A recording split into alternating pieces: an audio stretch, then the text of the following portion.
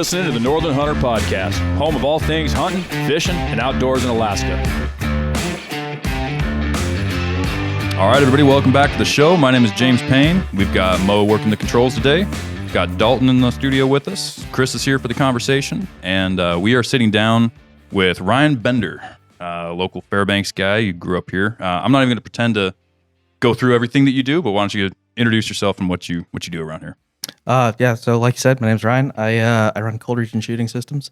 I make guns pretty. I do a lot of Cerakote work and then build long-range platforms mostly, or hunting platforms, primarily precision-based, looking to build lightweight guns or heavyweight guns that shoot really far and really accurate. Nice. So custom builds and pretty guns. Yep. Awesome. Well, I'm very excited to dive into that. I'm sure we'll have plenty of content to talk about. But before we do that, if anybody hasn't figured out with this show, we're typically about 1 week behind things that are happening. We'll be working on fixing that at some point, but we are recording right after the holiday weekend here, 4th of July. So hopefully, to anybody listening, you all had a good 4th of July weekend. But what about you guys? How'd you guys' weekend camping trip go? I know you guys have your annual shindig you do. Yeah. And I'll see how it stacks up to mine. Yeah, my wife and I and Mo and his wife and 2 kids and my sister-in-law, all of us related in one way or another, through marriage or by blood, all piled into a few pickup trucks. As long as you're not your own grandpa, you're okay. Yeah. Well, we're in Alaska, not Alabama. But yeah, we all piled up in the trucks and the 4-wheelers. What are the wheelers and the boats, kayaks, and the bicycles, and pedal bikes, and kids are kicking and screaming. 2 8-month-old dogs, neither of them are mine. And we have a traditional spot that we usually like to go for 4th of July. Take like a 4-day trip and go camp. Mm-hmm. Take the boats out in the water on some high mountain lakes. Catch some lake trout. Ride 4-wheelers, go sightseeing, go visit a couple of the local lodges and have 4th of July barbecue. Do some shooting. Do a lot of shooting. And this year we did about half of that because it rained the whole time. It rained every day, almost all day long. James asked me how our weekend went, and I said, I was planning on sitting in the sun reading at least half the time. I brought 3 books. Yeah, I wasn't even going to get in a kayak. Plan. I brought 3 books too. Yeah, I brought 3 thick books too. Yeah. I had like a 700-page book and a 600-page and another 500-page. I was like, Mo and I talked the day before the drive, and we both said, hey, you and I are not bringing canoes this year. We are literally just going to be parental overwatch. We're going to sit in a lawn chair on the side of the lake reading a book and just sit in the sunshine. I didn't read 1 page of any of the books I brought. Yeah. I did read, I got through 20 or 30 pages. Did you really? Under the awning while you were sleeping. Oh, okay. Yeah. They were all out riding, and I was like, nobody else is here, so I'm going to sit here and read. There you go. It just dumped rain. It was so wet out there. And we had to drive across a couple of normally, halfway up the rim's depth. Mm-hmm. And then by the time we were leaving 3.5 days later, it was halfway up the bumper on an F-150. And so it was like, all right, sweetheart, unlock your door, roll your window down, take off your seatbelt. I'm going to put it in 4-wheel high and really be on the gas. And so, we made it. None the worse for wear. It was fine. It pushed my trailer. I had a trailer. It's got two axles. I think it's rated for 7,000 pounds. Mm-hmm. Had 3 4-wheelers on it. 3 4-wheelers on it, 16-foot heavy duty trailer. It was pushing it. The creek was running it sideways. Yeah, as soon as his truck got up and out of the creek bottom, the whole trailer just drifted over 4 feet.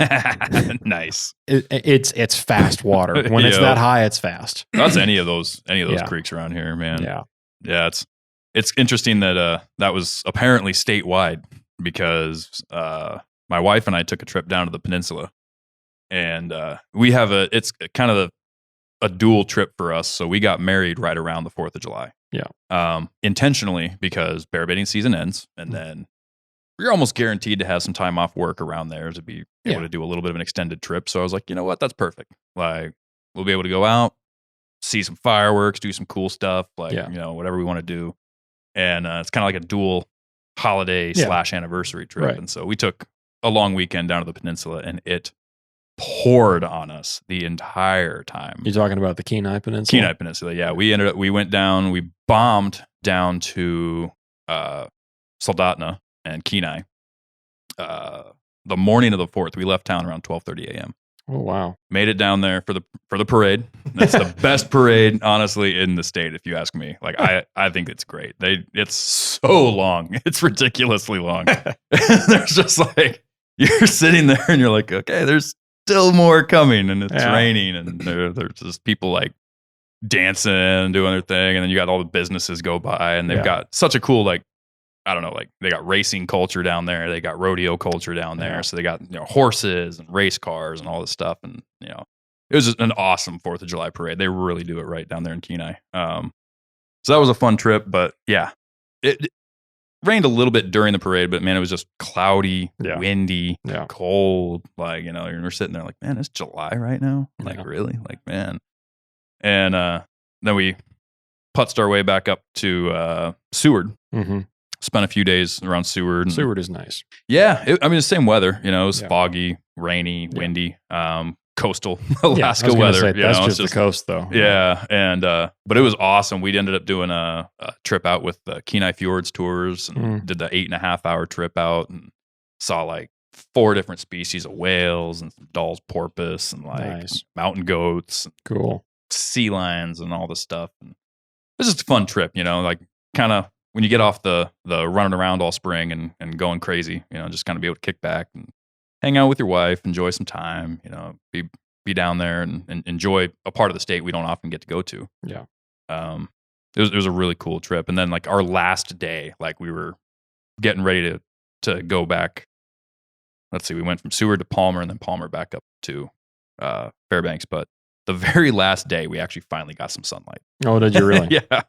And so we hiked the Butte and everything like that. And cool. It was fun. Like it was a great weekend. I can't complain at all. But one thing about my wife and I is we are campers, right? We're not going to be paying hundreds of dollars a night for a hotel to explore the state we live in, right? Sometimes it's necessary. But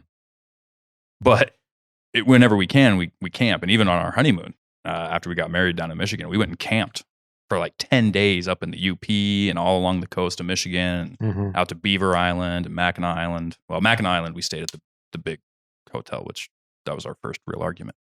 But she didn't tell me how much that place cost until the day we got married. So. Well, but in true marriage fashion, you still stayed there, so you didn't win that one. No, keep her happy. That's my number one goal. So we have... But yeah, so we camp a lot. Like we try to get out as much as we can. And camping when it was that, oh dude, it was we were fine. Don't get me wrong, but it was cold, man. Like I told my wife after this weekend, this is my most favorite holiday weekend. Right. He said the word. It just rained the whole time. Well, and the thing is, it's like it wouldn't have been as bad if I had my actual like gear with me. Yeah. But I wasn't on a hunting trip, so I didn't bring my synthetic mummy bag. All right. We brought the air mattress and some bedding. So like, man. Yeah, it wasn't like we were out there survival camping or like and those 500, those 500 thread count Egyptian sheets are not so nice now, are they? It was. Yeah, I was like, man, this quilt does not do the same thing as my sleeping bag. Did you have that big tent that we? Oh yeah, the Taj Mahal. That thing, sweet dude. Yeah, and I love that tent, bro. It's been in several different states with us now. It's gone everywhere. With what we need to do is just put like some fire retardant. We just need to put like some flashing around that thing and cut a hole in it, and like have somebody sew that can sew, and just put like so we can run a wood stove. So I was going to say, there's a company. I think it's Tent and Tarp can do that. Yeah. I think they can put a stove jack in almost any tent. So they won't do it anymore. Oh, they won't? No, but they will sell you all the parts. Okay. Because I was just in there talking to the manager in town about doing that on a Cabela 6-man. Dude, we should do that to that tent. Yeah. Oh, dude. It would be so worth it too. The only thing is, I don't know that material. That thing might go up like, they might go up like a candle. Maybe. What kind of tent do you have? It's It's like a cheapie, It's $180 tent. dude, it's a so Kroger. it's It's the awesome. 6-man The Rustic Ridge. Rustic Ridge. Yeah, I was looking at those at Sportsman Dude, the other day. it's- Is it aluminum poles? It is. Yeah. They actually look Dude, really it's nice. a great tent. It is amazing, dude. It's so easy to set up. Like you literally have 2 cross poles on top, and then it's a cabin tent. So it's just 4 poles that go down to the end on each Has corner. a full fly. Has a full. Well, no. So mine, that's my one complaint. So the new ones, you can get a full fly, and I'm going to order the full fly. But we only use it. It's a 35-pound tent, for goodness sakes. So we only use it when we're going where the truck can get. Right. Like, or in some cases where the boat can get, I guess. Dude, but, that thing's killer. but like, it's huge, bro. I can stand up in it and get dressed. Dude, we put all our stuff in that thing when we went moose hunting. Yeah. Yeah, you and I had all of our stuff in it. 2 Dry bags, bedrolls, everything. Well, it's a dry bags. 6-man tent, though, isn't it? It is, yeah, it's a 6-man tent, and it's like 6'8" at the peak or something Yeah. like that. It's crazy. I can stand up straight. Yeah. And it does only have the one I have only has the over the top rain fly. So it doesn't do well in sideways winds and everything like that. But we didn't have any problems this weekend. We were camped, kind of in the trees in some spots. We weren't doing any kind of backcountry camping. It's just Right. the spots all the tourists go to. But it did fine. We didn't get wet at all. I do. It's been long enough. I need to seam seal that thing and kind of redo the spray that I like to do on the rain flies and whatnot. It's time, but no, it's been a phenomenal tent. It's like $180. It's so cheap. Yeah, I saw them the other day. They're more than that now. Well, so Sportsman's has a different brand that looks identical. Well, they have a Rustic Ridge tent. Do they still have the Rustic Ridge ones? Yeah. Okay, cool. Because they had one on display when I walked in there yesterday, or not yesterday, but last week, and it looks identical So to my it's not tent, the but it's cabin green. style tents that I was looking at. Though. Okay. They're more of a geodesic. Geodesic ones, yeah. Which I'm a big fan of. Those are what you want in wind and rain. But so you know what I brought? What'd you bring? That wasn't for the weather. Well, for one, I didn't bring hardly any gear for rain and cold weather. I did have all my rain gear, thankfully, but my 45-degree bag. Oh yeah. Which normally when t-shirt and boxers, you slip into that thing, it's perfect. I'm trying to have some layers in that thing. I couldn't get the zipper shut, and then I couldn't lay it. It was actually about 45 degrees. Right. It was cold. Yeah, and so I finally just I figured out if I layer my top and then just zip it up to the waist, and then use the top as a blanket, top of the sleeping bag as a blanket. I told my wife we're gonna buy that Zen bivy, the double bed. Yeah. I was like, man, we just need to get, because that's I think it's rated. They have a version that's 25 degree and a 10 degree version. Yeah. And I was like, that'd be way better than just trying to use this quilt, on an air mattress. I always run my below zero all year long, and then I just wear less. Right. Yeah. That's or leave it open. Or leave it open. Yeah. I mean, it's because I got a couple, but that one's so comfy. It's a huge. I think it's like a Teton or something. It's huge. Yeah. And it's like the one where you can zip 2 together. There's a left side and a right side. They're sick. Yeah. That'd be nice. Yeah. Yeah. My wife and I tried to sleep in that thing one time, and it was combat, dude. You definitely need you definitely need both if you're gonna try that. But You tried to sleep in one? yeah, well, Oh, yeah, goodness, dude, we were cold. So Survival rules apply, baby. yep. Well, you don't get cold when you're angry. Yeah, she's like, don't try to get fresh right now. We're just trying to make it through the night. Yeah, we want to get something. I think honestly though, and I've got that that smaller wood stove that is for the canvas tent, and I was thinking, man, that'd be perfect. Dude, that we would should be, go get that kit and figure it out between the 2 of us and stitch that thing in there, dude. Yeah, I'm down. He was explaining how to do it. They have all the right flaps and the cutout pieces, and you can They got the stencil it. template and all that. Yeah, it does not look like it's that difficult. Yeah, cool. That's something worth doing, I think. And then just get a 14-foot stick of chimney pipe and keep the sparks off the top, and I think it'd be fine. My most experience I have sewing is trying to fix up my stuff before I returned it after being in the Army. So they didn't charge me for it. Oh, I definitely would not be doing the sewing on it. That's my wife's category. She's got the skill there from doing bear rugs, actually. But, yeah. I'm pretty good at sewing. Are you? Yeah, I mean, I've learned to. My grandmother, she was a seamstress, and then dad could sew. I mean, I was like, whoa, dad knows how to do everything. But He's like, you better learn how to sew, They don't got no J.C. Penney's over in Nam, huh? Have to talk to him about that. I think he probably sewed some gear too. I was like, you're not getting new blue jeans over there. Yeah. But probably maybe sewing a little more up than fabric too. Right, yeah. Those guys back then. But Yeah. no, but I'm pretty good at sewing. And then punching big holes and hides and stuff. I've learned how to sew. Like I got a couple buddies that are like, they've seen me stitch some hides up now and they're like, hey dude, sew these pants up for me. I'm like, what, dude? I'm not, come on. This is way less cool Ask than your hides. girlfriend to do this. This is insulting.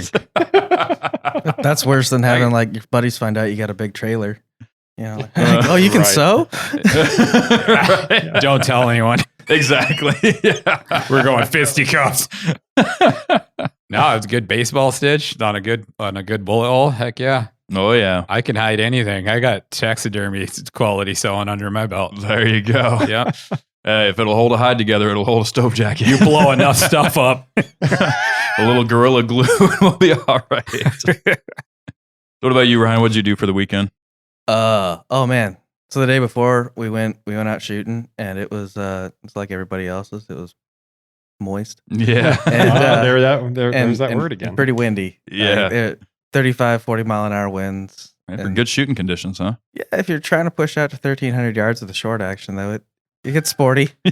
Yeah, it's pretty sporty. We had fun. We had some connections, so that was fun. Good. And then day of 4th of July, I had to work the next day, so we ended up just doing a little shindig at my place. Nice. Very nice. Yeah, as long as you had fun, that's all that matters. Yeah. Yeah. And you walk away with all 10 fingers. That's the big Yeah, Yeah. that's the only way I'm gonna be able to count to 10. one. Right. Mo and I were doing some long range shooting too We were. on Yep. the fourth weekend. All handguns. 175 yards. Heck yeah. Couple of Nice. new personal records. Nice. All right, you spot me, but both of us are trading places in, our binoculars. And Mariah ranges this rock out there, and I'm shooting at it with a pistol. And I said, "How far is that thing?" And he said, 90 yards. I said, "Really, man? That seems a lot farther than 90 yards." And start lobbing him in there, and it's around it. And then I eventually hit it. I think 2 mags in, and he's like, "Wait a minute, that's 176 yards." So that was fun. Did It his math wrong. See, when Yeah. I got depends on the pistol you shoot. It's like see, I love the 320 for close work, but it was all over the place out there. When both of us tried to shoot it, Yeah. the 1911s were easy, but then I got out my my Ruger Mark IV 22 pistol. Mhm. Mhm. It was like third shot, Mm. and that's irons. I mean, just standard Mhm. stock irons with that thing. That Those thing Mark shoots- IVs, man. shoots they're- like a dream. Yeah. Yeah. I love those Mark IVs, dude. Shoots I've really got a good. handful of those things, and like they're so much fun. Plus, they suppress so well. and Mm. You can do just about anything to them. Yeah. What impressed me about those back in the day is I got one. I think I got my first one like a decade ago or something like that. But I mean, I was plinking squirrels out of the tops of trees Mhm. Oh, with yeah. that thing, like it was nothing. Yeah. And I was this is awesome. A lot Out of of little, fun to little shoot. pistol, Right, I was right. like, this is cool. Yeah. So, Yeah. but the one I thought was really cool. This might be something you'd have some insight on. Was what is that? That Sam, Mark and Sam After Work. Oh, yeah. They did the 1 mile shot with a 45-70. On YouTube. Yeah. Yeah. Yeah. Yeah. They were So- in Australia. So I was when I was catching up on your guys' podcast, I was like listening to you guys talk about guns that'd be fun to hunt like bears with and stuff like that. Yeah. I was like, man, it'd be so cool to shoot a bear from over a bait or wherever with like one of those Quigley 45 110s. Mm-hmm. Oh man, like Do you have one? I don't yet, but I need one. Man. I need one. They don't give them away though. No. Like you can get the Shiloh, the actual Shiloh Sharps one. I want to say it's like $4,500. Yeah. And then like there's reproduction ones like from Uberti and stuff like that, Yeah. and they're like $2,500. And I think they're in 4570, Mm. which Oh, are they? I mean 4570. It's not 45 110, but I think I don't think anyone's gonna argue with you. Like if I you would still- settle for 45.90, Yeah, honestly. Yeah. Yeah, somewhere in the middle. Can you even get brass for 45 110 anymore? Yeah, you can. You It's can? just- it's not something you're gonna walk in. I would say I think Starline has 4590, Yeah. but It's just going to be finding the company that's made the latest batch, I know. and then whoever bought it that hasn't Or used finding a bunch of, yeah. a Ziploc bag of 100 once fired on gun. I was like Broker or Craigslist, something, gun yeah. broker, all that. I feel like if you were to buy like the full $4,500 one, if you're like, I need you to send me some brass for that, they might have a connection. Yeah, I'm sure I they would do. hope. Yeah. Probably. they might have the dies too. Yeah, dies are pretty easy to get. Yeah. right. You can call Redding and get anything made. That's true. Right. That's Yeah. true. Yeah. There's guys that do that with wildcats or whatever. Might even spark some really cool conversation when you ask them or tell them what you need. So. Should bring it back, Ryan. All right. We'll take you into a bait next year, and you can thump a bear with 45 110. I wonder if I could get stupid with it and put a can on it. Just to be... Do it. Quigley would not be proud. No, he wouldn't. No, he Don't wouldn't. do that on the $4,500 one. Yeah, Quigley wants you to hear the gunshot before you die. Yeah. What kind of action is that? It's a falling block. Yeah. Yeah, so you got to make it count. Can you It's get like- number ones in 4590? I'd have to look. You Man, can really I up your thought- pressure. does I it thought sound- one 70 year though. they did make that. Yeah, why do I think thought that was they a made a special for a limited year. edition run They Yeah, might have of at number one ones in point. 4590? They might have at one point. I don't think they do right now. Yeah. Well, yeah, probably not right now, but you could find all kinds of Dude, I bet that Bisley thing will kick like a or Lipsy's horse. exclusive I'm editions. pretty sure if they Yeah. did do it, it was like as that like Yeah. the 2023 edition or Right, 2022 edition, right? Like Dude, Lipsy's probably does the older cool than stuff. that. Yes, they do. I got a 1022 Lipsy's. It's like the walnut with the stainless, and it's like the Oh. 24-inch barrel. Mhm. It's so sick, dude. Yeah. I wanted to have you thread it, but I'm like, man, I'm gonna just mutilate this thing. If you're gonna use it, you're gonna use it. It's cool. I put like a buckskin sling on it, and it's just so trick. It looks all old school. Nice. Do you No have a branding scratches. iron, Ryan? The what? Like a branding iron or a wood burning tool I do. that you can like burn the Mad Trapper of Rat River into all of Chris's guns? Gosh. I also have a stencil machine, so I can just like cut a stencil and we can Cerakote it in there too. Ooh. Like, right down the barrel. Nice. Well, I've got an unnamed number of guns that are all going to come to you for that work then. All right. Well, speaking of Chris, not to jump over your holiday weekend, but how'd you do? Dude, I'm making up for borrowed. Yeah. Yep. I think you said that on the last episode. I'm working now. It's Yeah. go time. I'm chasing I've got a couple little things some irons in the fire right now. Mm-hmm. So I'm chasing some stuff. I've been working long hours, and I'm Yeah. digging it. It's Chasing that American dream. yep, I got a year to come up with another surface drive, and John boat. me and Ryan worked a little deal out Yeah, today so- on the other one. He's gonna rock it we're probably gonna duck hunt a little together, and I don't know if I'd say a little. I know my wife's gonna be like, Well, "Do you we- live in Delta now, or We're- wherever you're taking me? We'll get into duck hunting Wherever you're probably later. stashing me?" No, but Where there's no, water, yeah. that's where the ducks are. It's where there's That's water. awesome. But no, I'm just working a bunch, like easy. Mm-hmm. So I'm not going to chase any fun right now. I got some eye on the prize. Well, there's always a cost to borrowed time, right?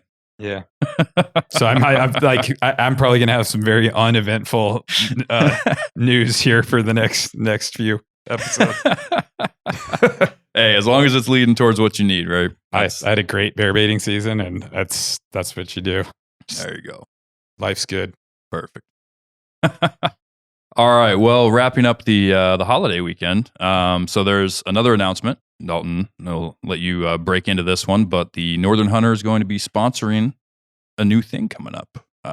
Event, I guess you'd say.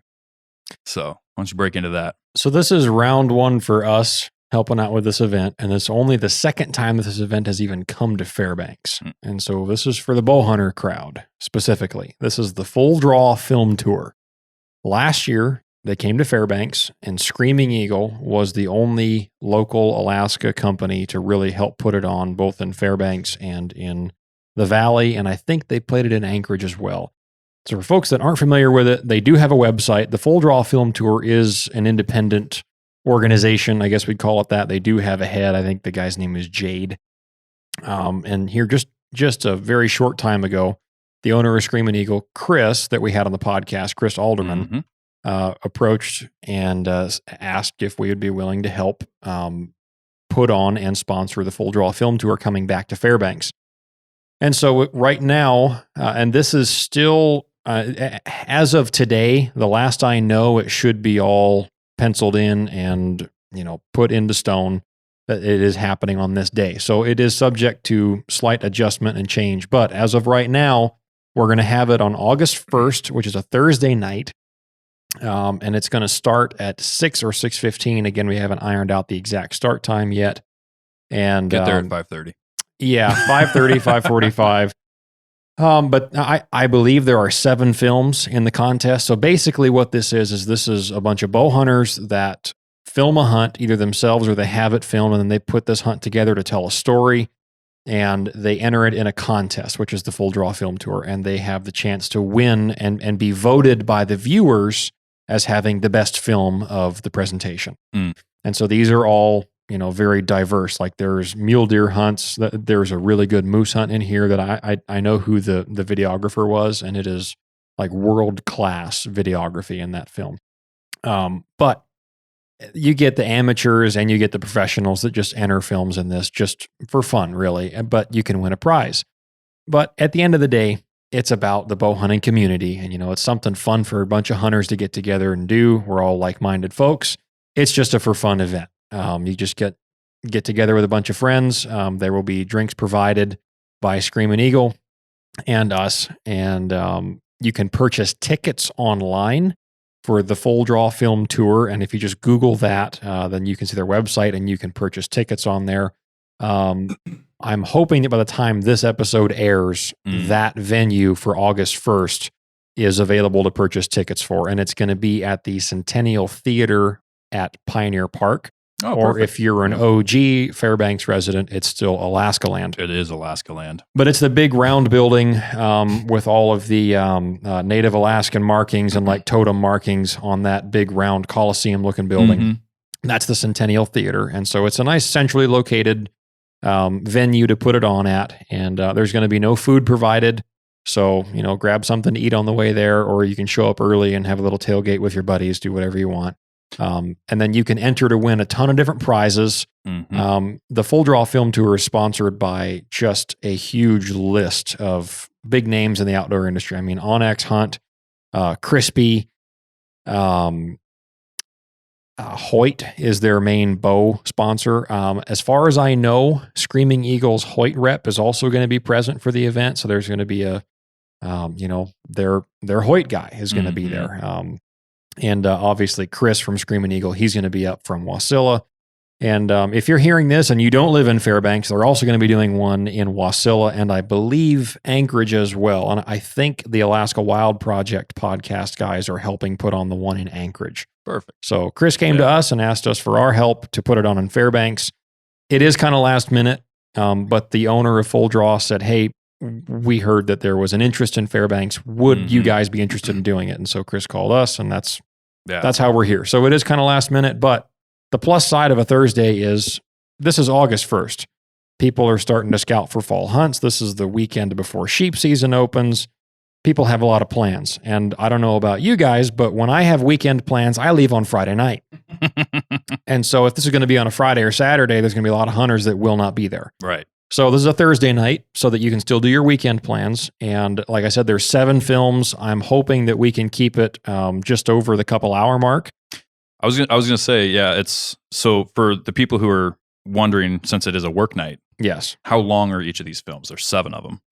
I don't know the exact length yet. I'm still waiting to get information back about that. Okay. But if we have an average of, say, 20 minutes of film, that's 2.5 hours of footage just in the films. And then in between, we'll have little short breaks and we'll do a bunch of giveaways for door prizes and things like that, which there will be a lot of that going on. Sure. And a bunch of the sponsors for the Full Draw Film Tour are sending up things to give away and prizes at the event. So you never know what you're going to win, but we'll have more details about that in the coming episodes leading up to this event as I find out more about it. So awesome.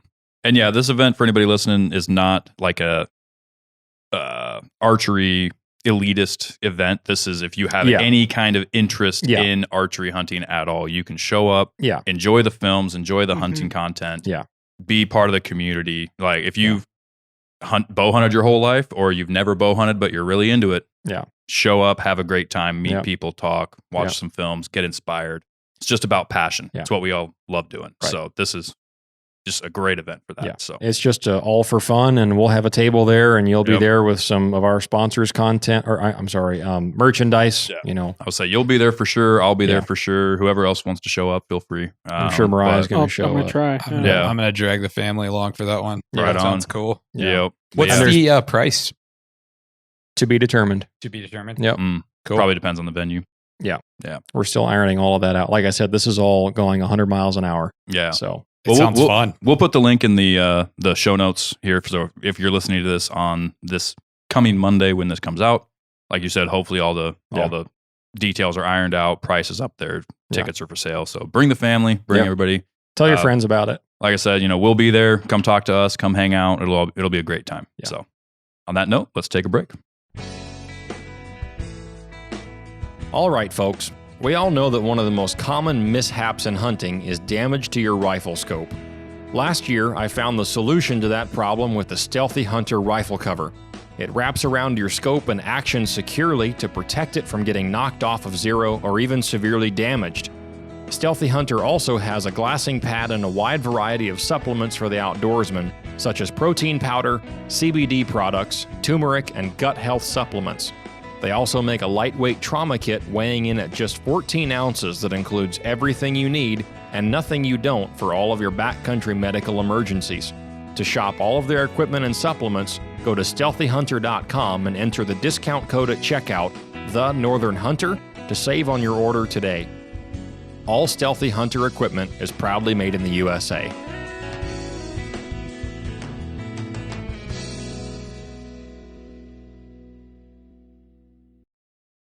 All right, so Ryan, all eyes on you. So you I would say we all did our time around the table, right? So you grew up here, correct? For the most part, yeah. For the most part. Okay. So we obviously covered you do a lot of the cool gun stuff, shooting, making guns, all that stuff, or putting them together at least, adult Legos, right? But let's back up a little further before that. So where'd you grow up, and like what kind of hunting and stuff did you do? I grew up in Delta Junction. I did. What kind of hunting did I do? Just about everything. Just about everything. Um, I'm sure in Delta there is, yeah. yeah. There's I don't know. There's a fine line between hunting and just camping with a gun too. I did a lot of that. That's true. But I did a lot of hunting with my grandfather. Okay.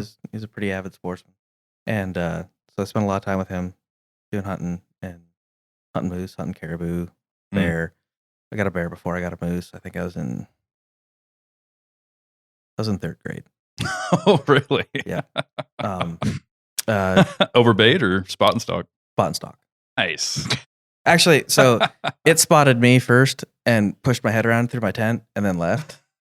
And then later on, we spotted it and I went after it. Awesome. And then, yeah. You're so laid back about that. Like, yeah, third grade, killed. Bear came after me in my Just tent. using my head as a Just- chew toy. Yeah, Just killed it the next day. Kids It's cool. stuff. Yeah, well, you ever go buy a burrito and it doesn't have enough meat and stuff in it? Like that's probably what that bear was thinking. Like, nah, this ain't worth it. He didn't want to eat from the kids menu. He went Yeah. back to the first drive-through window and was like, "What is this?" What was your Doritos reference earlier? Yeah. Pepsi or Pexi? Yeah. But I did a lot of hunting with my grandfather, and we were pretty fortunate with our hunting styles. He had an Argo, Oh, nice. and so when I became an adult and didn't have a lot of money to hunt with, I did a lot of hunting on my super shoes, my Chevrolets. Yep. And I didn't, Lamborghinis. I didn't bring as much gear, and I discovered that there's some finer things out there that are worth buying. Mhm. Like people might scoff at good socks, but man, they make a difference. Yeah. Oh, yeah. Socks can make or break a hunt, honestly. Yeah. Like, Yeah, and jackets, rain jackets. mhm. Yeah, I did a lot of that, and then over the years, like I haven't got to do as much hunting as I wish I could. I do a lot of working now, but come duck season, like everyone gets all excited about moose hunting, and I like moose hunting too. Don't get me wrong, but duck hunting comes around. I get I mean I got the itch right now. Like bigger waterfowl guy. Yeah. I there's pictures of me sitting in a tub with decoys and my dog with calls. It's like in July. Like I'm just practicing. It's fine. It's just withdrawals. It's cool. You gotta make sure your waders work. That's true. That's very true. I learned that lesson earlier this year on an older set of waders. Yeah, trying to do some fishing. Yeah, it's good to find out early before you like rely on them. Yeah, for sure. Because right now it's like it's warm out, so you're like, oh, it's not that bad. It's just a little leak. Mm-hmm. And then October rolls around and you're like, ha. Yeah, exactly. Or you end up on the clear water. Yeah. Yeah. Yeah, that's a ha. Very cold. I don't know why they call it the clear water either. They should have called it the cold water. Yeah. The instant chill water. Yeah. Well, cool. So you do a lot of waterfowl hunting then? I try. Yeah. What's your waterfowl weapon of choice? Winchester SX3. Okay. Yeah, buddy. I've been running those for quite a while. Is that 3.5? No, I'm not a 3.5-inch guy. I've met a lot of people who are like, yeah, 3.5 because they don't make 4. But I shot 3.5 one year and it wasn't work as well as I thought. And then I did this cool thing called patterning, and I found out I was shooting donut holes. Like where I aimed, there's a hole, and there's no pellets in that hole. There are pellets all around it. So you were just scaring the ducks. Like you'd shoot right around them, and like so I highly recommend patterning your shotguns. And if you got a lot of buddies that want to go duck hunting, it's really easy to pattern your shotguns because you only got to buy 1 box of ammo each, and go get a variety. Mm-hmm. Like buy a variety of shells. Mm-hmm. Like don't just buy all the same stuff. Like have one of you go get the cheap stuff. Get some Kent Steel, get some Black Cloud, get some whatever looks cool Mm-hmm. you think might work well. And then because like everybody's guns can shoot different too. Mm-hmm. And you might find out that 3 of you have guns that they hate Black Cloud. Yeah. And they shoot Kent Steel like no one's business. And that can be an advantage or disadvantage because like if you're like me and you go out and you're like, I hope this cheap stuff really works because I want to shoot more. And then you find out that it shoots terrible. And 3-inch, like I'm a big fan of 3-inch number 2. I think for ducks, that's as good as it gets. Like you're not tearing them up too bad. Yeah. It patterns pretty well in just about everything I've ever had. Yeah. Like my girlfriend uses a Benelli. Mm. My 2 best friends, they use 870s. One has a Mossberg too, but like, and one's got an 870 from like the Middle Ages. Like That's what I've used. Like it's limited. Like he's always like checking the box, making sure. He's like, what are you looking for? He's like, I just gotta make sure it's not the high speed stuff. He's like, I can't. Like it's so old, it can't. It doesn't have a choke in it. It's got the built-in choke into it. So like he's like, I can't shoot anything over 1,450 feet per second. Okay, well, we're good. Yeah. But like when that comes around, like we keep that in mind too when we're ordering ammo, because like, yeah, I don't want to end up getting a whole bunch of cases of ammo. I'm like, oh yeah, you can't shoot this year. Mm-hmm. So do you like tungsten or just steel? Tungsten's expensive. Bismuth is expensive. I mean, I'm sure it works well. Yeah, I'm sure it works well. For how good of a shot I am, which isn't very good with a shotgun. Like I can't afford to shoot bismuth. I'll be honest. Like, yeah, I'm not sponsored. But if anyone who makes bismuth ammo out there wants to sponsor me, I'm more than happy to take them up on that. You heard it here first. Go through us on that. Yeah. But like, yeah, 3-inch number 2. I mean, unless you're shooting cranes, I'd probably bump that up to. I'd find a 3.5 maybe that shot well, or at least shoot a 3-inch that was shooting like BB. Mm-hmm. Just cranes are a little bit bigger bird. Yeah. I was running Geese that as well. Black Cloud on cranes last year, and it worked really good. Oh yeah. I was shocked. It's kind of like what I had, and I was thumping them with that stuff. Dude, I love Black Cloud and like 3-inch. Yeah, 3-inch number 2 or BB. I've shot a lot of geese and cranes with BB. Funny story about geese and cranes. So one year, my cousin and I were out hunting, and I had just got my Labrador, and so I got her in like October and trained her for a year. So she's like 11 months old, and she's been getting ducks all season. We're stoked about it, and we go out goose hunting, and we dump a crane, and she broke early. And I'm like trying to recall her, and she's like, nah, I want this thing. and this thing long darts out of the sky and hits the ground. And like when a crane hits the ground, you know it, like you feel it. You can be quite a ways away and be like, "Oh, that's a crane." They hit hard. Yeah. Pterodactyl. Yeah, and that thing hit the ground, and she turned around. She's like, "Nope, nope, That's not a duck. Yeah, she's like, "Nah, I haven't anything to do with that thing." And like, I mean, she retrieved geese, and at the time, like, we had videos that were coming back trying to drag this goose, and this goose is as big as she is. Because I mean, she's an 11-month-old Labrador. Right. You know? Yeah. She's 42 pounds. You know, at the time, like, it was great. Oh, That'd be one cool thing. I've never had a trained dog like to do any kind of hunting with, but I think that's like one of my next ventures. Yeah. I really want to get a dog to like be a hunting partner. You almost like, need one for bird hunting. yeah, you do. I was It's a like- long search for Yeah, like, or if you have it's really hard to train a buddy to retrieve the hand. Mm, You know, it doesn't matter how soft mouth they are; they always get upset. You know, yeah, but you get a dog to do it, and it's okay. The only like, like, and like, I think that's probably like my favorite part about duck hunting too, is that I get to do it with my dog. Like, Yeah. I go out with my dog and a couple buddies, and we have a good time. The only other thing I keep in mind, if you get a dog, like, you can go hunting with any amount of buddies, and you could miss every shot you take, and your buddies are gonna talk trash to you. Mhm. Like, you're never gonna have the shame from your buddies as you will when you whiff 3 rounds and your dog just looks at you like, "What are you doing?" I picked the wrong owner. Yeah, like, you will never feel that kind of shame from a human being that you can from a Labrador this looking is at awful. like what am I doing out here? Like, you put me through all that training for this. Yeah. like you're sleeping in the doghouse tonight, Bucko.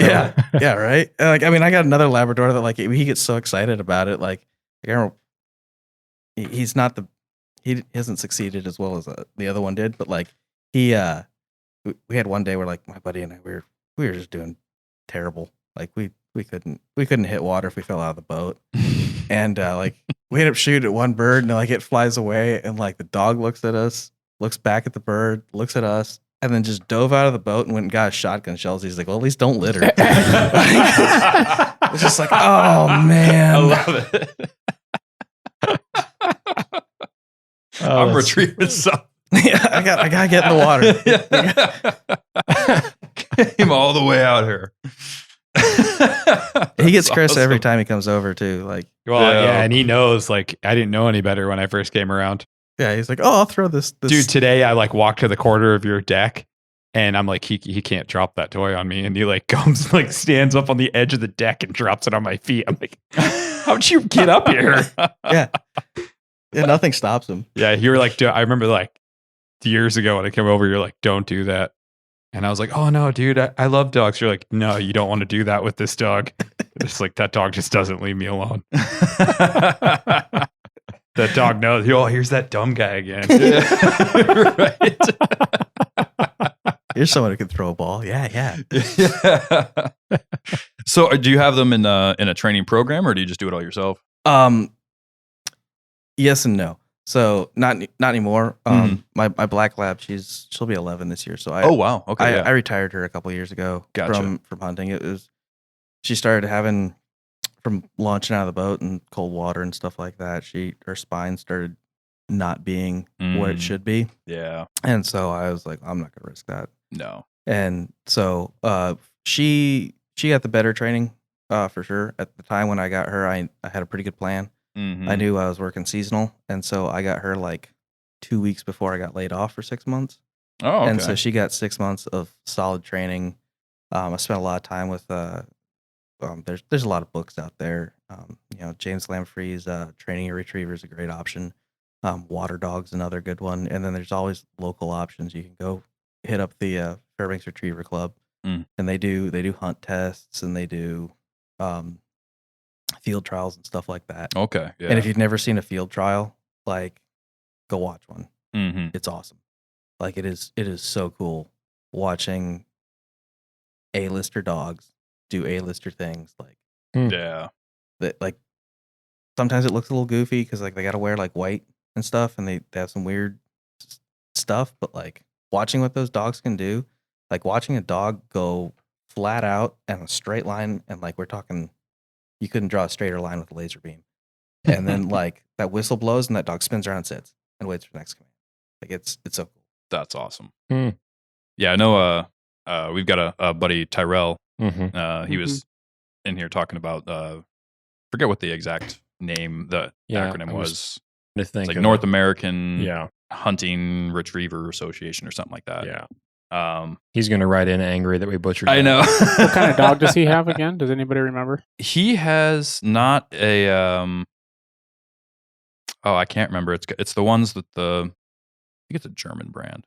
Is it a German Brand. short wired hair I pointer? don't- I or don't think- something? It wasn't no. a pointer. It's pointer related. Is It's it related to related? those, yeah. Okay. But it's I don't remember the exact name of the brand or breed that he has. But he'll write it and tell us, and then Yeah, I'm sure we'll bring it he'll up. he'll probably. We need to have him back on for a duck hunting Yeah. episode, actually. So I'm probably going to get a text Me too, right yep. now during the middle of my Right. work morning on Monday morning as this airs, and he's going to say, I have this kind of dog, and this is the club I was talking about. yeah, exactly.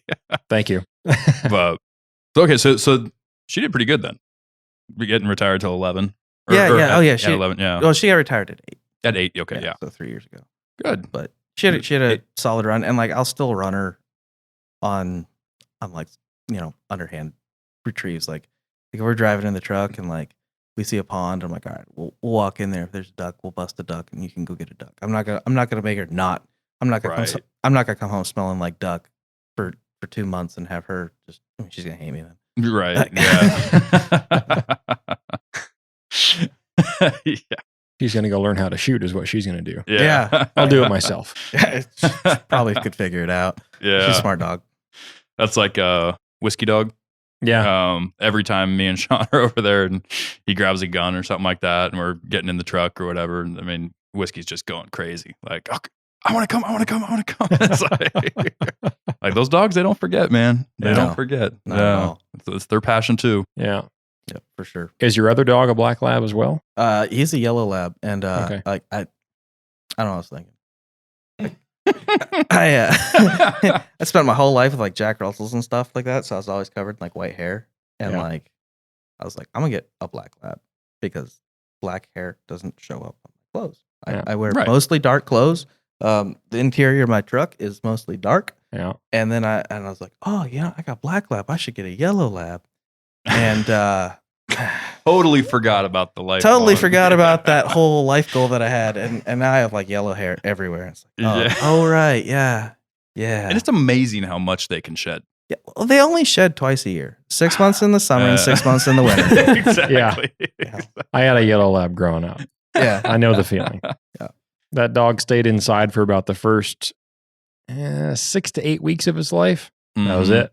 Yeah. Lived on the back deck in the backyard after that. And we still had to clean dog hair out of the house because we'd track it in there as kids. To be fair, it's easier to do that in a tropical climate than Yeah. in Alaska. Yeah, Yeah, you might- that you was might in run a into some- tropical climate. So that dog really shed because it was summer temperatures all year round. Well, and we've got a weird dog. So he's half Great Dane, half Pyrenees. So not a hunting dog at all. You can make any dog a hunting dog. This guy's got 2 brain cells fighting over 3rd place. So I love him. He's the only thing bigger than his body is his heart. But like, man, like, I don't know. He's not a smart dog. He's a cuddler, but Well, somebody's got to keep the sleeping bag warm. yeah, exactly. He's also tall enough that he'll knock the crock pot off the counter with his tail when you walk in the door. Oh, he was tall enough to do that at like 8 months old. It Yeah. was ridiculous. But He's huge. so he didn't get, so like Great Danes, they're real short. They got like pit bull hair. Mhm. Pyrenees are super fluff dogs. Like they have tons of hair, Yeah. built for being outside in the winter. He got like retriever length hair for some reason. He looks like a Great Dane, but he's got retriever length hair. And he's got that undercoat from the Pyrenees. Oh. And my goodness, man, he's just been like when it was hot, like Mhm. hot for those last couple of weeks of July. Oh, like I was cleaning up a whole nother dog's worth of hair. Oh yeah. Like, I didn't even believe that was possible. But we always had outdoor dogs growing up. Yeah. Kansas, they Yeah. can be outside all year long. But Yeah, I've got that Cane Corso, almost zero shedding. yeah, they've got Which is real short nice. hair. They Yeah. do when it's 45 degrees out. They're shivering, but Aren't Yeah. they the least drooling Mastiff breed? I Like- don't know. I'm not sure.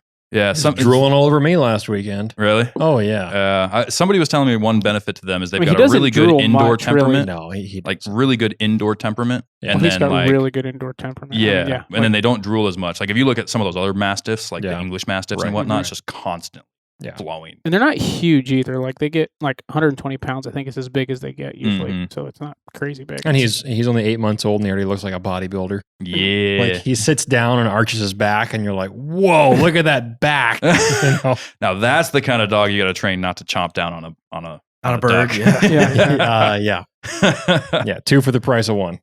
No, he's going to be my pack dog. Is Oh, my- there is you my go. goal. There you We'll go. see where that goes, but You got to skajor. he's got to with him this grow up winter. first. My goodness. Yeah, you got to go skajoring with him this winter. Schedule. Yeah, hook him up to a set of skis. And Well, as go. much as he enjoyed 45 degrees and raining, I don't know if he'll like the wintertime. You know what? He very much. loves to chase the 4-wheeler or run next to the 4-wheeler. I mean, Mhm. starting out he can do about 20. After about 15 seconds, he's Yeah. like getting done. It's a good way to get him tired. So how old's your golden lad now? He'll be 9 Okay. on opening day. Time for a new dog then. Yeah. Yeah. Get a white one. Time- Just complete the set and get a chocolate lab. Yo. Yeah. Yeah. No, my Yeah. girlfriend has 2 dogs, and I have 2 dogs, Oh, and we okay. have 1,240 square feet to live in. Mm. So we You can get fit one more. That's the house might be able No. to fit it. I don't know if my patients or her patients can fit it. right. Right. Mm, Yeah, I hear that. It's a lot of energy in that house. Like when especially she's- labs, yeah. Yeah, well, she's got poodles. Oh, So You can train those to be hunting dogs. allegedly. Yeah, allegedly. Yeah. I seen old Uncle Si do it. Yeah. Oh, No, really? actually, poodles were originally a water dog breed. They're Mm. meant for really? yeah. They weren't the fluffy show dog. They were meant for hunting. No That's way. cool. Yeah.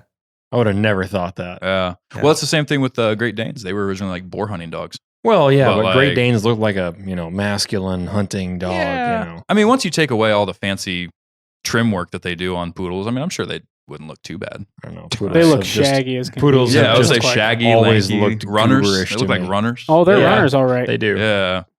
I've had some customers when I was contracting that had poodles. And Oh, really? when those dogs aren't trained, Yeah.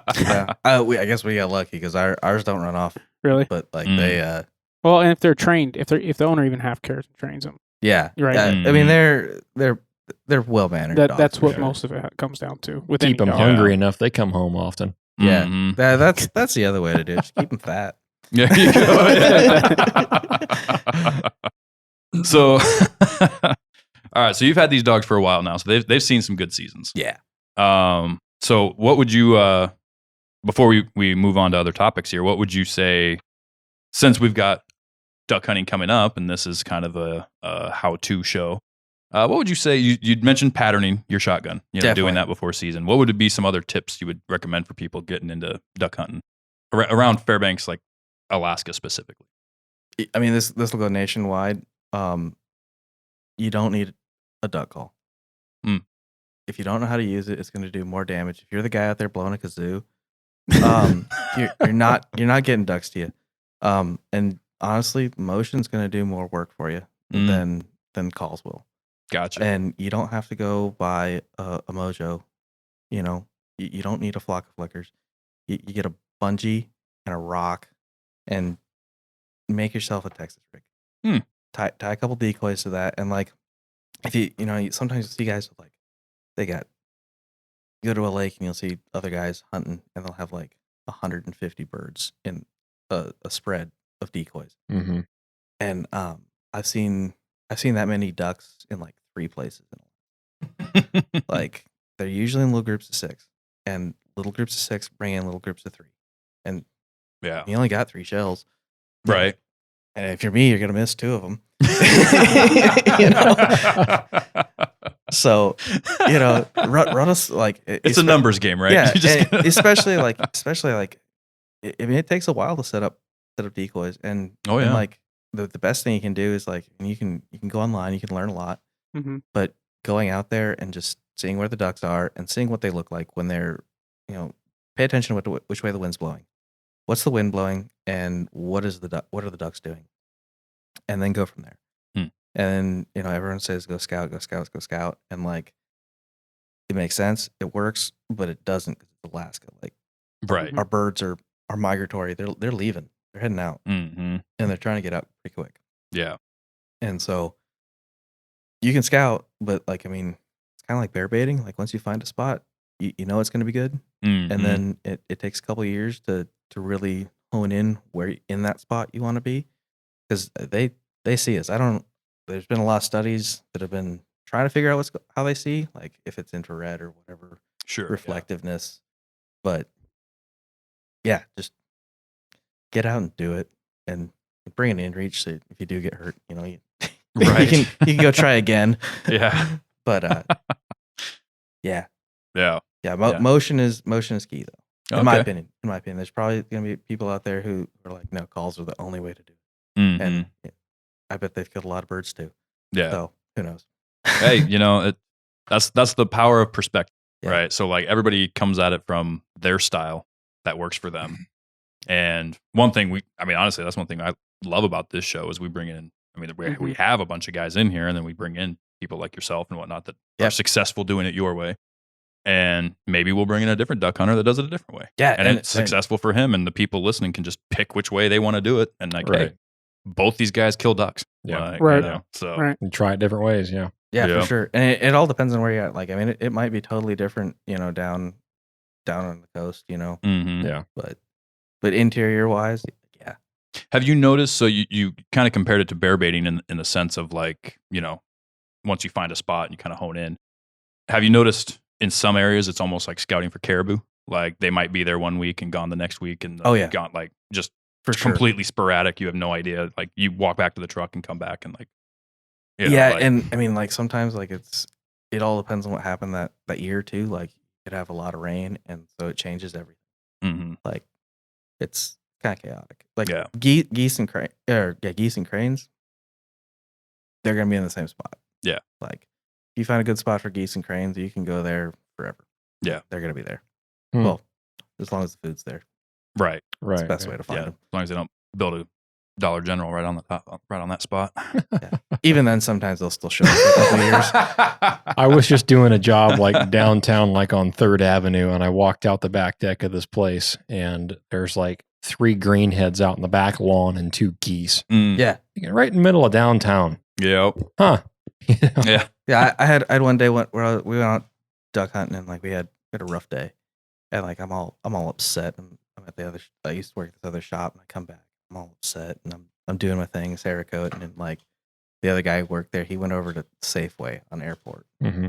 and like he FaceTimes me. He's like, I don't know why you're having such a hard time. They're right here, and like they're wandering around the parking lot, and like that was an expensive day. I threw my phone.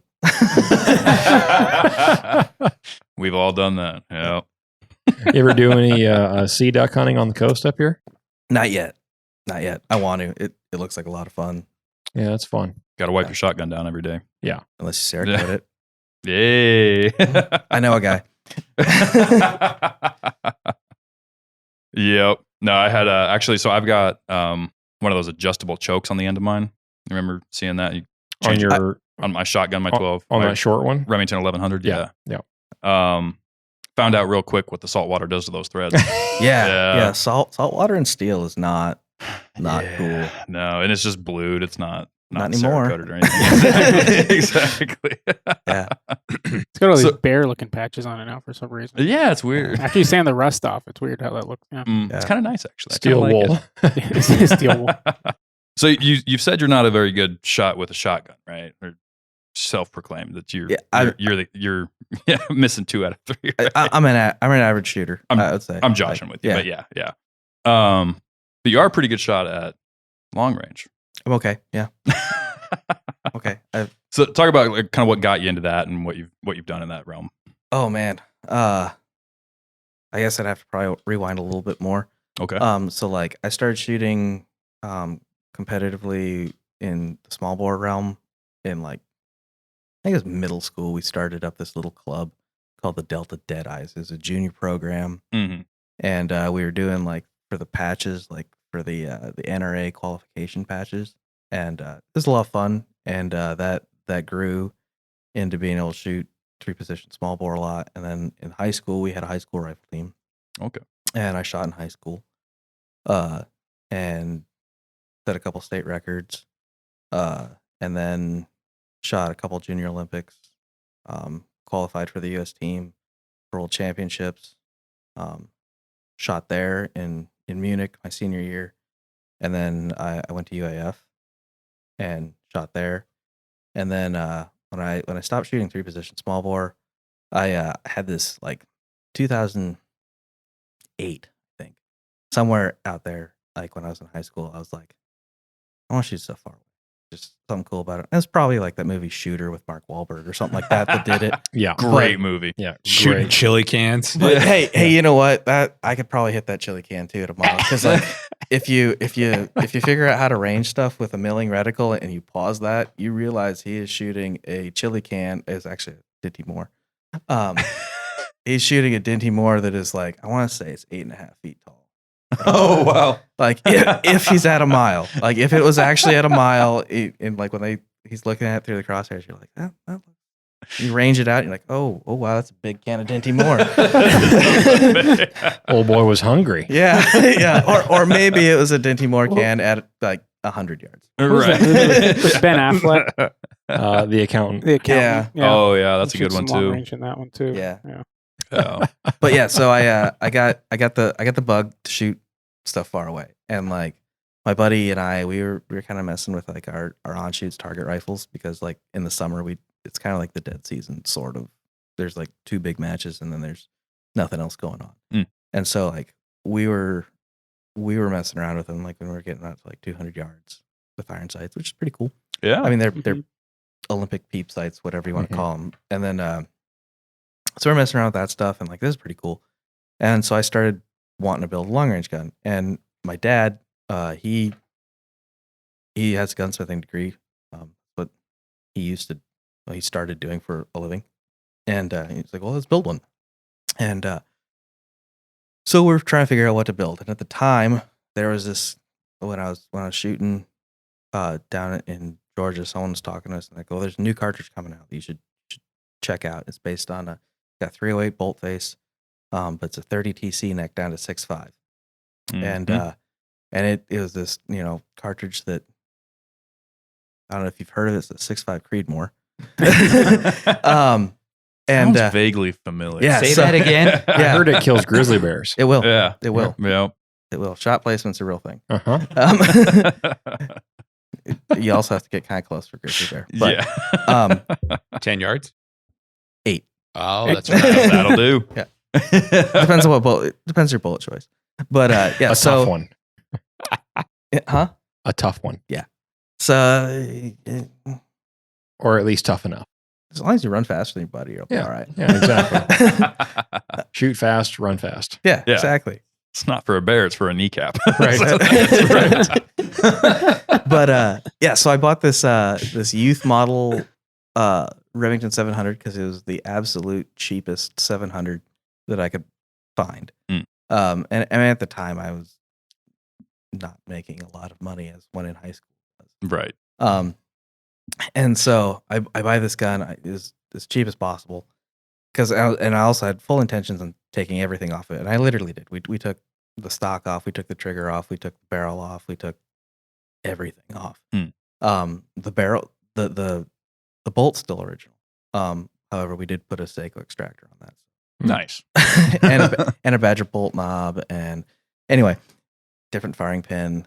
Anyway, So the body of the bolt. the body of the bolt is still still mostly original, and and then you 20 MOA base, and then we put a tub recoil lug on it, and bought a Krieger barrel for it, and then it kind of came to a standstill because I was like, okay, I need a trigger, and at the time, finding a 2-stage trigger for a Remington 700, you had one option, and that was Huber Concepts, and they're kind of hard to get. And then I needed a stock, and so I ended up getting like I think it was a Bell & Carlson medalist or something like that. Okay. Yeah. And I got a M5 bottom medal for it, and then then David Tubb came out with a 2-stage trigger. That's what it was. David Tubb came out with one. And so I bought his T7T, one of the first ones. And it was awesome. Adjustable. And had to do a little bit of modification to it to make it fit. But, that's kind of part of the game.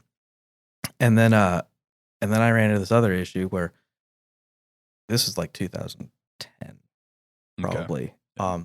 6.5 Creedmoor wasn't a thing yet.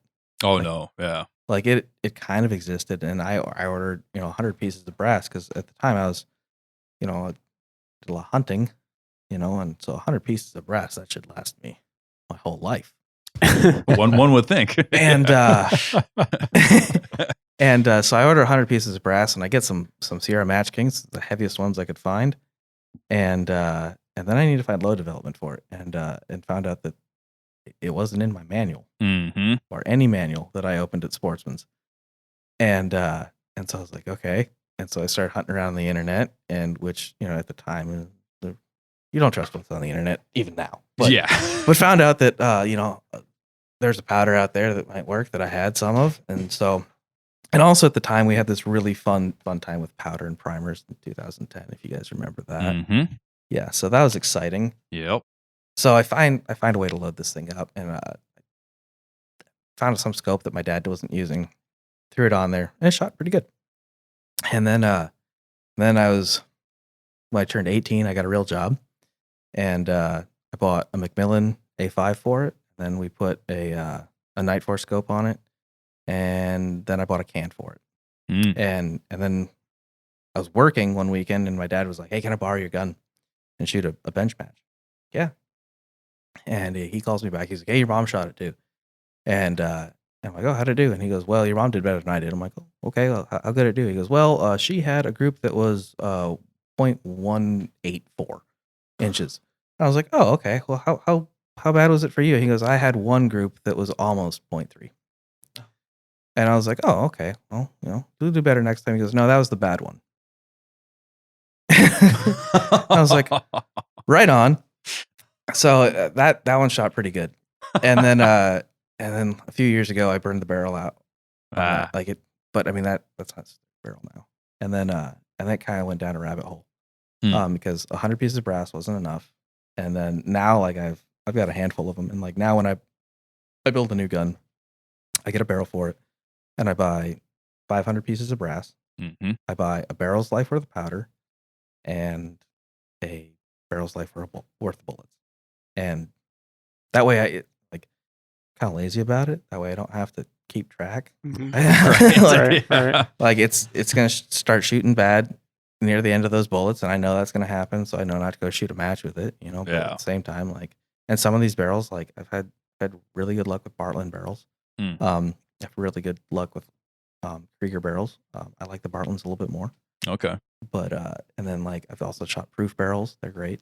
I really like the proof carbon barrels, honestly. Like when it comes to lightweight, proof's the way to go, I think. Yeah. But and sometimes barrels will surprise you, and they'll burn out a little bit quicker, and some of them will last way longer. And when I say way longer, we're talking 10%. So right. Maybe another 300 rounds or less. You have a window. So sometimes you have leftover bullets, and life will go on. Yeah. But let's talk about that actually a little bit more detail. So for those people listening that buy rifles, go to the range with as many bullets as they want, and they're firing on hot barrels, they're doing all these things, and they're not paying attention to cleaning it, they're not paying attention to any of that stuff. Kind of explain what burning out the barrel is, and then best practices to avoid it. So for me, burning out a barrel is when the chamber is completely when that first explosion happens, you're slowly eroding it. Right. And so smaller projectiles burn out chambers faster. And it used to be a bigger issue. Like people do what's called chasing the lands. But with modern bullets, it doesn't matter. Seating, I mean, it does matter to an extent. But for the most part, for me and for most of the people shooting, if you especially just trying to shoot gritters, probably not going to make that big of a difference. I still recommend doing it, just to make sure. Sure. But yeah. At the same time, modern bullets, they don't really react badly to seating. Mhm. much as they used to. Like VLDs and stuff like that, they were definitely very sensitive to it. Yeah. And it's still important. Like if you're trying to shoot bench rest and stuff like that, like if you're going to compete against Eric Cortina, you should probably do that. Mhm. But I mean, Eric Cortina is also shooting groups at 1,000 yards that I wish I could shoot at 500. Right. Well, yeah, actually, I'd be happy at 400. Yeah. Yeah. You know, 2-inch. He shoots a 2-inch group at 1,000 yards. He's like, that's a junk load. I'm like, come again? You know. So Yeah. I mean, it all comes down to application. Mhm. But as far as burning out your barrel, like eventually your barrel's going to have enough rounds put down it, and it's going to stop shooting well. Mhm. You're just going to erode it. Mhm. Metal on metal. Copper's softer than steel, so it's going to be a lot slower, obviously. Yeah. To erode it, but eventually it'll happen. And most people don't do it. If like a 6.5 Creedmoor usually burns out in about 3,000 ish rounds, Mhm. maybe 3,500. Some go beyond, some go less. You're like 6 Creedmoors though. They're like a 1,800 to 2,500. Yeah. You know. And then like you have your magnums like those, a 28 Nosler. Like So they don't have a lot of room for low development. funny story about those actually. I was looking at building one at one point, Mhm. and Bartlett straight told me they don't make barrels for it anymore. They told me they wouldn't do it because they can't warranty it for people were burning them out too fast. Yeah. So, Yeah, it's a quick burn. I mean, they burn barrels out really quick. mhm. I mean, you can still get a Bartlett barrel for it. You just gotta have somebody cut. You just buy a blank. And then Yeah. have somebody who has a 28 Nosler reamer and cut it for you. Which I know a guy. But yeah, and then like not to go off on a super tangent with Bartlett, but like they got that new Mod B steel. That might be worth revisiting actually, Mm. because like that Mod B steel is supposedly like extremely harder in it, or not harder, but longer lasting. Okay. It costs a fair bit more, Mhm. but it might be something worth looking into. Yeah. So how much does shooting repetitively on a hot barrel increase the barrel burnout? Say instead of stopping at 3 or 5 shot groups, someone just goes to the range, and every time they shoot that gun at the range, say that they're a regular shooter, Mhm. but they can't seem to get their head around the idea that after 5 shots, that barrel is hot to the touch. Mm. And they're getting, the mirage lines in the scope, and they just continue to shoot 9, 10 shots, then they let it cool. Does that accelerate the barrel burnout process by a quantifiable amount? Probably not. Okay. Hmm. Because that's something that you hear a lot of, I'm if you shoot a lot on a hot barrel with a fast round, Yeah. then it'll burn it Yeah. out faster. It That's- will. It Mhm. will. Yeah. However, it's like you're almost looking at like when you get in the 30s Yeah. in a string of fire. Right. Okay. Yeah. Like 10. I shoot 10 to 20 round strings pretty. Mhm. Like you go shoot a PRS match, NRL match, or whatever you want to call it, any precision long range match. There's gonna be a lot of stages that are about 12 rounds. Yeah. Like Well, it gets and- warm.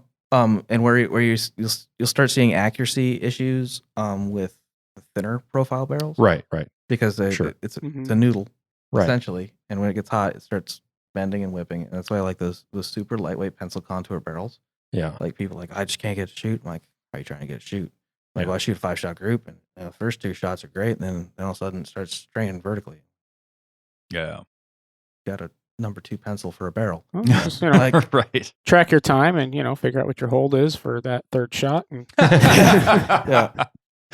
or don't shoot. right. Don't shoot 5-shot groups, and or get a carbon fiber wrap barrel. Yeah.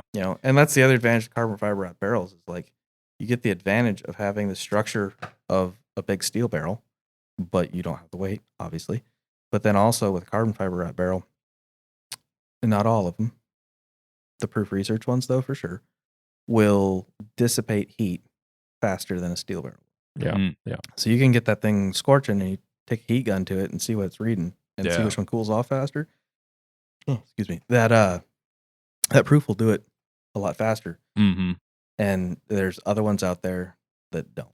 Right. They somehow figured out how to wrap the carbon fiber and hold the heat in. Mm.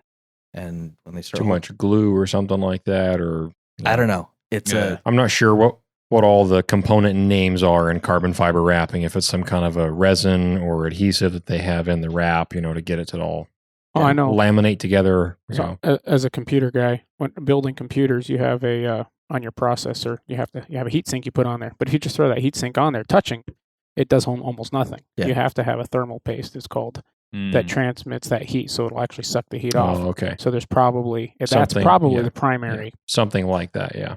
If you just throw that carbon on there and it's not actually Right. it doesn't have an actual thermal transfer. It's probably not. It's just like, PEX and copper, right? Copper transfers into the air really fast in a heating system.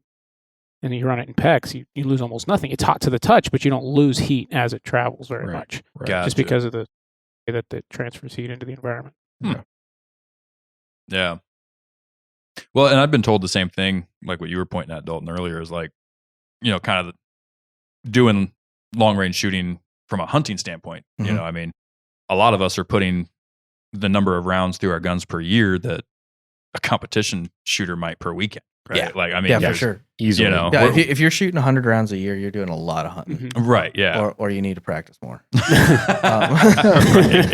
Well, and to be fair, a lot of the rounds are, range practice rounds verifying that we can hit, Mhm. Yeah, the- for sure. can hit the boiler room at 500, 600, 800, whatever our comfort kill zone is.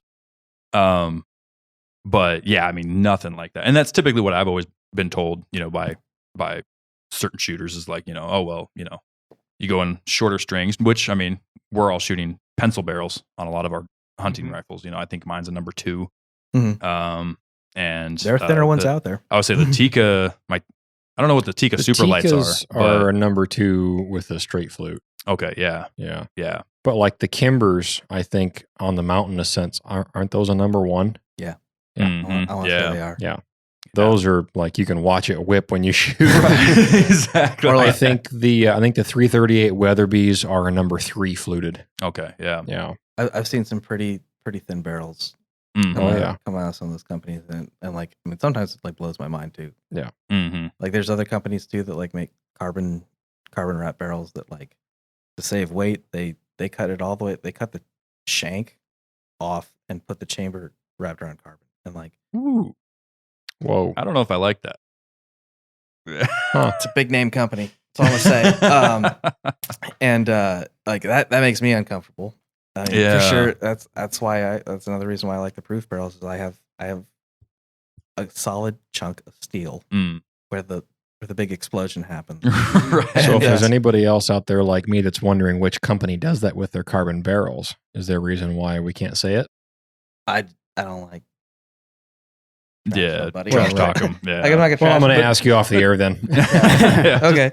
Yeah. Do research. Yeah. Yeah. Do your research. Go into your big sporting goods store and look at the shank. Yeah. Yeah. Mhm. You'll see. You'll find And- some pictures. And I mean, like, it's probably all right, but there's been times where it may not have been. I don't know. Yeah. Do your research. Yeah.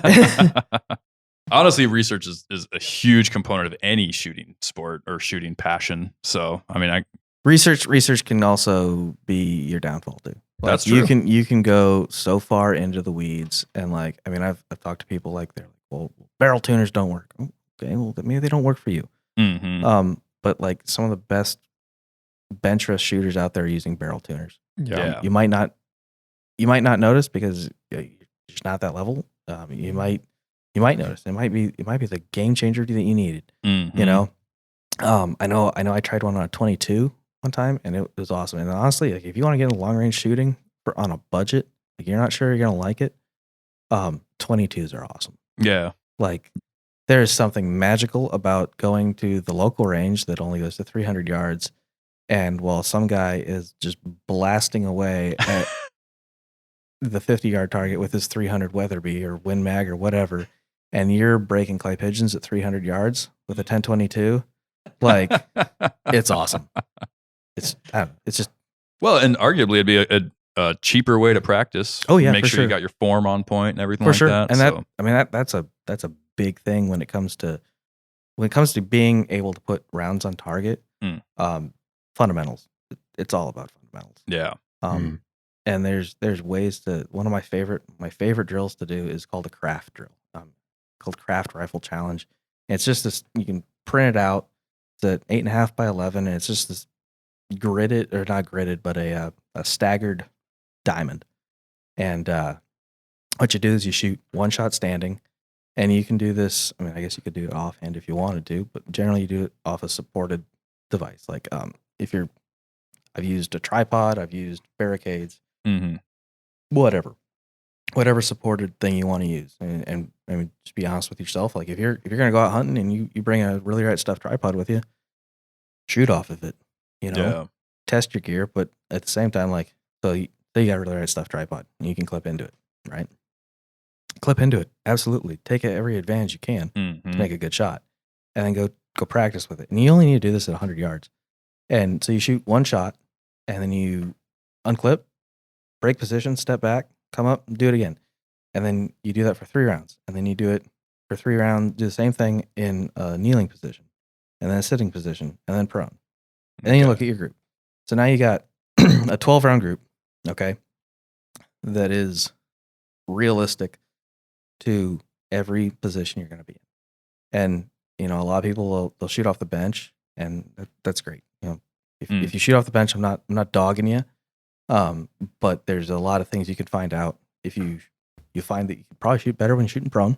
The downside of shooting prone is I haven't killed a lot of critters shooting prone. Not in Alaska. Like it's crazy. Grass grows taller than I can lay down. And so, I was thinking about that one day. I was like, I shot a caribou once, and I was kind of prone. There's a big hill that I laid down on. Yeah. I got lucky up in the high country. Yeah. And that was about it. Everything else has been, I've shot stuff kneeling, shot a lot of stuff kneeling, and there's always going to be some offhand. And if you have the opportunity to get a tripod, and it's in your budget, and it's in your weight class. If you're a sheep hunter and you're trying to cut weight, you're probably going to think I'm crazy. But there's a lot of not sheep hunters in the state too. Yeah, exactly. Like but sheep hunters bring a tripod too. A lot of them do. A lot of them, like I have talked to people, and they're like, "Well, I got this lightweight tripod." I'm like, "Why don't you add like 7 ounces and get this bigger tripod exactly that can support your gun?" I've never been a big fan of bringing the lightest tripod sheep hunting. That's just why not just bring a spotter that's half the cost then? Because you can't use a $3,000 spotter out of a $200 8-ounce tripod. Yeah. It doesn't work. And they've also got a bipod with them. Yeah. It's like, and it's probably a Harris that weighs a pound and a half. Yeah. Even if it's a lightweight bipod, leave the bipod at home if you're trying to cut weight, and bring a good tripod. Yeah. Like, exactly. And I mean, I've done stupid stuff with my tripod. Like I had one time where it was just raining sideways, and like we were in a hurry, and so we stuck one leg out all the way to 90 degrees and tied it to a tree and threw a tarp over it. Yep. And just sat under it for a little bit. Nice. That's perfect. Tripods are like the Swiss Army knife. Yeah, they really are, and they're super handy. And then you can spot and glass with them, Right? Obviously. Yeah, I hunted off a tripod this past a little bit. You did too for the first time, right? No, but first time on that kind of hunt. That kind of hunt. It was for a quick deploy. Yeah. If you have a good quick deploy tripod, it was. Yeah. If you hate this word, but it was a true game changer. if you practice with it, a lot, like you just come home and you're like, okay, I know what my lengths have to be when I'm standing. I know what my lengths have to be, and like you can, Sharpies are pretty cool. Those little silver ones, you can just mark them. Yeah. And a little trick I learned one time, like you always go to the range with your buddies, and like you got one buddy who's like 6'9", and then your other buddy who's like 5'2", or 4'2", okay, that's a little extreme, but like you get taller range people, right? So if you set it up for the little guy, right, and he can see through the spotting scope, when it's the tall guy's turn, just bring the legs together, and it'll get taller instead of fiddling around with all the legs. Like that's always a fun one at matches. Like you see people messing with legs, just grab the legs, and bring them together, you'll be fine. Have you ever shot off of the like the 4-leg shooting sticks? No. Quad sticks, yeah. So first time I'd ever seen anything like this was in Africa, and they all use them over there. And they're just like a walking stick kind of thing that it folds out sideways, has 2 points of contact, and then folds out like a double V, you could imagine, right? And you have one spot for the butt of the rifle, one spot for the forend.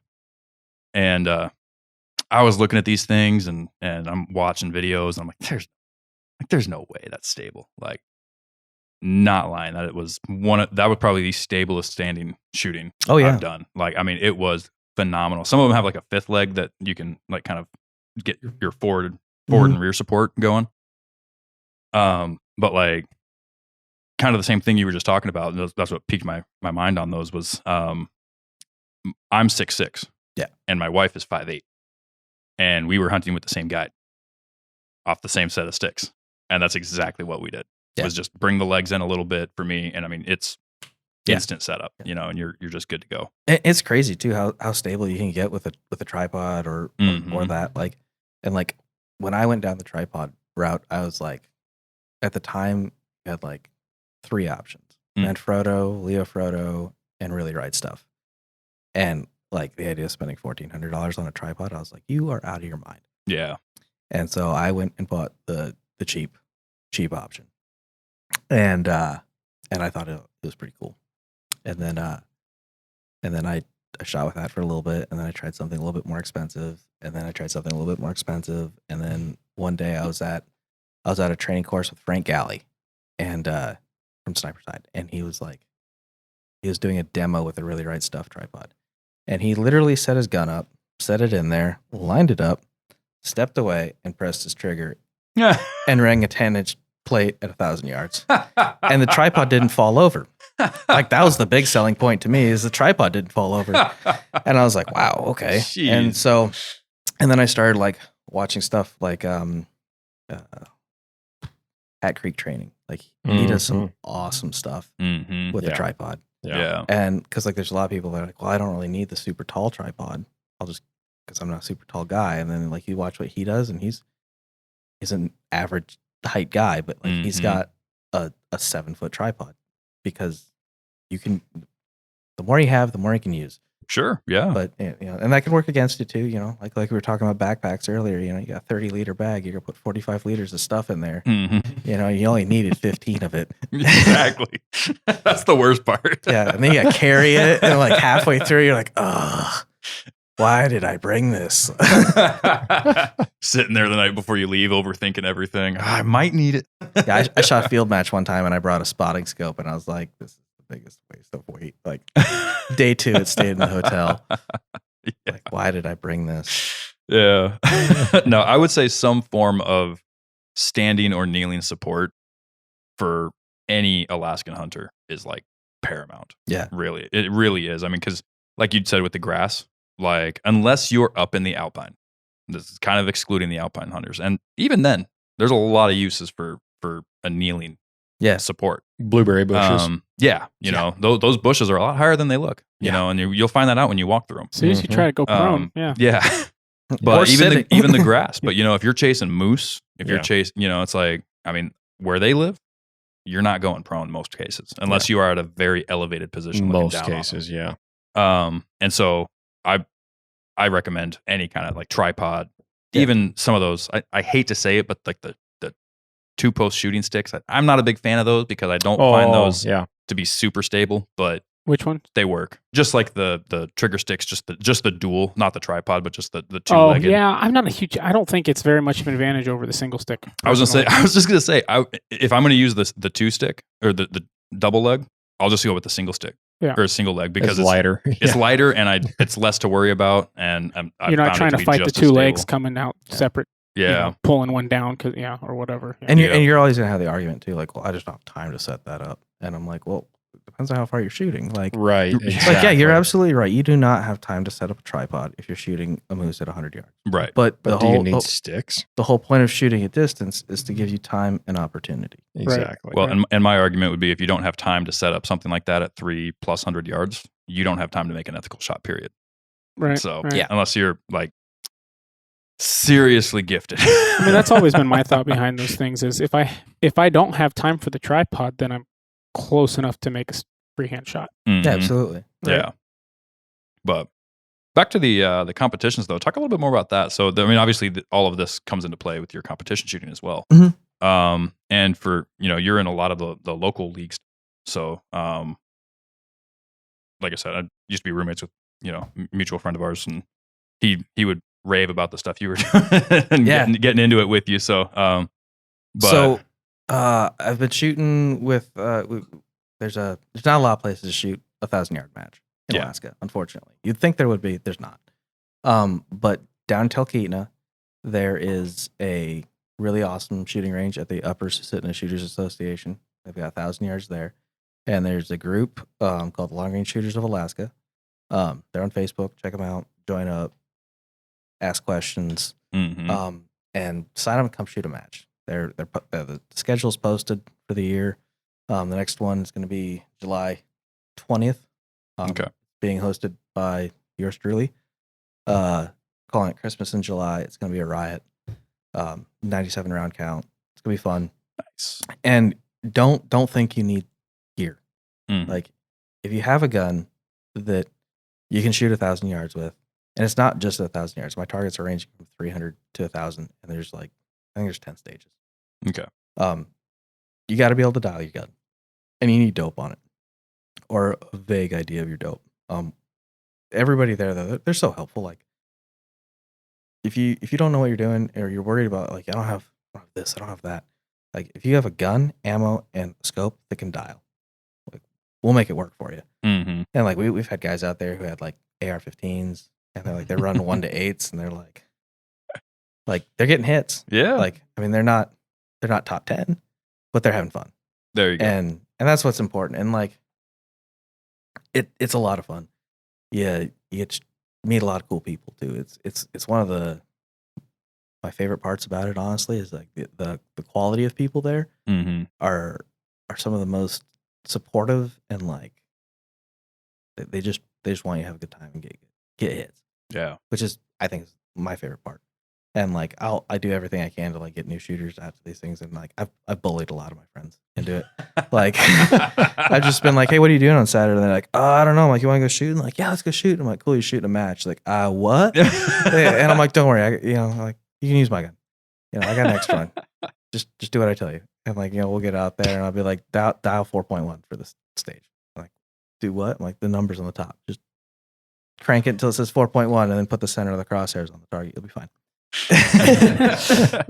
And it's a lot of fun. And then they get done, and they're like, that was really cool. Our mutual friend, the first round he shot out of his gun, I was and we zeroed it, obviously. And then I met up with him, well, stage 1, 670 yards. Send it. And bing. And I mean, he was over the moon. Oh yeah, I can imagine. So, and it wasn't prone. I think he was shooting off a tire or something like that. The competitions, there's so much fun because we try to incorporate realistic, quote unquote, scenarios, and then I'm pretty big on getting a little goofy with it. Yeah. Why not? You're probably never gonna shoot through a tire. You're probably never gonna have to. But you might. You might be somewhere you might have the best bait station at a dump site. And you've got which is completely illegal in the state of Alaska. I will not an actual dump site, an old mining operation. Somewhere just where throwing something out there, right? I mean, somewhere where someone dumped a bunch of tires. Oh, yeah, okay, yeah. An old mining operation. Good bear bait them allegedly. tires. And so you can rest your gun on a pile of tires, maybe, or and you just get a good a fundamental sense of what you're doing, and it improves your skills as a hunter and a shooter. Not everybody shows up to these things to compete. They want to make themselves better, and some people just want to blast steel because they don't have anywhere else to do it. Right. And so that's a lot of fun. But then there are people who strictly use it for training to hunt. And I know there's a couple people down there that she shot this monster grizzly one spring, and she's like, yeah, I 100% wouldn't have taken that shot 5 years ago. Yeah. If I wasn't shooting PRS all the time. Yeah. And you can equate it to shooting off of tussocks or whatever. Everything's not on a square, stable, nice platform always. Sometimes you're in a weird spot. Or I got another buddy. We had one match where I kind of got a little flack for it because was kind of down to the wire, and so I didn't want to make a whole bunch of obnoxious props to shoot off of. I was like, I'm just gonna be a jerk and take some 550 cord and strap it between two beams. And I tied that thing so tight. And like guys shooting these matches, they're not shooting 9-pound hunting rifles. Some of them are like, in the 23-pound range. Right. When you put a 23-pound weight on a 550 cord, I mean, granted, I wrapped around 4 times. Okay, like I wasn't completely There you go. Yeah. mean. It's got some bounce to it, and some people were a little upset about that, and some people were like, "Well, I got a really light gun." And that was a lot of fun. It was still hard, but it was fun. And then like one of my buddies was like, "It's actually a really good idea," and like he ended up setting up his bait, and then his like normal moose camp spots where he hunts from. He has 550 cord all around him, and he's like, "Yeah, I just sit up there, and like when I see something, I can just rest down on that and Yep. take my shot." Hey, easy to set up, easy to tear down. Yeah, Yeah. it's cheap too. Mhm. Yeah. That's awesome. That's pretty slick. I never dude. thought about that, but that's actually, yeah. I got a bait I could do that in there where you got nothing to shoot off. Right. Just make sure you're not resting your barrel. Right. Yes, right. yeah. Right. And I mean, it's a fun thing actually to test out, like when you're shooting at a bear, but when you're at the range, like take a piece of 550 cord and tie it between two posts and rest your barrel on it and see what your group does at 100 yards. It changes, Oh, yeah. allegedly. Test it for yourself and You find got to out. find out for yourself. Yeah. Yeah, and I mean, there's a lot. There's an old saying. That bullet's not gonna lie to you. Mhm. You gotta believe it. Yeah. And that comes down to like, everything from your ballistic caps to your whatever you're doing. Like if the bullet is doing funky stuff, it's not gonna lie to you. Yeah. Mhm. Yeah. The app will lie to you. Yeah, absolutely. Yeah. Absolutely. I went around with a guy one time and he's shooting a Tika and he's like, "Well, I'm hitting low." And I'm like, "Okay, cool. Like dial this." And so he came up and like dial a little bit more. And we got him on target at like 750 yards. I'm like, "Okay, cool." And I got on his app and I started changing stuff. He's like, "What are you doing?" I'm like, "Well, I'm changing your BC a little bit, and then I'm gonna slow down the bullet speed." And he's like, "What the box says?" I'm like, Yeah. I know the box says it's supposed to be going 2750 and you got a 456 BC. You're shooting a Tika for starters. And Tikas are notoriously slow. They're super accurate, Mm-hmm. but they're notoriously slow. Like I don't know what is going on there, but for some reason you put any Tika, factory Tika up and it just shoots like 50 to 100 feet per second slower than anything else.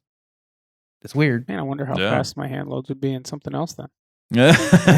Yeah, and you can get them cooking out of a Tika too. I've got a load. I've got a short mag, so it's easier to. Yeah, you got 300 wisdom, right? Yeah. Mhm. Fun.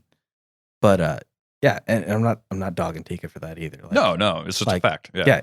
slow bullets still get there. Like, and as long as they go in the same hole, who cares? Yeah, You know? exactly. Right. But like, I trued up his data on his app, and he's like, "Okay, cool, let's go further." And he shoots and hits, and okay, cool, that's what your BC and your speed is. And he's like, "But why does it say this on the box?" I'm like, "Because that's what they tested in their test barrel. It's Mm. fine. It's okay. Like the bullet isn't gonna lie to you, and now you're making impacts. Like, Yeah. and at that point, if it ain't broke, don't fix it. Yeah. Right. If you're hitting stuff, Yeah. That I think would be the biggest downfall of new shooters and new hunters is trusting box data.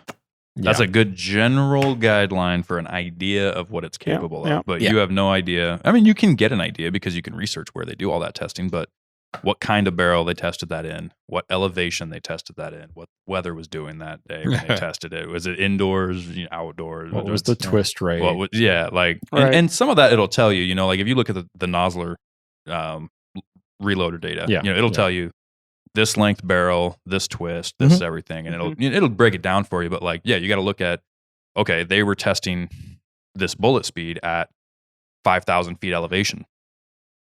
I'm sitting here Now in you're in Fairbanks, Fairbanks. 440 above sea level. Yeah. And that's going to change things. That's going to make a difference. Or you're running a 24. They're doing their test barrel's 24 inches, and you're running a compact mountain rifle, and you're like, "What's going on here?" Yeah. yeah. Or you're running a gas gun. yeah. Yeah. Yeah, there's a lot that goes into it. So trust your bullet. And the other thing that people get wrapped around is like, don't get two apps. Mm-hmm. Stick with one that works for you. Yeah. Yeah. Just stick with one. Like I have favorites. But like Mhm. with the Hornady 4DOF app, it works great. It's cheap, it's free, you know. It's not my go-to though. Yeah. I still use a Kestrel 5700 with applied ballistics in it. And it's crazy. You can get everything with applied ballistics in it now. Mm-hmm. Like Yeah, they're good. yeah, I mean Brian Litz understands what he's doing pretty well. Mhm. And there are people out there who argue that, you know, the 4DOF is better, and it might be. I don't know. I've used it. I've made it work. I haven't made it work to 2,000 yards or 2 miles or anything like Right. that. I've been able to make AB work out to 2,000 yards. I'd like to make 4DOF work. 4DOF work that far. But I mean, my thing. I'm terrible about using a cell phone. My battery never lasts that long. I beat the tar out of it, and I'm more likely to break my phone than anything else.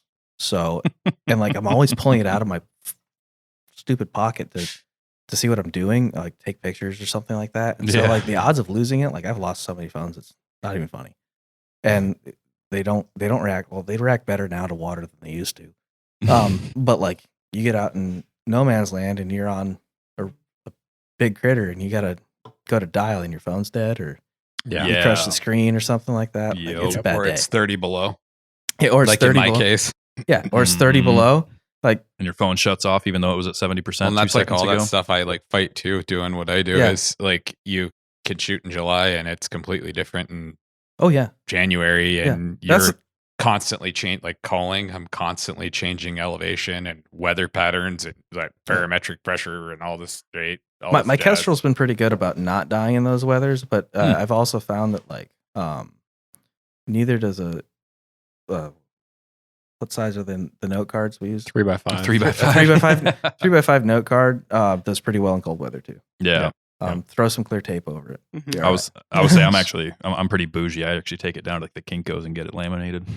Wow. I Yeah. wish I had your money. $5. Not even. It's like $1.50. Oh, the rest of us are wishing we had your rifles. So Yeah. Unless you go sheep hunting, you What's that one you handed me the other day? I was like, you're like, here, check this out. And I'm just like, you're like doing something. And I'm like looking at it. I'm like, oh, this is cool. Don't even really know what I'm looking at. And I'm like, how much is this? You're like, oh, $7,500. I'm like, oh my gosh, get this away from me. Yeah, exactly. I'm like, where do you want me to put it? Here, I don't want it. I don't want to hold it anymore. Holding somebody's baby. Like, here. Oh, it was that light. It was that lightweight 300 pierce. Oh, Yeah, dude, but it was wasn't so, it? Oh yeah, Mm. that thing's awesome.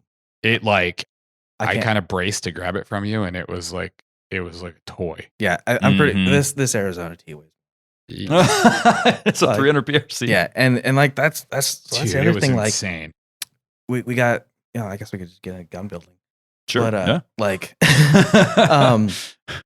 not call it a tangent. We're staying on track here. There is no track on this show. It's just But, wherever it goes. But like you know, one of the worst kicking rifles I ever shot was a Remington like 660. Mm. I think it had 16 or 18-inch barrel on it. It was my grandfather's. It's a sheep rifle. It weighed 5.5 pounds. It was a 308. And like that thing would make just everything hurt. Mm-hmm. And no one liked shooting it. Nobody. And like, so you know, when I started building guns, I started discovering that like technology's come a little further. And the older style stocks are going to push that recoil almost straight up into the top of your shoulder area. Mm-hmm. And more modern ones, they're almost they've made it so it goes down sort of. Mm. It's hard to explain over air. A negative comb. Yeah. Yeah. And some are better at it than others. Like the Gunworks ones are pretty awesome. Mm-hmm. And then your body's absorbing that recoil. The other thing that's changed is cartridges and the way the recoil works. Like you shoot a 300 Win Mag and that thing snaps. It's Yeah. a snap. Yeah. You shoot a 300 PRC, the same bullet, sort of. A little heavier usually. Yeah, usually, I mean, like, if you shoot this, I mean, you can shoot a 300 Win Mag. You can get a 300 Win Mag with a 1.8 twist, Mm-hmm. and it'll shoot heavies. I mean, they'll shoot heavies with 110, but a 300 PRC pushes you. It's a Mm-hmm. push, and that comes down to the shoulder angle most. Yeah. And you get a much more pleasant gun to shoot. And then you have brakes or suppressors. Suppressors obviously cost a lot more. I think they're worth it. Yeah, for sure. But like even if you do have a gun that kicks pretty good, a brake makes a world of difference. Especially like if you're putting a junior on it. Mm-hmm. Like I've had people like, well, I want to take my kid hunting. I'm like, okay, cool. Let's put a brake on it. Yeah. And like you can put a Magnum on for a kid, you know, 100-pound kid, and give him a Magnum. It's gonna snort a little bit still. Yeah. And you know, I generally go the short action route for them, but you know, even like really young kids, Mm-hmm. like 6.5 Creedmoor with a brake, Yeah. there's not a lot of recoil anymore there. Yeah. Like you can put that to sensitive bits and still be able to shoot. Mm-hmm. And it. Well, and the thing I like about brakes is not even just the recoil. Let's talk about my nose. Right. Right. The thing I like about muzzle brakes specifically is like, not only just for recoil, you know, feeling as far as comfort and shooting, but how it changes the movement of the gun when you shoot. Yeah, you know, yeah, changing your muzzle jump and anything like that. Yeah, being able to see where you hit and spot your own hits and misses Yeah. is super important. Like I got my wife set up with a 6.5 PRC Tika. Yeah, those are T3X Lite, and it's the Rough Tech. It's a really cool looking gun. I picked it up randomly at Iron and Wood, but got her set up with that because she was having some issues with a 30-06 and whatnot. And so I have this gun. Go ahead and set it up, and she can shoot it fine with no muzzle brake on it. Yeah, but with the muzzle brake on it, it's a lot more fun, man. As long as you're not left or right of it. Yeah, it's a blast. Yeah, like literally. Yeah, yeah. Wait to put a can on it. That's my next step. But so like I like when I first got into suppressors, like I wanted to get into suppressors pretty early, and as soon as I turned 21, I bought a can, and like I did the old I got a trust, which is I still recommend it to this day. Get a trust. Oh, yeah. You can still do individuals, but with a trust you can put buddies on it and stuff like that, and it makes life easier. So when I got my trust, I called my dad. I'm like, hey, I'm getting a trust so I can get a suppressor. You want to be on it? He goes, nah, I'll never use one of those. And okay, fine. My mom was like, yeah, I might be interested in that. Okay, cool. So I put her on the trust, get my suppressor. Waited like a year for it. It shows up, and it was like it was August or something like that. And it was one of the happiest Christmases ever, not on Christmas. And so I go get it, screw it on my gun, and like go shoot it. Like I'm having so much fun. And like a month later or something like that, or maybe it was the next year. I don't know. At some point, we're at a bench match, and my dad's like, "Hey, can I use your gun again?" And I'm like, "Yeah, shoot with the suppressor on." He goes, "No, I don't want it." And I'm like, "Well, you can't shoot my gun." He goes, "Fine, I'll shoot it." So he goes out, shoots it, comes back, and he goes, "So, what's the process to get added to your trust?" And he doesn't own a gun. He owns guns, but he doesn't shoot guns that aren't suppressed anymore. Yeah, like he has a suppressor on everything now. Mm-hmm. And I mean, there's a lot of advantages. Not only the recoil reduction, there's the sound reduction. It's just more pleasant to be around, to be honest. There's a cool factor because they are cool. Yeah. And then like for the hunting thing, like you guys bow hunt, right? They do for the most part. Okay, so you know when you shoot a critter with a bow and like they spin and bite at it, like they got stung by something, and then they walk away and die, and then you flip that around, you shoot them with a rifle, they jump up and run. Yeah. Mm-hmm. With a suppressor, they do the spin and bite. Mm-hmm. They think they got stung by something because the sound is not this loud, deafening thunder crack. It's this. Yeah. My first experience with them to that point, and this is why they're on my list to buy, is kind of back to overseas shooting. This side of the ocean, I've always just shot muzzle brakes. Yeah. Like just muzzle brakes because they're cheap, they're affordable, they do the job. I already have bad hearing from the Army, right? So like, exactly. That's why I have the headphones turned all the way up. No, but when we were over there, the one that specifically seared it into my mind that I needed to get my wife and I suppressors is we were shooting at blessed buck, which blessed buck are very similar to caribou, I would say, both in behavior and size. So they're open plains. You're stalking them in the open. There's no cover really. And they just kind of go where they go, just like caribou, right? Well, we were set up. She was shooter up. So she was set up on one that was like probably 200 yards away. Getting a good, getting stable, guides figuring out if it's a trophy or not. And then she says, well, what about that one? And one had popped out from the hill like 50 yards away. Mm-hmm. And he's like, oh, that's a bigger one. She moves the sticks, gets set up, shoots it. We're shooting a 270 Winchester short mag. Okay.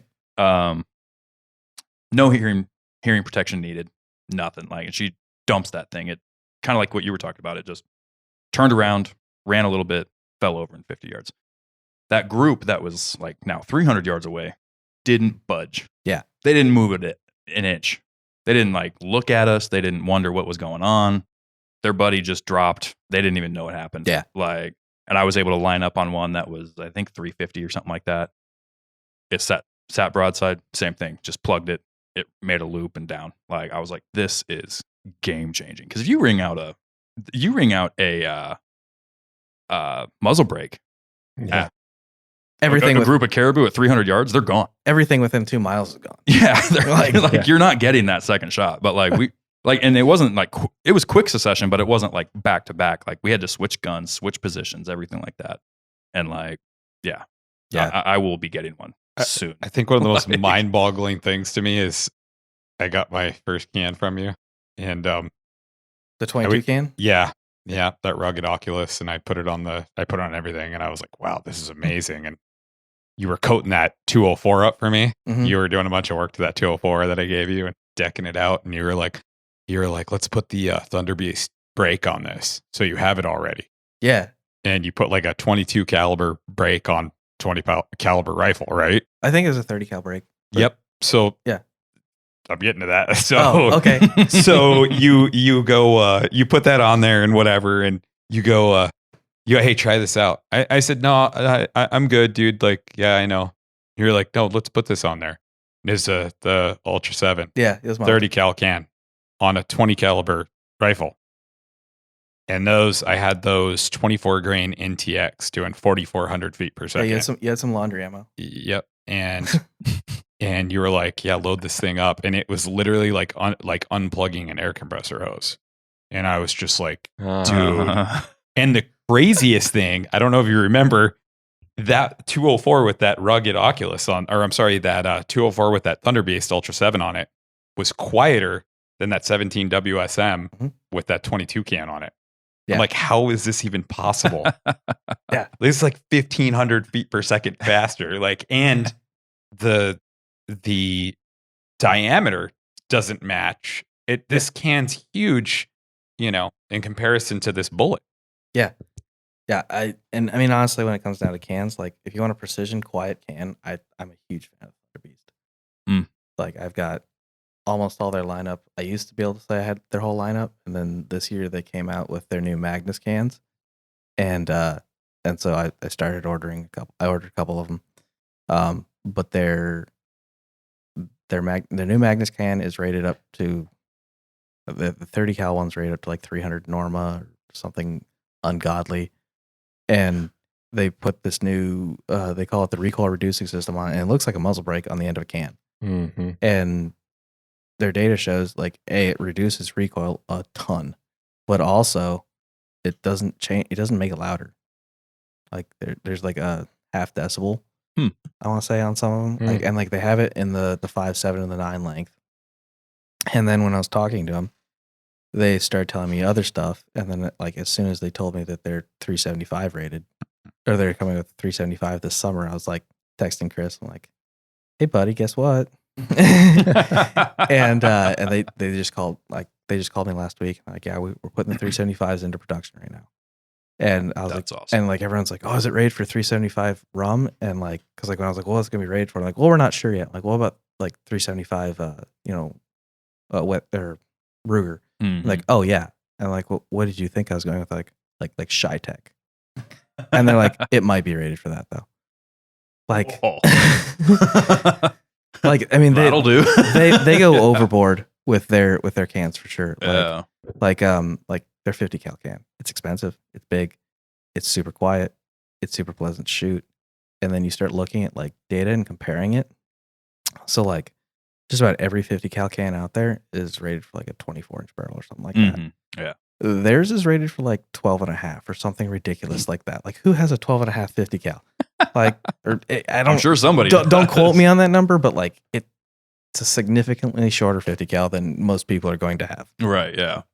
I got a question for you. Well, like on those, on that Ultra 7, what's the minimum barrel length on like say you're running like a SBR, like an AR or something? I'd recommend going to Thunderbeast's website and looking at what they say it is, because Okay. what I quote and what they have written down may not line up, and it's best to ask them. I see. But it's pretty short. It's like the best answer you could give. I'm going to start answering a lot of questions that way. I respect that answer so much. Like, I hate like you get caught up in the moment and you like say something and then like you listen to it later and you're like, that's not right. Mm-hmm. Like, I And messed which up. company were you just talking about that has those new cans with the little modified muzzle brake on the end of it? Thunderbeast. Thunderbeast. They're out of Wyoming. They're a good group of guys, and they make a top line can. And so, what about all this new rumor on the street about the suppressor approval wait times being within just a few days now? Is that fact or fiction? It is fact and fiction.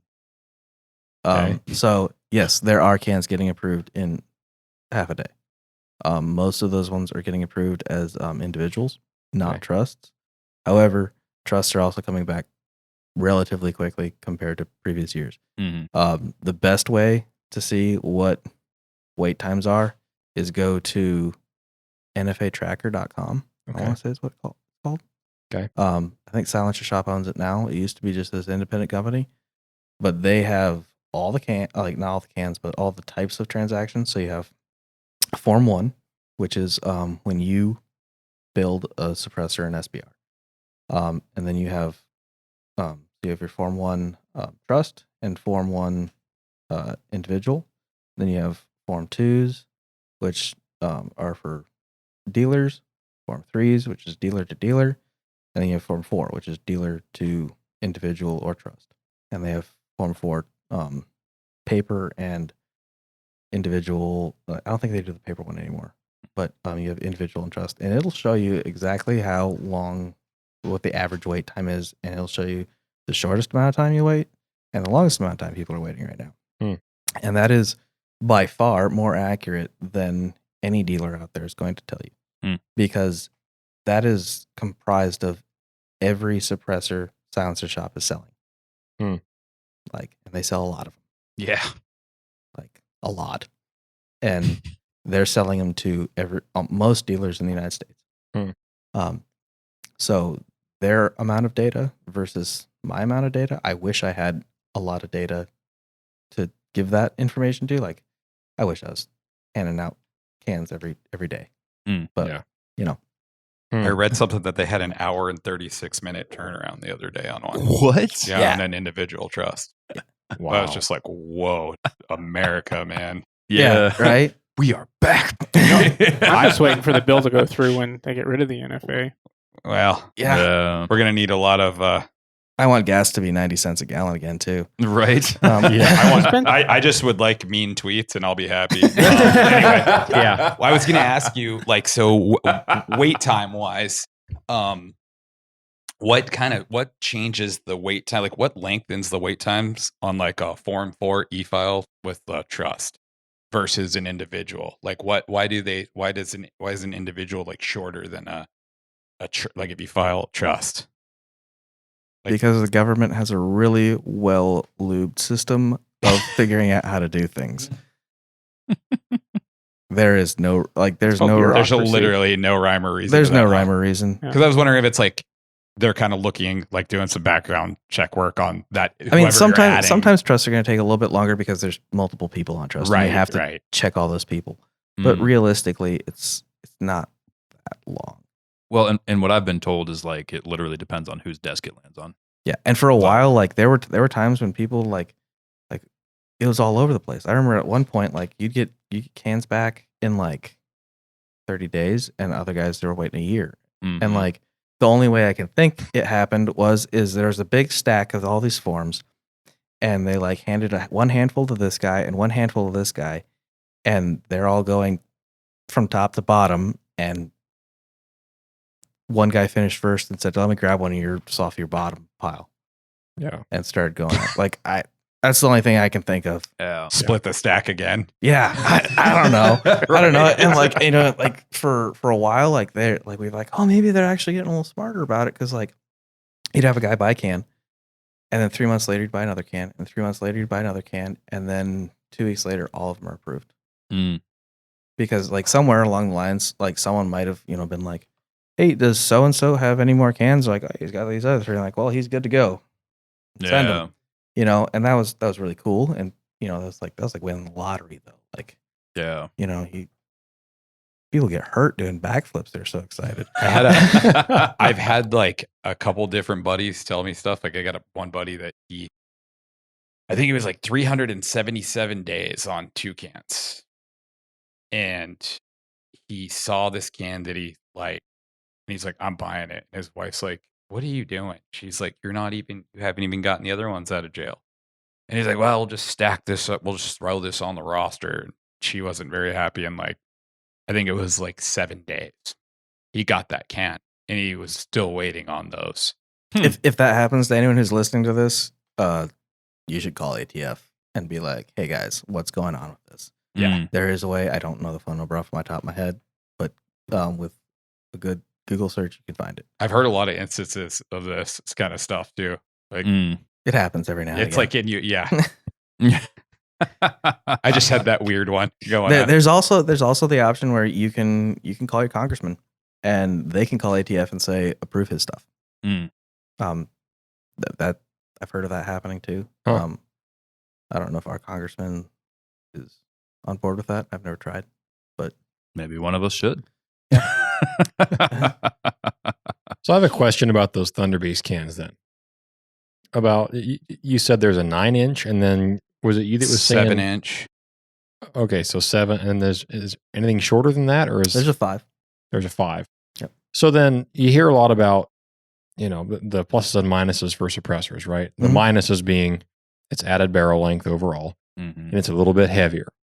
So what's the weight difference between like a 5, a 7, or a 9-inch can?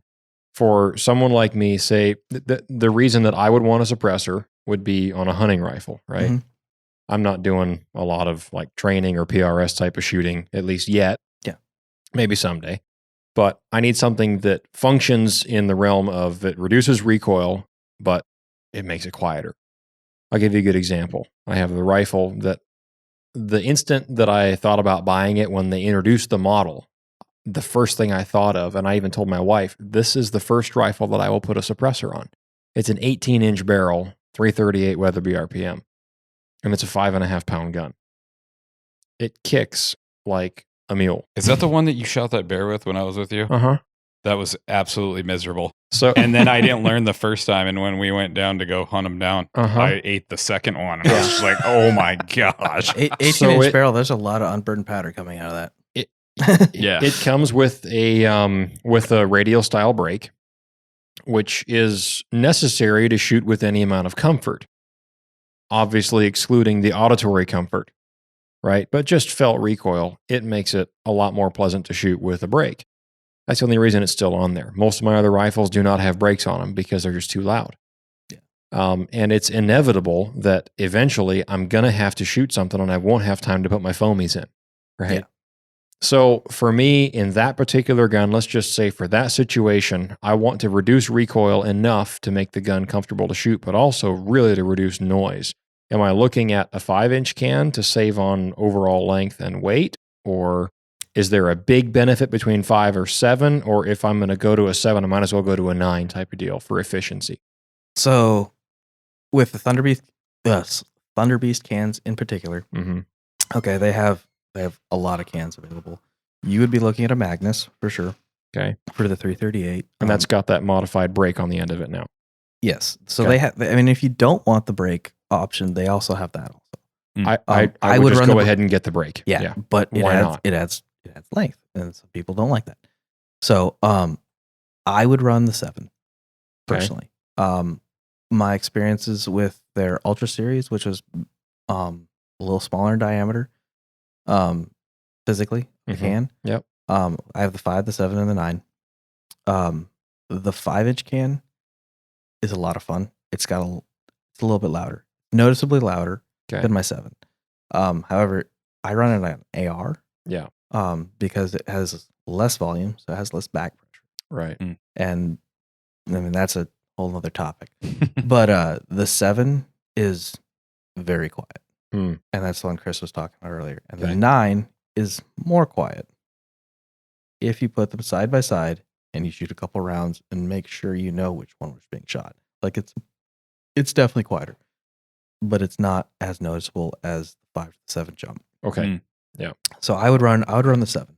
So then percentage of recoil reduction, you hear that number tossed around a lot, right? Mhm. Like especially like in the muzzle brake community. Oh yeah. There's companies now that are selling side baffle and top ported brakes, and they're Yeah. saying reduces felt recoil by 85% Yeah. up to a 300 Ultra Mag. And then you've got the guys in the forums that are arguing over the 80 versus the 85 or the Right. 60 versus the 65%. It's Right, just- right. It's dumb. And so, from a realistic standpoint, on a rifle like that, of that light of a rifle build, how much recoil reduction can you expect out of those cans and those lengths, respectively? Right? It's going to be noticeable. Okay. It's going to be very noticeable. Between the 5, the 7, and the 9. Between the 5, 7, and 9, no. You're not going to notice much more recoil reduction.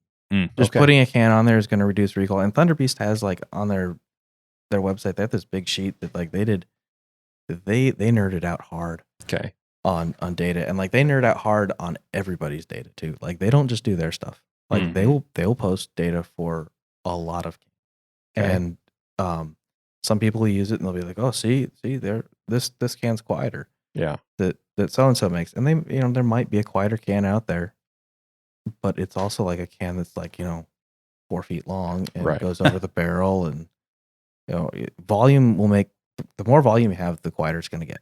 Yeah. It's kind of like an engine. Right. The more displacement you have, the faster you're probably going to go.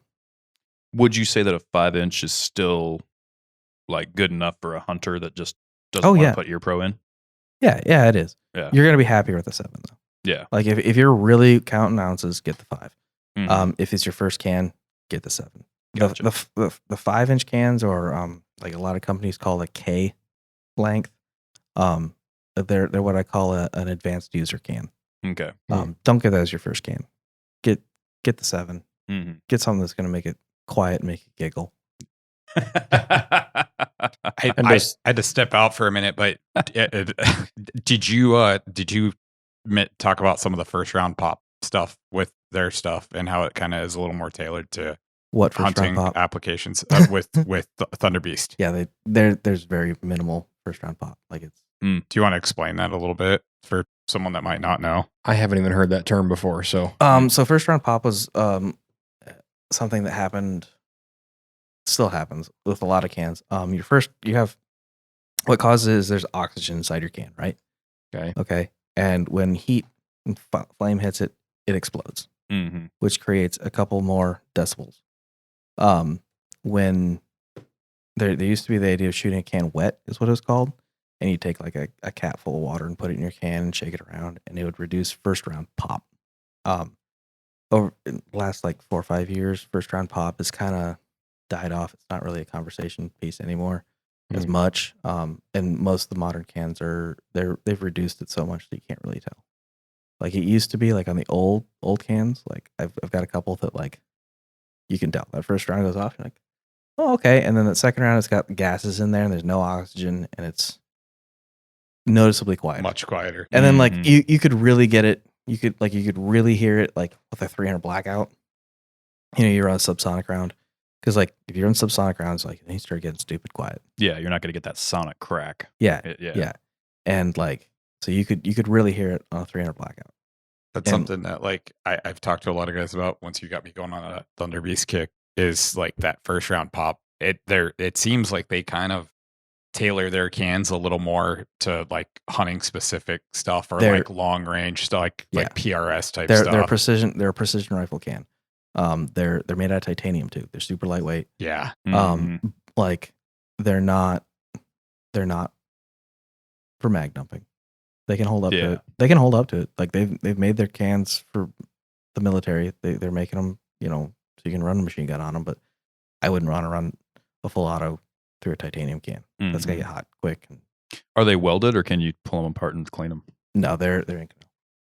So and the old pulling apart and cleaning them, like I know a lot of people were like for a long time they're like I don't want a can, I can't take it apart.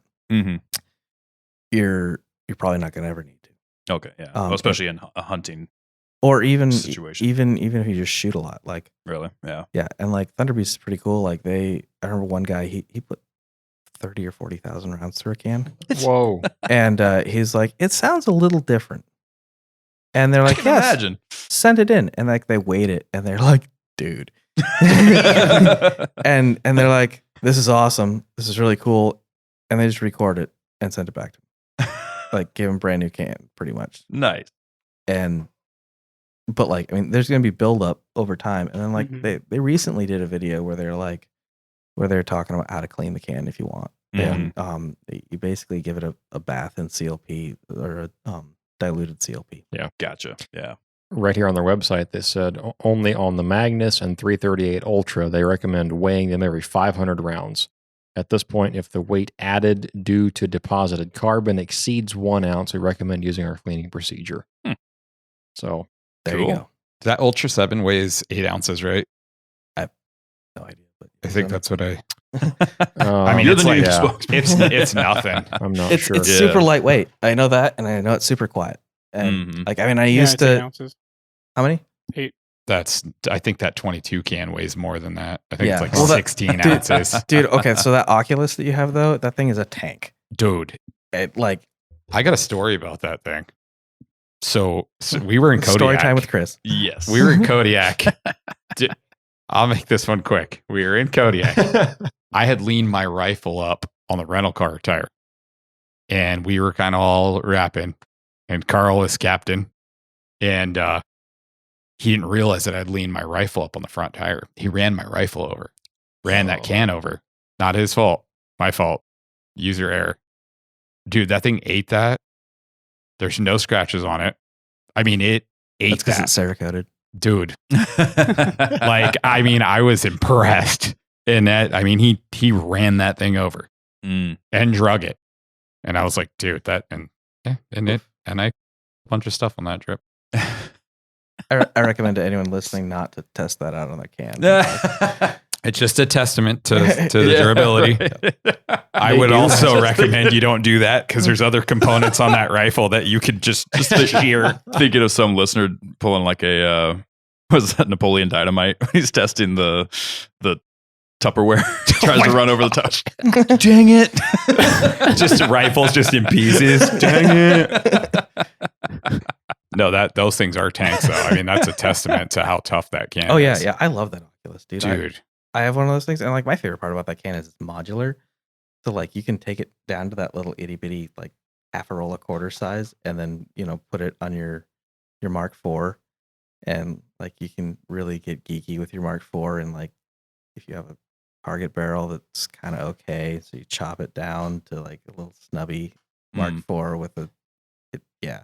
I got a little Walther, and I took that thing. I broke it The down in half. P22s. Yeah. Oh, those are so much fun. I put the half can on there for mom. Yeah, dude, and like she just wouldn't give me that thing back. Well, she came up here last fall, and I was like, "Hey, mom, you want to try something cool?" She's like, "Oh, okay." And it's weird too, dude. She has like no recoil impulse. Mm-hmm. Like, so we handed her an AR for the first time. Like, we were talking. She's like, "Your mom, she's done some stuff," and I'm like, "I know, mom." She's like, "Yeah, I had this friend that had a 38 one time when we were younger, and we used to go shoot that." And I'm like, "Oh, all right, mom." So I hand her like an AR. She leans across the hood of my truck. We're like up at Murphy Dome. Dude, she's just mag dumping.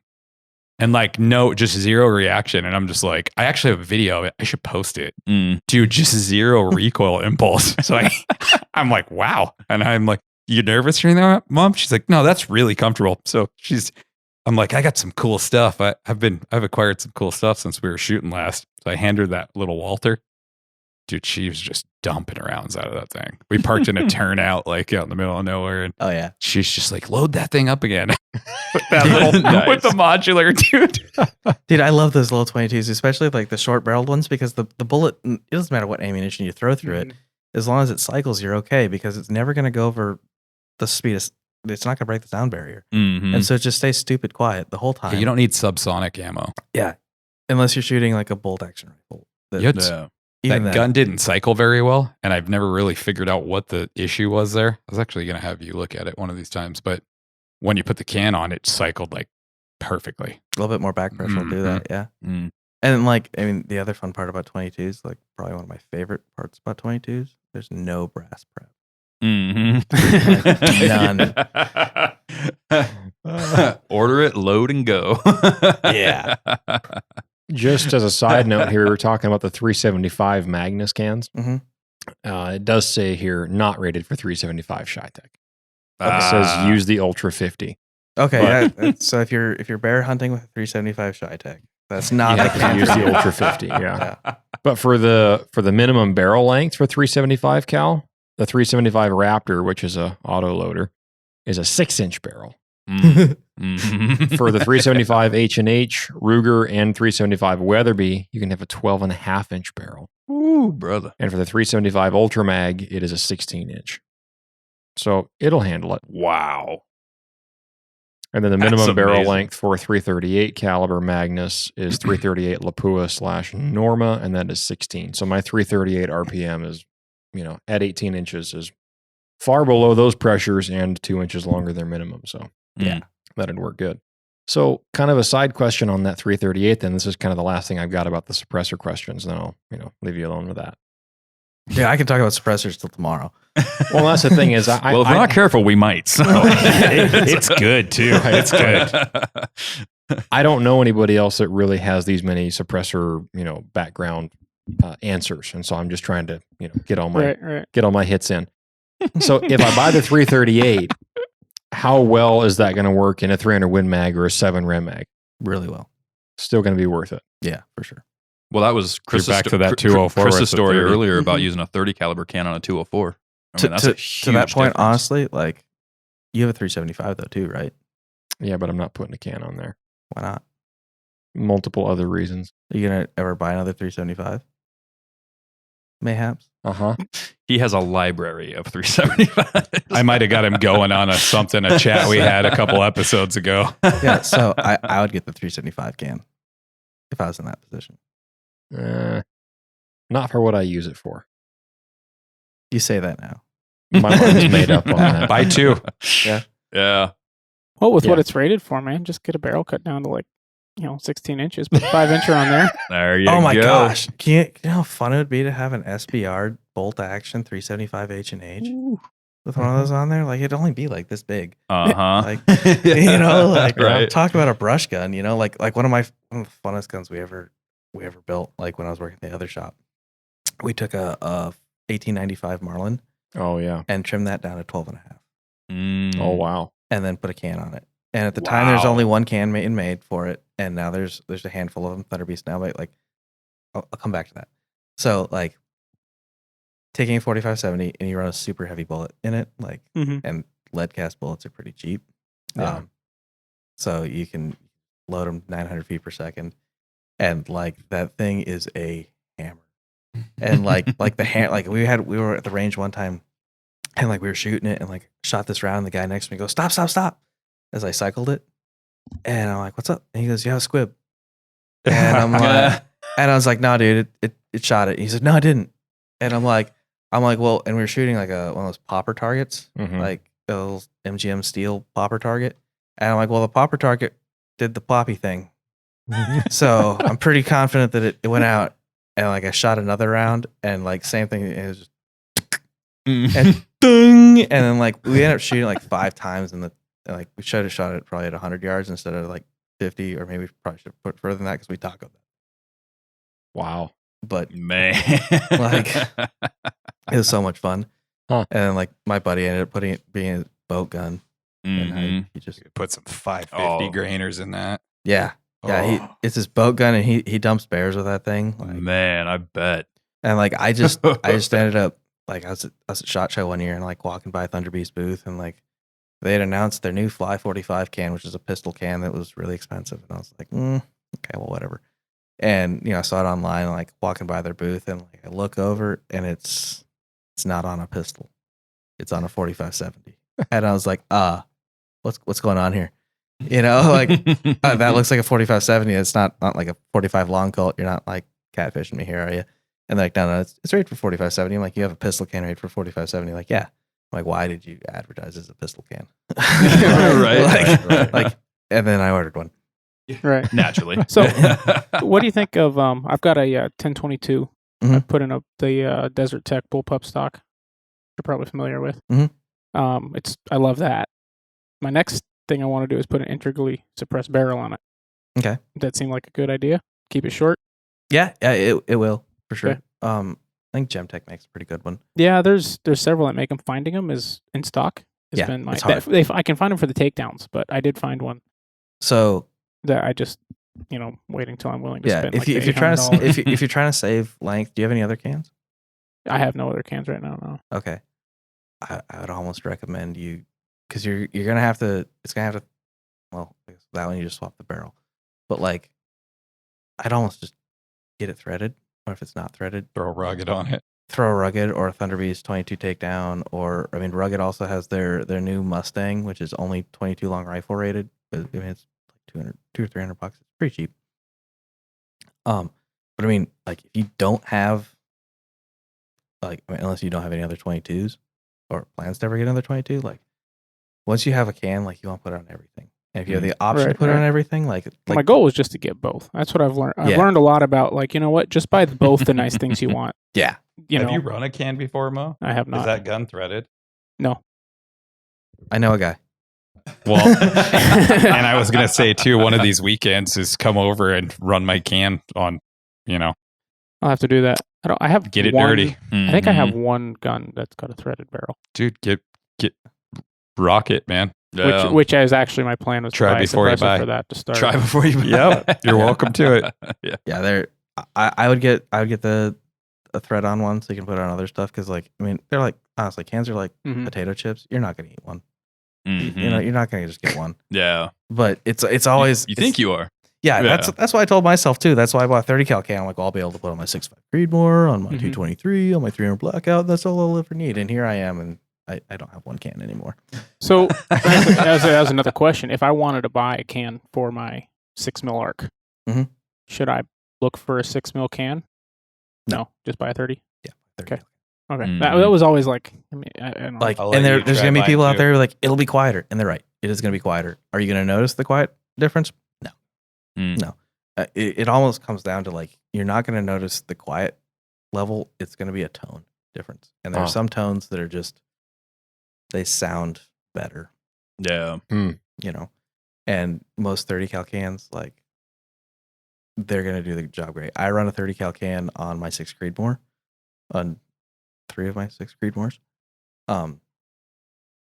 They're awesome. I got one in jail right now, Ultra 7. That when I get that, you could run that on your 6 too. Mm-hmm. Yeah. And like you can the other thing is like it's just kind of like an idiot proofing thing, but like if you have a whole bunch of 30 cal cans that can be screwed onto all your brakes, right? You're never gonna have that day where you accidentally screwed your 6 mil can on your 30 cal. Yeah. Yeah. Like, and that'll be a bad day. Yeah, that would be a bad day. It That's won't an be expensive mistake. Yeah, it won't be that quiet. I know a guy that I mean, it'll probably be quieter than the cries that come after, but The screams. the screams and the swearing. Yeah, exactly. I know a guy that put a 284 caliber muzzle brake on a 30 caliber rifle, Ooh. Just once. and then he wondered why he wasn't even hitting the target at 100 yards. Yeah, Mhm. I've seen that. Called me up, was like, "Dude, muzzle brake changes the point of impact, right?" And I said, "Yeah." He goes, "Well, it's not even hitting the paper." I was close to the range. Come on over to investigate.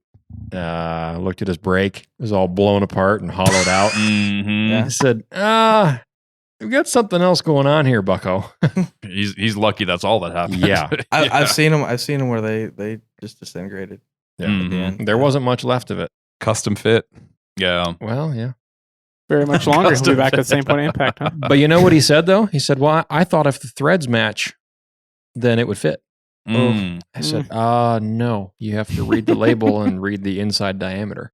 Yeah. That's kind of important. So kind of to that point, my last question as far as suppressors go is for people who, let's say like Mo, your teak is not threaded, right? But you want, let's It's say on the you list want to to be get threaded. it threaded, Yeah. right?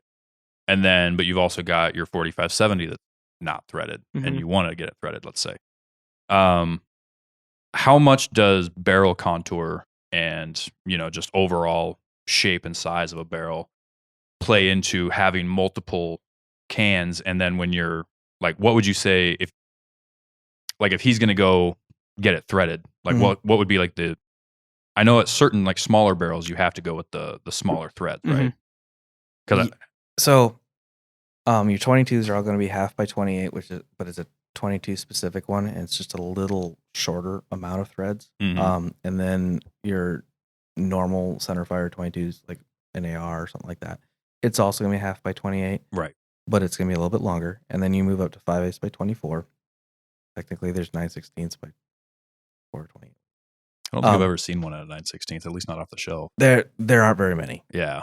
But it is an option out there. Okay. Which sometimes comes in handy when you are trying to put a brake or a can on a pencil contour barrel. Okay. Yeah. There's also the option, not my favorite option, is putting an adapter on. Mm-hmm. So you can thread 30 cal barrel 1/2 by 28. I Mhm. don't recommend doing it. I don't like doing it. I'll do just about anything not to do it. Yeah. There's a lot of times I'll just tell people like, hey, listen, you got 26-inch barrel, and the way it contours, like for me to get 5/8 of an inch of meat, we're gonna, because it's not just 5/8. I need a little bit more than that. So Mhm. that's the inside of the thread, not the outside of the thread. Right. And then you also want a little bit of shoulder there, so that has something to sit against. You gotta cut the barrel down, and so sometimes that can be an issue, which is where also like proof research barrels comes in really handy, is because you can always run a nice fat barrel Mhm. and still have that weight reduction. Yeah. But if we're trying to thread up a smaller one, there's ways to do it. Yeah.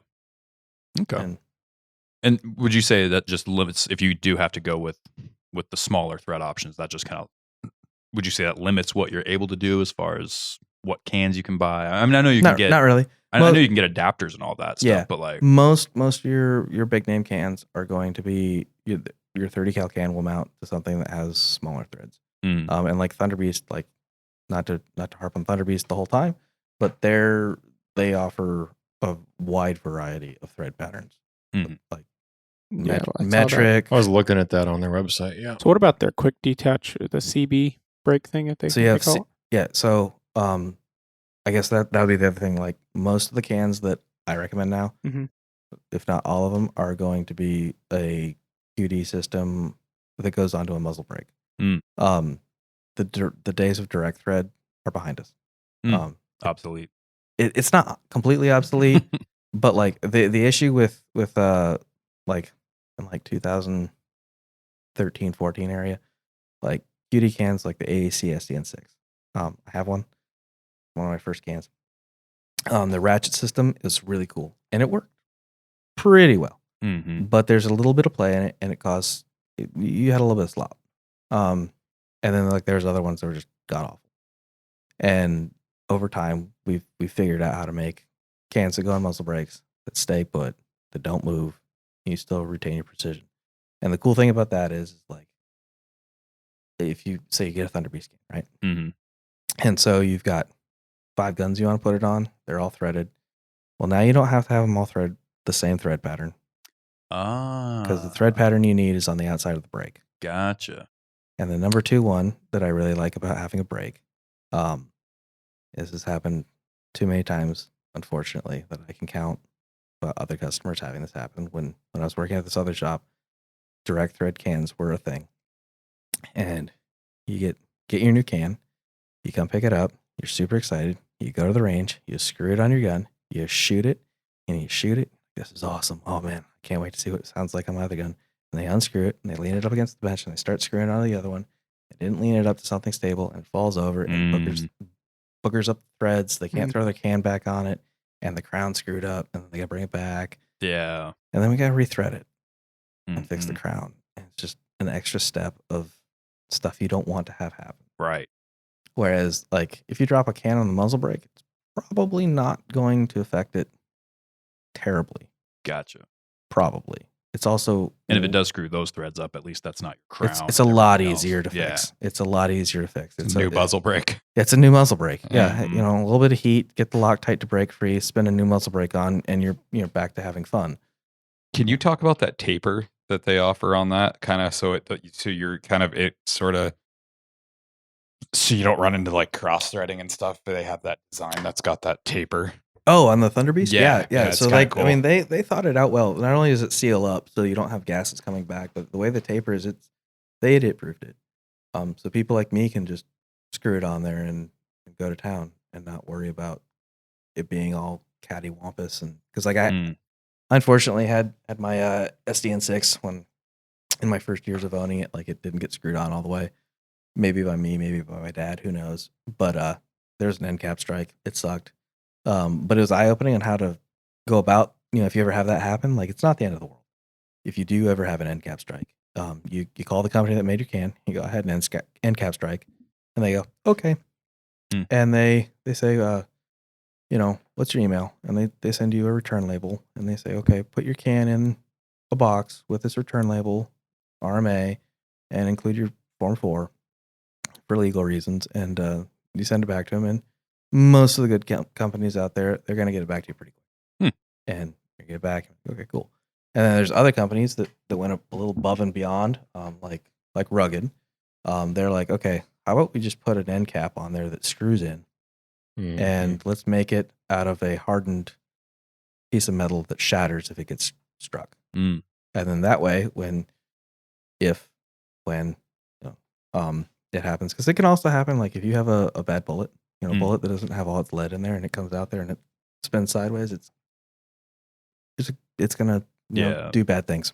And hopefully you get really lucky and it doesn't hit any of your baffles and it just hits the end cap and shatters that. And then you call Rugged and you go, oh, this happened. And they go, okay, no problem, buddy. What's your address? And they send you a new end cap. Or you go to your, you know, local dealer who has them, and he goes, here you go. Yeah.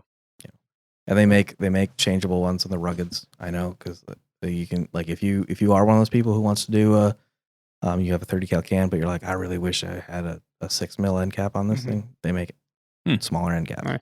and then you can find out that it really wasn't that effective. All that work for no difference. Is timing a thing when installing a suppressor? Yes, it is. It will change your point. So we've got a lot better on with suppressors. The point of impact shift has drastically decreased. Like it used to be, like you screwed your can on and you'd have 1-2 inches of difference. Okay. Thunder Beasts, there's no point of impact shift. Self timing. It has it where it stops. It's Yeah. always at the same spot, and it like you can unscrew it and screw it back on. And the other thing is, like, it's not only that, like, it doesn't change from if you didn't have it on. Like it does, but not. It's within 1 MOA. I would say not at noticeable hunting ranges or anything like Yeah, that. no, for like sure. you can zero it with can off. I don't know why you would, but you could, and then you can screw it on there, and it's still there. What about, so like with that muzzle brake system, I'm assuming you can shoot just the muzzle brake or screw the can on. Yeah, if you And wanted to. You're not going to notice a huge difference at any hunting ranges. No. And that brake comes with the can then. Yes. That's all part of the whole Yes. kit. Yep. That sounds pretty awesome. Yeah, and you can buy. I'm in trouble now. You can buy a ton of brakes too. Like I have almost just I've bought so many brakes now because like I have a handful of guns that I have the Thunder Beast cans on, and like I don't have a Thunder Beast can for every one of my guns, but I do have a brake on a majority of them, and that adds up pretty That quick. 30 cal brake that you put on that 204, everybody just looks at that thing like just so confused. Yeah. And I'm like, that's not for cool factor. And they're like, is it like for recoil? Does it help the gun shoot better? And I was like, it's not for any of that. but I mean it does work. You know what's really weird about that? I kind of anticipated that 204 being louder running it that way, and it's not. Yeah. And I don't know what, I mean, you might have some insights of that. It probably is if you're left or right of it. Yeah. Like Mhm. muzzle brakes, they push gases. Most of the sound is directional. It's funny on a because they're muzzle like brake. labeled. It just says 30 cal. Yeah. And like I got a buddy that's a big gun guy, and he's like, "Dude, what's up with this?" And I'm like, "It's too much to explain. Don't worry I'll about show it. you when I'm done." Yeah. Exactly. You Exactly. can try it. Well, yeah. You know, putting a suppressor on a 4570 actually makes a lot of sense. I love yeah. that idea. 'Cause Oh, with, yeah. like, you know, Those new Marlins are threaded now too. yeah, they are. Mm-hmm. The one I have isn't though, and I'm not buying another one. Yeah, not for Not right modern now, prices. anyway. But I shot a bear with mine over bear bait this year. That's what I wanted to do with the loads I had, testing all that and everything. But that was loud. Have Ryan thread it. And it sounds like I'm gonna have a lot of guns threaded probably before too long. But I need to buy some more oil. But Got a lot of cutting to do. you know, and then I took the 30-30, and I had kind of thought ahead, like, oh, I should put my earbuds in or something before I shoot my bear. But Mm-hmm. you know, chances of that happening, I don't think I've ever put hearing protection in when I went to shoot. I haven't. But this was the first time I've never shot except for when I was like 12. I'd never killed anything like thick in the woods like that. Usually Mhm. it's more open, moose hunting and stuff, right? With a rifle. Most of my bear hunting had all been with bow. And so then I took a 30-30 and no ear ringing, nothing. Like it was obviously there's a lot less powder, smaller projectile, smaller bore, all that. It's still breaking this. It is, but it wasn't that bounce back off the trees, Yeah. makes your ears ring kind of thing. Thunder. That like the 4570 with that great big, great big old hole with a straight wall cartridge. Those things are loud. Yeah. Mhm. And sure. so I could see putting the suppressor on that. Yeah. At this point, like I suppress it. Just it's and like it's crazy. Like sometimes, like one of my cans that really surprised me was my 338 Lapua can. I bought the Ultra 338 and put it on my 338 Lapua, and like that thing is dumb quiet. Mhm. Like that is Hollywood level quiet. And Almost like shooter. yeah, except real. Right. Yeah. What are you talking about, man? Actually, Mark Wahlberg is a great shot. He is. Is he? Allegedly. Allegedly. But no, like for real though, that 338 can was awesome. And then like speaking of like taking 338 can and shooting a 30 cal through it, like down the road, I ended up spinning that 338 barrel off and trying a 300 Norma, and I haven't looked back, and it's still dumb quiet and super pleasant to shoot. The Mhm. 7 or the 9? I'm running the 338 Ultra on that one. Oh, okay. The big, well, at the time is the The big Mac one. Daddy. It used to be the Mac Daddy. Then they came out the 50 cal can, and now I'm like, ugh. It's hard to keep up with the Joneses. Right. Right on. Not a cheap hobby. Well, thanks No. for answering all my questions about that. Yeah. No, cans can be, just completely, make hunting so much more of an enjoyable experience. And that's what I've found. And that's why I'm going after them so hard. Yeah. And Or just normal shooting, like you can also like, especially for long range shooting, like Mhm. there's nothing worse than like wearing a whole bunch of ear protection and taking a shot, and then your spotter being like, "Oh, that's two mils left," and you're like, "Huh, like yelling back and forth. Like you can have a normal conversation with cans on, and like if you have a whole bunch of people shooting and you're all with cans, like we can have normal conversations. Yeah. You can hear me generally, Yeah. plus or minus the tinnitus. Yeah. Right. Mhm.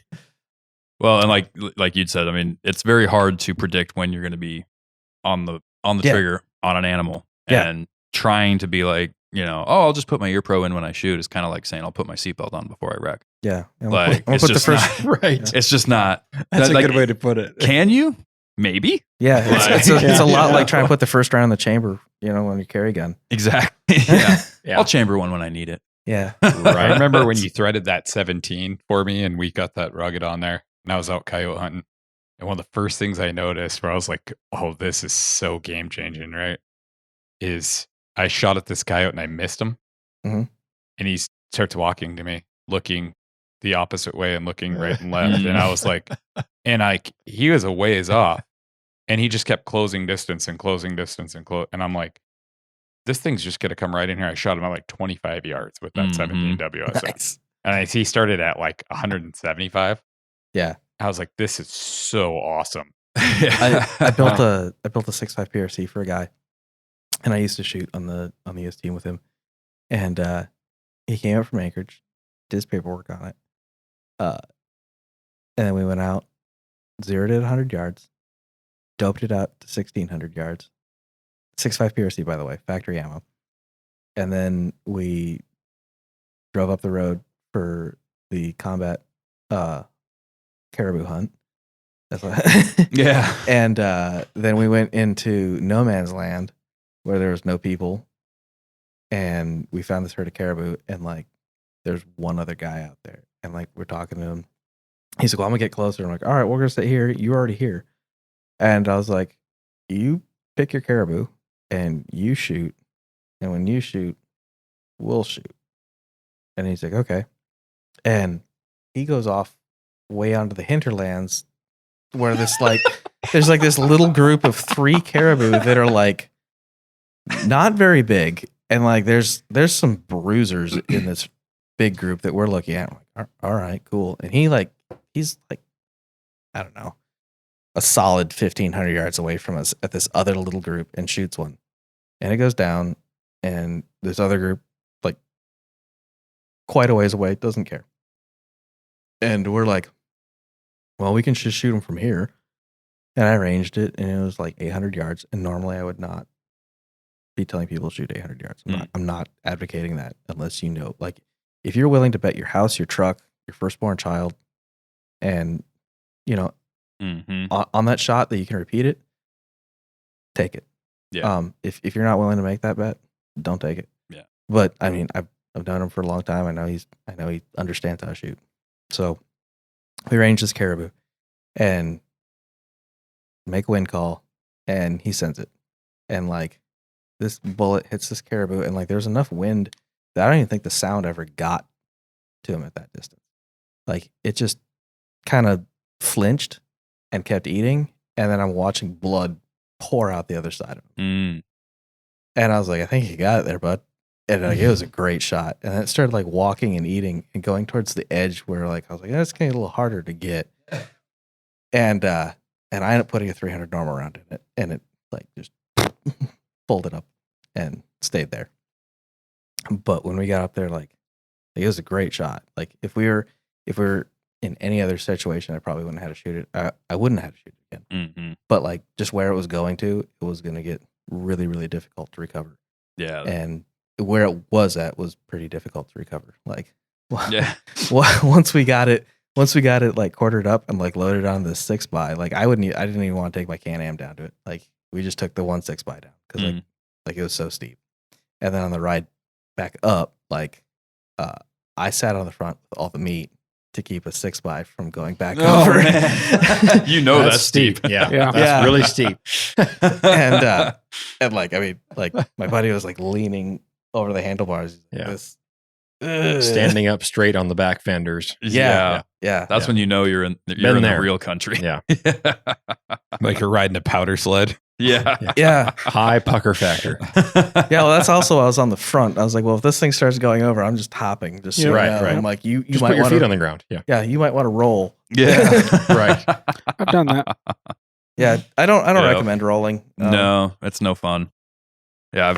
When you land on your back and you look up and the thing's flipping down towards you. Yeah, that's not fun. Or you But land on your side and you turn around and you just watch it roll away from you. yeah. I'll take that over rolling on top of me. Oh yeah, for Yeah. sure. But I've done both and I don't like either. Yeah. Yeah, I like keeping the rubber side on the ground. Yeah, prefer That's it too. preferable. Yep. Yeah. Yep. You just hear like one violin playing out in the middle of nowhere. All right. Well, I've got a lot more questions for you, but we are way past break time. So let's do that real fast. Hammer Bullets produces what we at the Northern Hunter consider to be the most premium and best working monolithic bullets on the market today. These bullets are easy to load, extremely accurate, and best of all, they're always in stock and ready to ship. The guys at Hammer designed them so that after penetrating the hide of an animal, it sheds its petals, initiating a massive energy dump while retaining the rear shank for maximum penetration. These bullets are built with 100% focus on how they perform on game, and their proprietary designs produce great BCs with specialized pressure grooves for amazing inherent accuracy and speed. They have a minimum expansion velocity of 1,800 feet per second, which allows for long-range shots, but with no maximum velocity, making them perfect for every cartridge from your granddaddy's old 30-30 to the high-velocity round like the Weatherby 30-378 without having to worry about your bullet failing. To view their expansive selection and find the perfect match for your hunting needs, go to hammerbullets.com and use discount code TheNorthernHunter to drop the hammer on your next adventure.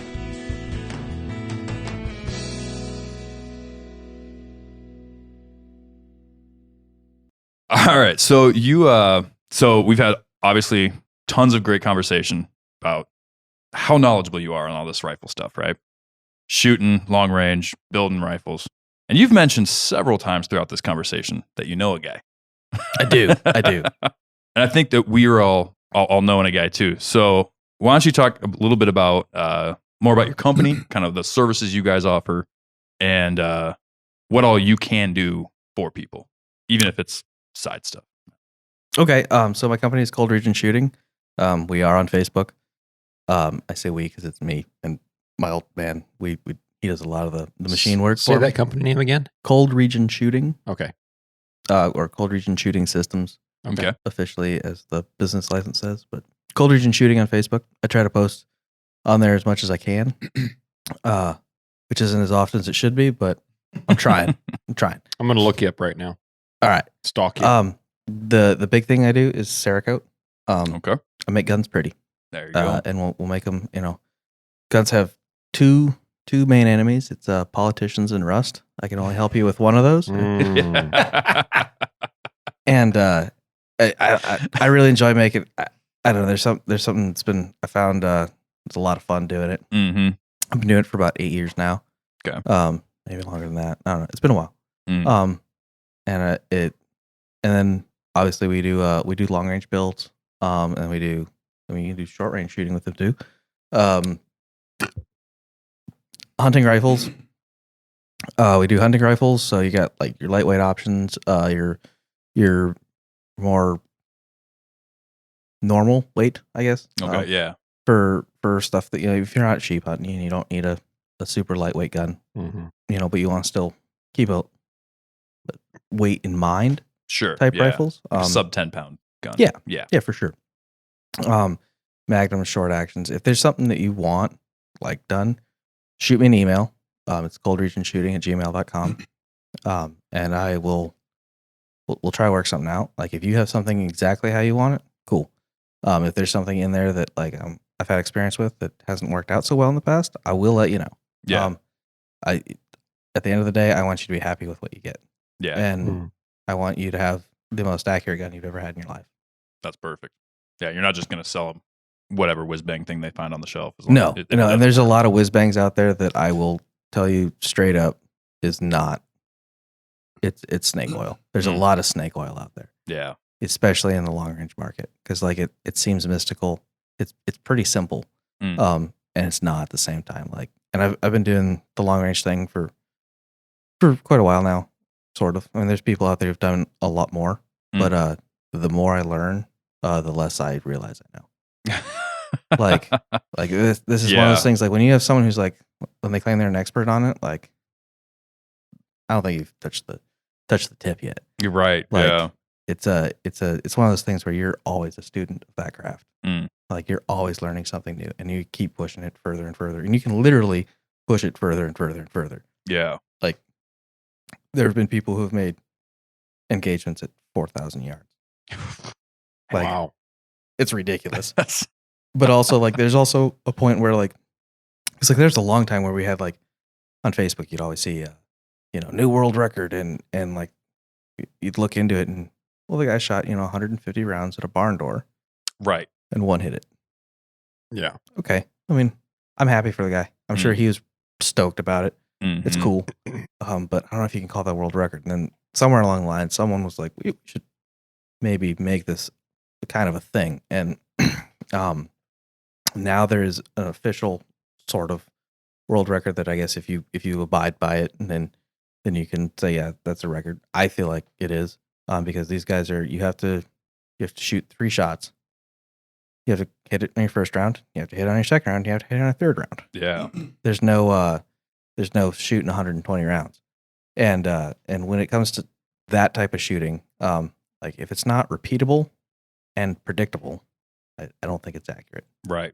Yeah, you're not shooting a precise gun. We're Right. hoping for slug. Right. Yeah. And so when there's all the stuff out there, if it's not repeatable and it's not predictable, it's really not That's not what we're looking precision. for. Yeah. Mhm. Yeah. And there's a lot of stuff too that like it offers a service that you don't need. Yeah. Like turrets that are calibrated to your gun, they work. I'll admit that they work. But they also don't work. Like at a certain distance, they're gonna stop working Right. as Right. well. Like they'll be close for sure. Mm-hmm. But You're talking Just- like yardage for your particular load etched Yeah. into a turret instead of minute of angle or mil radius. Yeah, like Yes. Leopold offers and whatnot. Yeah. yes. Now, don't get me wrong. Those do work Mhm. and you can utilize them. You can just as easily utilize a scope in milliradians or MOA. I'm with you. I'm 100%. all for trying it out the other way. Yeah. But keep in mind, if your load changes, your cartridge changes, or anything like that, Yep. it's kind of useless now. And the other thing is, I don't know if you guys have done this, but I've had times where I got a new gun and I needed a scope for it right now. Oh yes. And I take one off another gun. Yeah. Oh yes. Yep. And if they're all in the same measuring system, it still works. Yeah. And then you go chronograph it, and you go punch it into your Mhm. ballistic solver, and then you go test it into it. Yep. And then it still works. Exactly. And another one that like road that I went down was the MOA versus mills. Mm-hmm. I started out in MOA, just like everybody else who says, "Well, I think in inches." Unfortunately, MOA, well, it is based on inches, sort of, kind of. I can hear eagles screeching right now. Yeah. It's close enough to being based on it. Mills are also based on inches, sort of. Yeah. Just think they're based in yards. Yeah.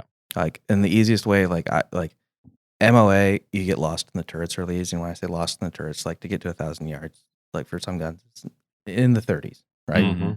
Well, that's sometimes 2-3 turns of your turret. Right. And then you forget to turn your turret back down to 0. And so then your next time you go to shoot something like 200 yards, you dial up a little bit more to your 200-yard dope. Yeah. And then now you're 1,000 plus that dope, and you Right. shoot way over the top. Mills, most things that you're going to shoot, I mean, unless you're shooting a 22, at 1,000 yards, you're under 10 mils, which is 1 revolution. Hmm. However, the measurement is almost exactly the same for 1/10 of a mil to a quarter MOA. Yes, they're more precise. Like people will be like, well, MOA is more precise. Yes, because it's 0.25 of an inch versus 0.36. Right. Okay, Yeah. we're talking less than half your bullet, though. Right. Yeah. You're not going to notice. You're just not. That's a good point. And 0.26 or 0.25, you get 2 of them, and so half a mil or half a minute Yeah. to 0.36, you're still 0.14 inches, Mhm. half a bullet. And then you go 0.75, and so then you're 2/10 of a mil is going to be 0.72 inches, and a quarter of or 3/4 of a minute of angle is going to be 0.75. So Yeah. as you work your way out, it's negligible. Right. Yeah. But the mills are going to be easier to stay, not keep from getting lost. Yeah. And then the other thing that like a guy once said to me is, you got 17 quarters in your pocket. How much money you got? And if you're good with math, it's $4.25. If you're not so good with math, you count for a second. Now, if I tell you you got 17 dimes in your pocket, how much money you got? Yeah. Yeah. Mhm. That's pretty quick. Yeah. Yeah. Something to keep in mind. That's a good point. I hadn't thought about it that way. It's all in tens. Yeah, it's all intense, and if you want to convert it to American, 10 mils is a yard at 100 yards. There you go. Now it's Americanized. Yeah. We're not in feet; we're in whole yards. Okay. That's a good way of putting it. I hadn't Yeah. thought about it from that perspective, but yeah, that makes perfect sense. I've shot with both Oh. systems, and they both work. I'm not saying MOA doesn't work. I'm saying you have a slight advantage with mills, in my opinion. So let's say I Yeah. have 3 scopes that are all MOA, and then I could pick up a mill scope for a good deal. Would you say stick with one because it's easy to not mix stuff up, or just it's not that big of a deal? It's pretty easy to go back and forth. I don't know if it's pretty easy to go back and forth. I've gotten confused. Have you? Okay. Like- it seems like it'd be easy to do, and that's why I've always stuck. If I'm going to buy another scope, I'm going to find something in MOA. I have misdialed on steel with my mill scope going from an MOA scope and then realized, wait a minute, why am I this far low? Oh, that's why. Yeah. Because it's 0.1. Yeah. You know? Exactly. And like, if you're like, I mean, like I said, I went MOA when I first did it, and then I figured out, I think I made a mistake here, Yeah. and so I just sold my MOA scopes, Yeah. and bought mill scopes, and like I remember, I even at the time I had one mill scope and one MOA scope, and my dad and I were gonna go shoot a course, the training course with Frank Alley and Mark Taylor, and like Dad was like, I'll just take your MOA scope. I'm like, no, you shoot the mill scope.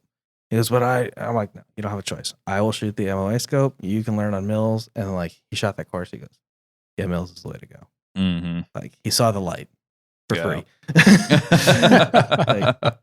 and now that's like all we shoot. And plus, like the other time, like where I can say it is hard to go back and forth. Like so, I have a reticle in my spotting scope, and like everything I own has a reticle if I'm viewing through it, except for like one of my rangefinders. But reticles are awesome. Yeah. But my reticles and mills, and so I get one guy with an MOA gun, and I'll be like, "You're 2 mils low," and he was like, "What's that in MOA?" And I'm like, You start counting. "Yeah, it's like it's 7.2 minutes. That sounds like a lot. Wow." Yeah. Watch him put on one whole turn, and you're like, "Ugh." Huh. Yeah. Or you get a 35 mile an hour wind, and you try to call out a wind call for somebody, and you're like, I got 35 mile an hour wind, so hold 3 mils. And like, how much is that? Oh my god! Mm-hmm. Here, Put 2 turns on. yeah. Yeah. Here's a side question for you: dial or hold for wind? Time and opportunity. Mm-hmm. But 99% of the time, I'm holding. Yeah. Like I don't. If I'm shooting an F class match or something like that, yeah, I'd probably dial. Yeah. If I'm taking a shot, I'm holding. Yeah. Especially because like you're getting your wind data through your scope, Right. so and it takes practice, obviously. Right. But Right. like you're watching what the vegetation's doing. You're watching like Yep. like my favorite time is like early summer when like Mhm. all that cotton's floating around in the air. Yeah. Because like I love pointing that out to people. I'm like, see what the cotton's doing way up there versus down here where our target is. Like our bullet's got to go up there though. Right. Mm-hmm. And the other thing that's really fun to do, go shoot in the rain. People hate it because it sucks. We melt in the rain. But at the same time, like rain is this giant wind flag. Right. Like That's a good point. you can learn so much from rain Yeah. about what wind's doing. Yeah. And you watch like a rain cloud and like that stuff doesn't fall straight down. Yeah. I mean, we wish it did, but usually it's blowing straight in our face. Yeah. Right. Or raining sideways or whatever. But like you watch up in the clouds where your bullet's going to be, it's doing something different, and you can learn a lot from what's going on up there. Mhm. And then Good when point. it's doing it, where your target is too, because you have to factor both of those in when you start shooting. Really fun. Yeah. Mm. Yeah. I just wanted to bring that up and just ask that question. Yeah, I most of the time I hold it. That's what I expected you to say. Yeah. Yeah. And especially for most hunting applications. Yeah. I mean, unless you've got plenty of time and the right scope and experience, I don't see why you would dial for wind. Yeah. The holdover just seems, that's the way I've always seen hunters do it. Yeah. So And most of the time you're gonna. yeah. Like I said, you could dial on 5, for 5 mile an hour wind, and then when you get down there, you're looking and you're like, well, now we have no wind. Right. Right. Right, or it's Yeah. a 20 mile an hour wind now. Yeah. It's like Predator calling it's just here and now. Yeah. And it's there, you're not, and I'll talk to you have a very good understanding of many different shooting applications and environments. But a lot of guys that shoot far, yeah, I'll talk to guys. Well, especially when I was learning and I was starting to predator hunt and get into longer shots. You have these guys who are like, oh, we'll just like get this app on your phone. I'm like, no, you've never been hunting. Yeah. Like, that's absolutely insane. You're not going to dial a scope up with something cutting through for 2 seconons. It's not going to happen. You're taking snapshots. Yeah. And sometimes they're far. Yeah. Mm. Yeah. And that's where, like, you know, a lot of guys also, like, they get their super magnum and then they put the 25, 35, 40, 50 power magnification on there. I'm like, why? Yeah. Mhm. Why'd you do that? And they're like, oh, I need it because I'm shooting really far. I'm like, and like, I mean, I fell into that too. And like, I have a lot of 25 power, 27 power scopes. I live in like 16 to 18 power. Mm. Like, that is a very sweet spot. Yeah. I mean, unless I'm closer than 400 yards. All my scopes are like 3 to 18 for what I do. Yeah. Because I might Yeah. have that up close and personal, and I might have to take a crank on something that's running from me. And Yeah. I suck at shooting. So I usually don't shoot more than a 10 for most hunting Oh applications. yeah, for most hunting Like, applications, and yeah, so for sure. like, and I have one scope that goes up to 18, which is really nice. Like, Mm-hmm. but it's not necessary. It's Yeah. a lot easier, I feel like, to hold on target, especially with like Yeah. a gas gun, to just sit there and pop rounds. Oh yeah, yeah. Like one of my favorite scopes, honestly, for my gas gun. Like I have a 4-16 attacker on my 6.5 Mhm. Seekins. yeah. Oh man, that thing is so much. That's like one of my second. I don't know. if Do you it's- like that Seekins? I love that thing, dude. Yeah. The thing's a hammer. I've always wanted to shoot one of those. Well, I know a guy. Yeah, And you know a lot of guys. So yes, actually, so like Guy for everything. I am yesterday, that man. yesterday I got off work and like on my Fridays I'll leave work and like go to my shooting spot and like I need to shoot like 100 rounds. I'll shoot like 5 rounds. Yeah. But like it was kind of unpleasant weather, and I have a 4Runner, so I just folded down the back seats, rolled down the back window, set up my tripod, and threw my raincoat over it so it wouldn't eject brass and break my window. Mm-hmm. And it's got a can on it, and I'm sent a few rounds out of the back of my 4Runner and stayed dry. Didn't have to like change my shoes. Didn't have to dig out my rain gear. Didn't have to get a bunch of mud and dirt all over my gear. And all my brass stayed there. I didn't have to go clean up all my brass. It was all muddy now. It was really pleasant. So get a 4Runner in a can. Yeah, pretty much. Yeah, And don't forget your raincoat. yeah. The raincoat's important. Actually, Or knew get a bolt guy. gun. I knew a guy back in the day. John, he lives down in Arizona now. I don't know if he listens or not, but he had a topper on the back of his truck. He had a long bed truck, and he put one of those toppers on it that has the actual door you open, not the hydraulic door, but an actual like The ones that side close. hinge door. And he got that thing all pimped out to be a shooting spot. The And same only thing. the he, only he thing, runs suppressors and all that stuff too. Like it's the only thing I'll advise about doing that also is wind. You're still in a kite, and you'll rock a little bit, but Yeah. it adds fun factor. You should put that in one of your PRS matches. Like, all right, for this round, we're going to shoot out of a 4Runner. Yeah. That'd actually be kind of cool. I mean, I've done so like I've had stages that were off a platform that was suspended, Yeah. which seems like it would be that hard because you just lay prone on this thing that's got 4 points attached to the ceiling. Like how hard can that be? And then the first round goes off, and then you're on a swing set. I love it. I want to try that. It's also a lot cheaper than filling a area with water to put a boat. Oh, yeah, there you go. That's Like very true. if I had my druthers, I'd probably just find a little pond and be like, okay, we're gonna shoot out of this pond, but square ranges don't. You're an really have- operator, just borrow an excavator. Yeah, Yeah. I said I could run it. I didn't say anyone would let me use it. Yeah, there's that. So what would in your experience, I mean, you've mentioned Night Force several times. But what would you say are like your top 3 scopes that you would recommend people? Oh man. Because we're not sponsored by any company. 3 so is feel that free. too few? Well, no, it's not that. There's always I always have like a weird way thing with scopes because like there's always application. Yes. What Yeah. is your application? What's your goal? Like, if your goal is to save money, okay. You know, you don't have a big budget. That's fine. You just gotta say so. Because like, if you come at me and you go, I want the best scope possible, and I recommend one, and you look at it and you're like, well, that's $7,000 away. And then you come back a week later and like, can you mount this thing that guy's Sportsman sold me for $400? I'm gonna be like, why didn't you tell me you wanted that? Like we could have done that. You know? Yeah. And then you find out it's MOA and second focal plane. And you're like, oh, And it's a standard duplex. yeah, yeah. Oh, or it's got some whiz bang in it. Mm-hmm. Anyway, so like, I mean, Night Force makes an awesome scope. Yeah. I really like Night Force. And they are a tough scope. Yeah. Mm-hmm. You can really abuse those. Yeah. And I'm a little rough on my gear, so I tend to pick stuff that is a little hardier. Mm-hmm. And I've never had to send a Night Force back. Yeah. I've seen people bang nails with those things to build a bench.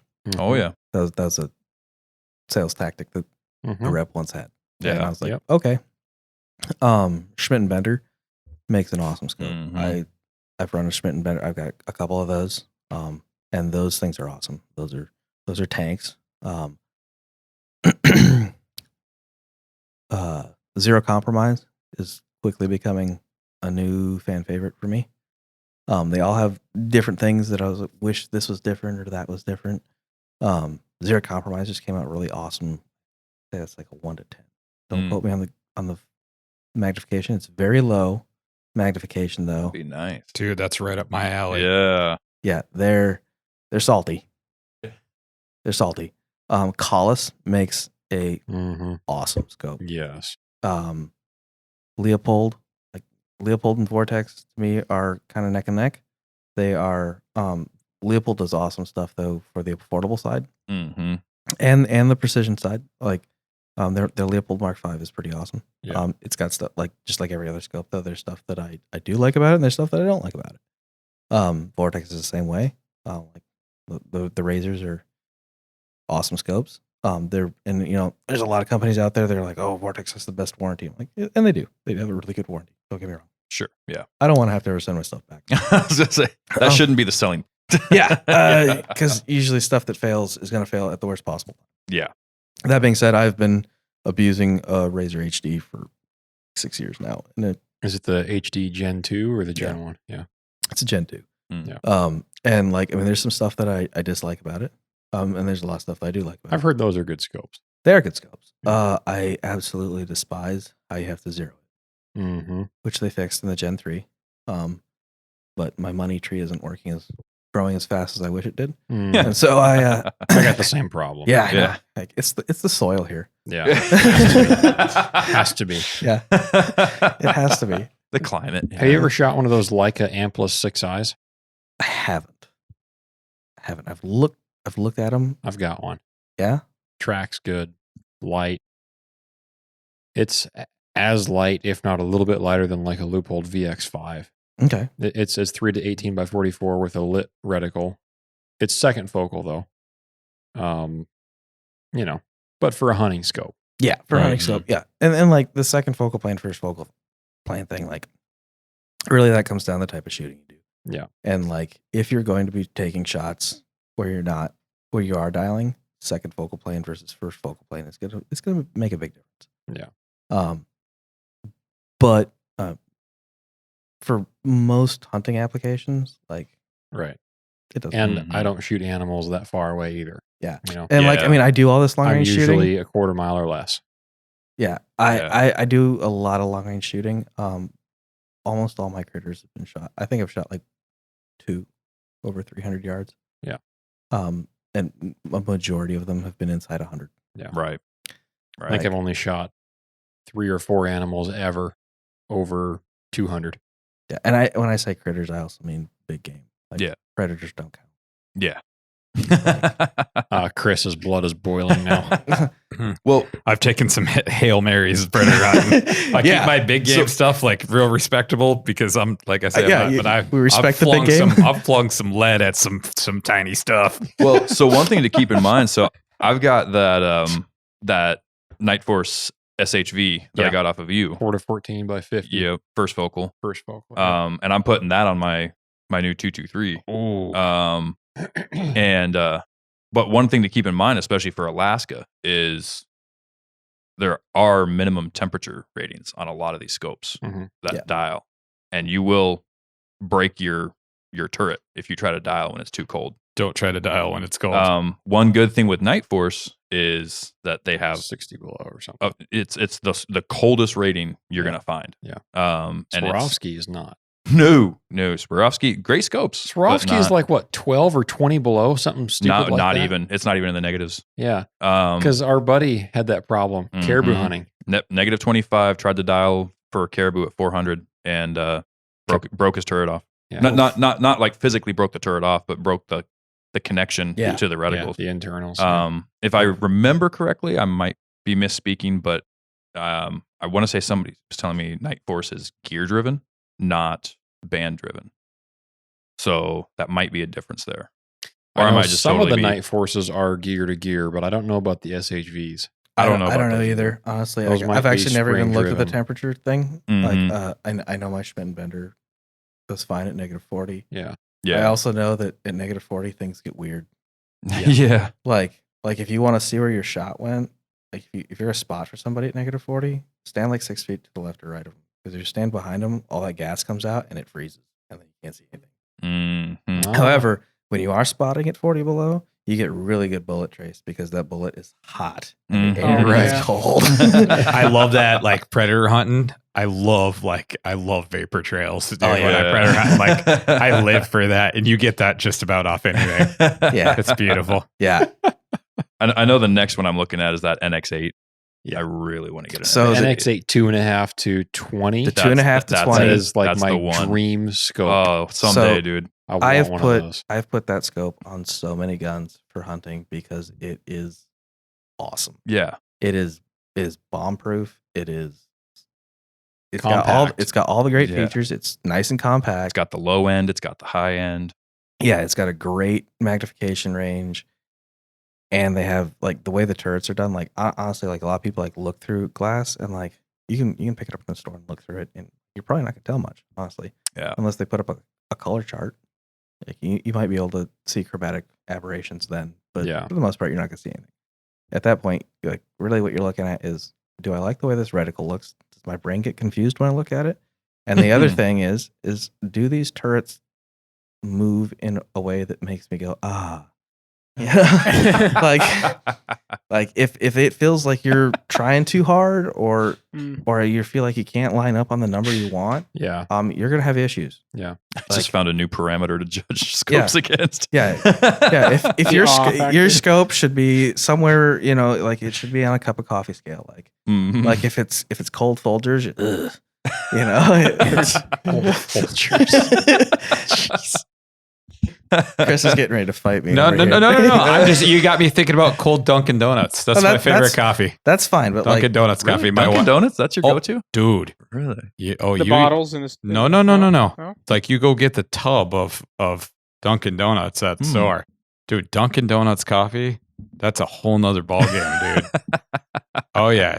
Driving out to go call in, big thermos full of Dunkin' Donuts. Ooh. And it's expensive, dude. I've My had wife Dunkin' is Donuts just like, coffee. I've never thought it was. dude, that I grab a great, cup but- out of like an 8-cup pot. My wife's like, what's up on the rest of that? I'm like, oh, yeah, I just pour it in like something and dump it out later. She's like, that So- stuff's like gold. So I'm a geek on something real quick here. Like when it comes to coffee, like I wasn't very big on coffee for a long time. Like I could take it or leave it. Then you saw the light. And then cigars started being like cigars pair well with booze and coffee and some sodas. And like I found that espresso was pretty awesome. I also found that espresso was really expensive at a coffee stand. And then I also found out that making it in a little tin pot thing was okay. And then one day I bought an espresso machine. Mm. And then there's a guy somewhere in like Kodiak or something who roasts his own beans, and they're awesome. Mm. And like, yeah. So Now you're a coffee nerd. yeah, I'm not super nerdy about it. I just know that like if I make coffee, I'm making on the espresso machine, and it works. Mhm. Like if you're not awake, you are now, and you're gonna be awake. That's like hard hit and stuff too. So Yeah, How, like- do, you, how like- do you drink the espresso though? It depends on what I'm. What you're doing? Okay. Yeah, See, I'm not a huge espresso fan. Mm-mm. I went over to Europe for a couple weeks. Kind of drove me nuts that I couldn't just get myself a nice cup of black coffee. yeah. You get these little cups. You're like, I want a Yeah. cup. And I would do it too, just to get the black coffee. I'd be like, all right, fine, hand it to me. And I just, Mo's Yeah. pouring Set the hot espresso water in down. it. But like, I Espresso mean, down. Yeah. I mean, but you can, but it's not the same. I know. as Is it this a Mo's brewed cup of gripe coffee. session about European No, coffee? it's not a gripe You know what session. really burns my bacon? You know, because see, I bought some of that espresso coffee, brought it home, and brewed it. It Mhm. was some of the best coffee I ever had. oh yeah, for sure. Mm. Then like the other thing, like if they call it Americano, they just take espresso and add water to it. Yeah, That's what I get. that's every like the day. history behind the It's- Americano. yeah. Like, yeah. But we just do everything better and bigger. Right. Exactly. freedom. There's a good dash of diabetes on there. Milk. What is milk? No, that Dunkin' Donut, like that's my jam. Hunting, Well, calling. I think The- my the- favorite coffee has got to be Black Rifle, and there's several different blends that I've gone through that Mhm. I really like. You know, one I tried, I was drinking it out at our camping trip there. Mhm. The Tundra Mud Mhm. from, Mm. who was it, that Alaska Artisan Coffee or something yeah, like that? yeah, it's that golden looking It's bag. got one of the, from the Tundra comics. It's got one of Yeah. the pictures on it. It's really good. yeah, Really good. that is good I coffee. did Black Rifle coffee for a long time. I too, usually like, at home we grind our Yeah. own beans, but like when I'm in the field, I don't go to that trouble. Oh, I grind it up ahead of time and put it in an There you go. airtight container, and Yeah. like well, If I go, sometimes I do the that, French press comes with me. sometimes- Like I don't care how much stuff I have, See, the I do French a press is pour coming over. with. I used to do the French press. I prefer a pour over now. I used to prefer pour over, but pour over spill when you have Labradors running around a boat. we do French press at my house. That's for a while there. I was on that Death Wish coffee. oh yeah, My That stuff's not bad. goodness, dude. that's pretty good. Yeah, I like you how want we to talk just- about. You're awake and you're running to the outhouse as fast as you can. whistling Dixie the whole way. Yeah, This the boo with a brown snake. This winter, when Chris stops by because he needs to jaw jacket, like 10 o'clock at night before he goes out Mhm. predator hunting. Of course. I usually do stop by your house too, like depending on what direction I'm yeah, going. yeah, he'll stop by and be like we'll sit there and BS for like an hour. And you're like, all right, cool. I'll be like waiting for the moon to kick up. I'll be like sit there and talk to you. I'll be like, all right, dude, I'll look out. Time to go. Yeah, send him out with a Jimmy Dean. Be like, good luck. Yeah, Yeah. but no, I'll have to hook you up with some espresso this winter because I know how that's gonna go. Oh, dude, you did. You threw me the breakfast sandwich and like, yeah, dude, that was awesome. Yeah. Heck yeah. And I'll send you some Now that's a espresso friend this right there. this winter. Like I can see it now. I'm gonna give Chris espresso. And he's gonna have like 2 shots of espresso, and then like Mm. 2 days later he's gonna call me back. He's like, I'm still awake. I was gonna say, I'm down with that, dude. Just your personality. You want espresso, man? That'd be. Oh, I'm, yeah. I'm down Well, with this. I definitely- I just want to be along for the ride. I gotta have That's- stuff to do. You Like- know? Yeah, I This is have not killed- sitting down and enjoy a book. See, I got I'm taking stuff. apart the couch, bro. He's not gonna even make What's it wrong home. with it? He's just gonna be Nothing. still out in the field. He's gonna be like, I've killed all the coyotes.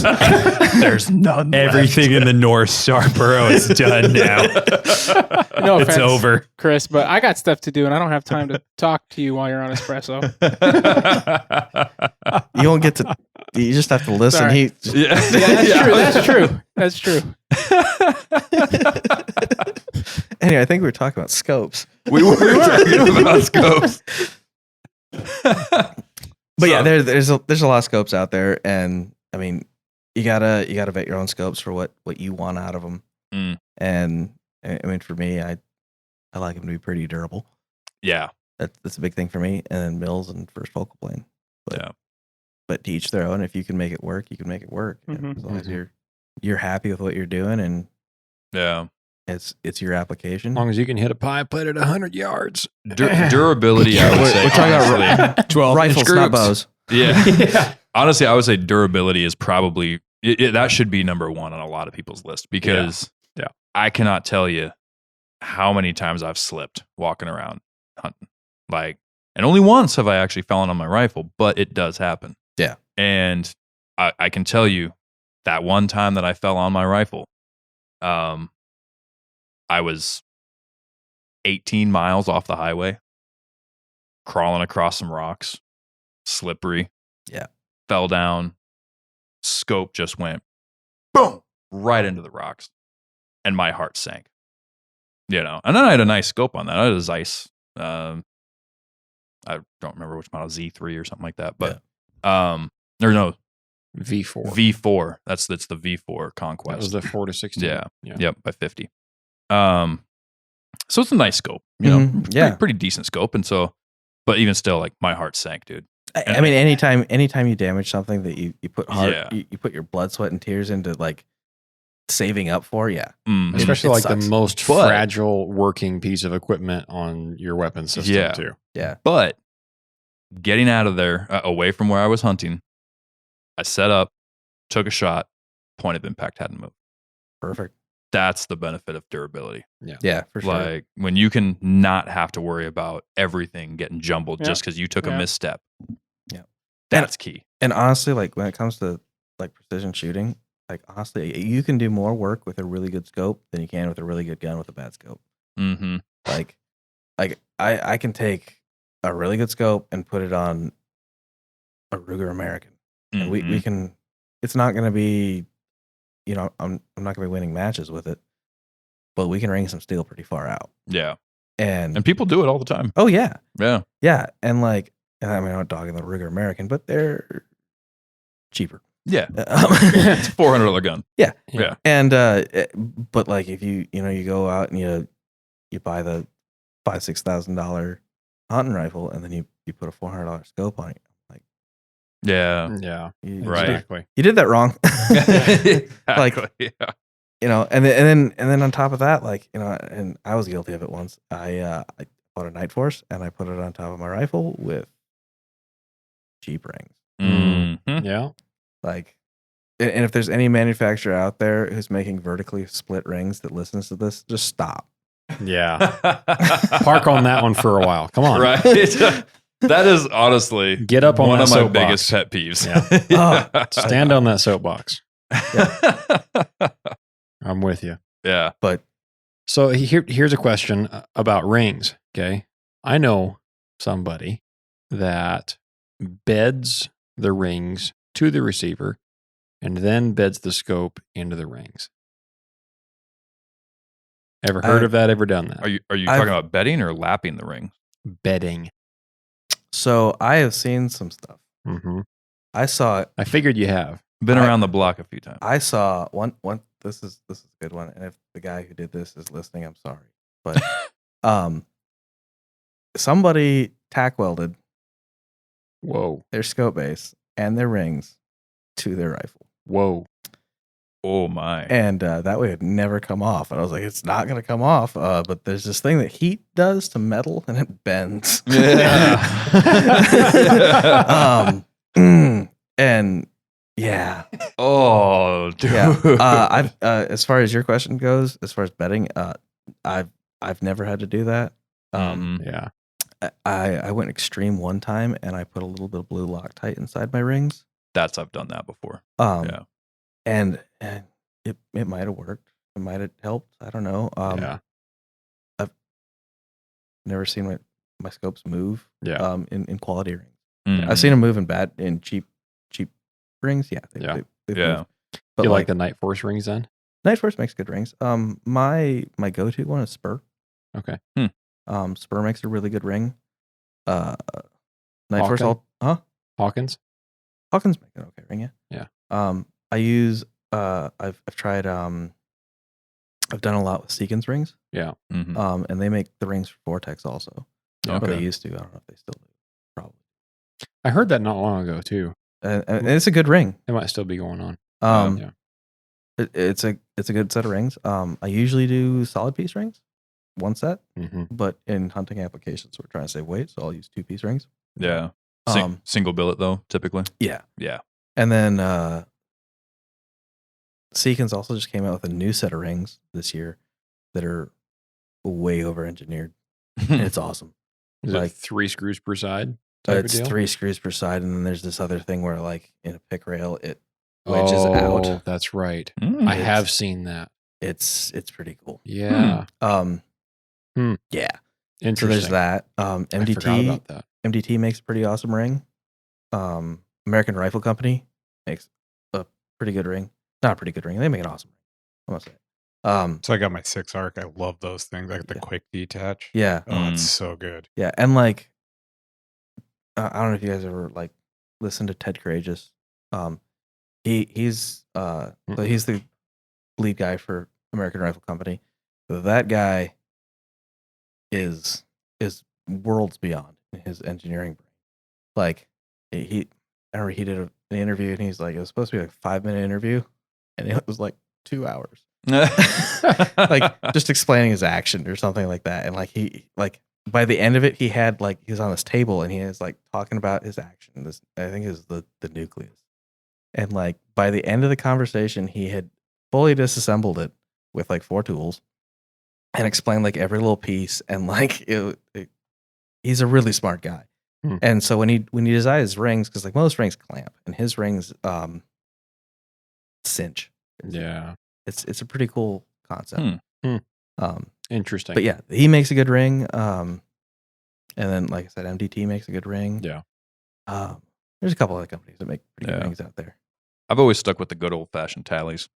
Yeah, But- they work. Yeah, they haven't failed me yet. So I've got tallies on a lot of guns. yeah. The tally lightweights are my go-tos. They're not super expensive, and they've never failed me yet. We'll just say that. I used to lap them all, but I've kind of stopped doing that. I've never had to lap tallies. So it was never as much of a I've had to as I just used to do it as good practice, due diligence kind of thing. But like once I did a little bit more research into lapping rings and everything, and you know, like with the modern ring designs and engineering, how it's getting better. Yeah, precision machining and all that. It's like you don't really need to anymore. No. It's just an extra step and extra time and yeah. And then you can screw it up. Yeah. Take too I mean, much I off. used to not Cerakote the inside ring. And depending on the rings, I still won't.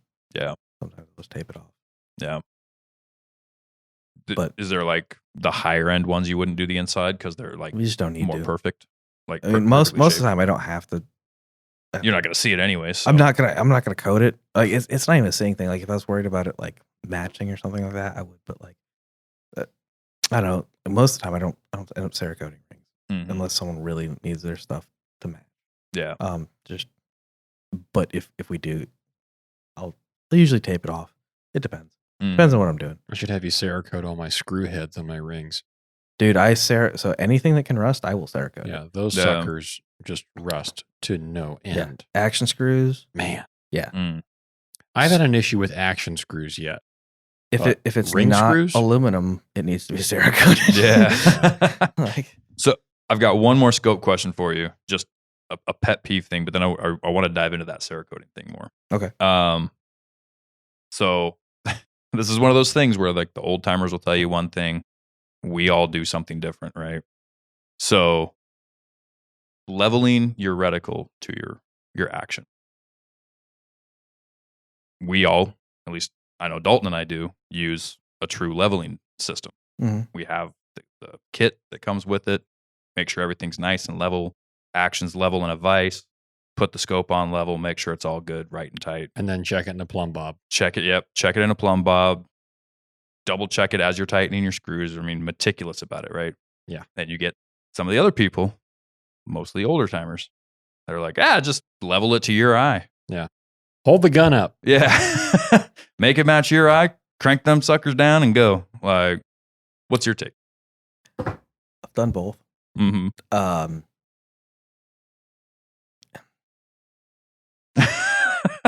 Can of worms everywhere. Yeah, it's like theoretically, right? Like it doesn't actually. Your eye is pretty accurate. Yeah. I'll be honest. saying, like for the most part, it's pretty accurate. Yeah. However, like if you really want to test it, okay, like, and I own a Badger dead level, so like I have it, I use it. It's a tool I have. I'm gonna use it 99% of the time.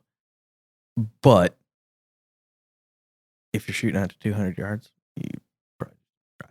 Mhm. And I whispered that. Intentionally. But like, if you really want to see what's going on, and you have a scope that can dial, Mhm. okay, go Yep. get yourself a target frame, and it's like 6 feet tall, and put a piece of paper up on it, and put a plumb bob on it. Like I've seen people do this, and they're like, "Oh, it's not working," and they use a level, and they draw a line down the level, and like you can see that the line's like it's not quite straight. Gravity is pretty good at keeping things straight. Yeah. Yes. Yeah. And I plumb probably just bob. get my laser out. Exactly. If you have the tools, use them. Right. Yeah. I don't have a laser, so like a chalk line works pretty good too. Yeah. Yep. And then you put a target at the very bottom of your target and shoot around into it, and then crank it up to whatever measurement you can use and that you've marked on that line, and shoot another round. And you Mhm. should, if you aim, so just so we're clear, you're aiming always at the bottom aiming point. And if you dial up 10 inches, you aim Mhm. at that bottom aiming point, your bullet will impact just higher. And you can keep going all the way up your target. And then, in theory, if your scope's level and you are holding it level, that's the other kicker. Yep. You have to hold it level. Your bullets will all be on that line. Single string Mhm. all the way up. But if they start veering left or right, You know that your scope is not Yeah. level, or you're Mhm. not holding. I've put it in a vise before and done that where I'm just looking at a grid pattern on a target, like Mhm. just at 50 yards in the driveway, and just dial up, looking through the scope, not touching the rifle, which Mhm. is in a vise, and then watch it track. Yeah. Mhm. Yeah. And if I know the scope is 100% leveled with the action, I'll do that on a brand new scope that I'm just trying out just to see if it's tracking right. Yeah. And that's another way to check if your turrets are actually tracking true to your measurements. Mhm. Yeah. And I've found some discrepancies before and Oh, for sure. had some issues with that. And so that the higher end scope you go, the better the turrets are, the better the mechanics are inside, and the more accurate it's going to be. Yeah. That's what they call, that repeatability in your dial system. That way, Yeah, when yeah. you dial up for a 1,000-yard shot and you come back down to 0, you're still going to be on at 100 yards or 200 yards, wherever your 0 is. Sure. Yeah. 100 yards. We'll agree to disagree for different purposes. So, sorry. If you're shooting long range, 100 yards. Mhm. And I here's agree. why. Mhm. The way the ballistics work out, mostly everything, not 22 long range, but most of your centerfire cartridges, everything is going to be dialing up, Mhm. whether you're shooting at 25 yards or 2,500 yards. Mhm. That's why I say 100. Mm. If you're shooting critters, then we go into this game of max point blank. Yeah. And I For like certain playing that game. rifles, it's 200 yards yes, for a reason. for Because pretty much all 'cause- my duplex 'cause I- hunting rifles, 200 yards. I don't Mhm. have time to dial for some of those guns. Mhm. Yeah. Yeah. If it's within 200 yards, you're just taking the shot. Yeah. If it's within Or I would 275, say at that point. Yeah. Yeah. Depending on how flat shooting the cartridges. Yeah. Yeah, it depends. It depends on what your max point blank I is. think my 300 wisdom is like 250 or Yeah. something. Yeah. for my 375 brown bear guiding rifle, it's 200 yards Mhm. because I'm not dialing. And if a client shoots it at 80 and then it takes off and grabs ground and makes it out to 225 and it's still not dead, I need to be able to just hold on hair and kill it. Yeah. Yeah. But Yeah. anyway, different Yeah. purposes. That definitely application for sure. Yeah. Dependent. No, I just wanted to pick your brain on that. But as far as the Cerakoting stuff goes, so explain a little bit about what that is for somebody who might not know. Cerakote's going to be a ceramic-based coating that's going to protect your whatever it is. You can put it on. It's not just firearms. I put it on my exhaust on my car. Nice. And that was like 7 years ago. Mm. And now I have this murdered out Dodge Challenger that I couldn't have chrome tips on, Mhm. so I Cerakoted in black, and they're still black. Yeah. I've Cerakoted a lot of things that Engine parts. You just Cerakote my whole truck. you can man. you can Cerakote engine parts for sure. That'd be a good way to go. They have a specific series for doing like turbos, because those get hot. Mhm. Doing a whole vehicle would be difficult. I thought about doing my 4Runner actually this winter. I have a truck that really needs some work. Yeah. What if I brought the hood in? Start with the hood. Yeah, we'll start there and see what happens. I've heard of people Cerakoting side by side. Plastics. You can do plastic. You can do wood. It's not just metal. You can do, your Glock frame. You can make your Glock frame look cool.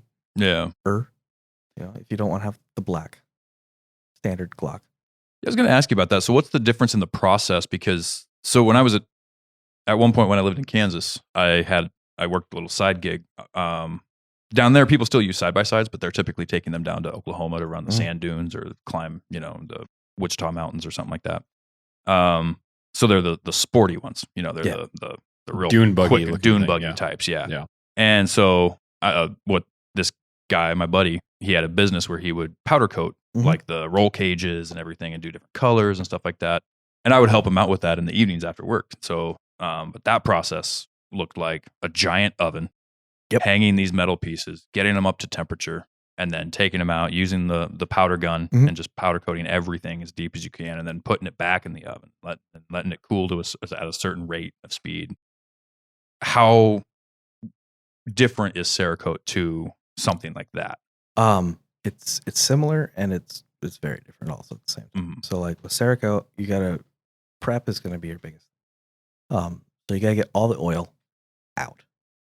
And unfortunately, metal is porous, and so like that gun that you've just been dumping in a barrel of oil for 40 years, that's my nightmare gun. Like, so you gotta I soak them in acetone, and that pulls most of the oil. Then you bake them to get any extra oil. And then you'll blast down to raw metal, and you'll plug off or tape off any sensitive area.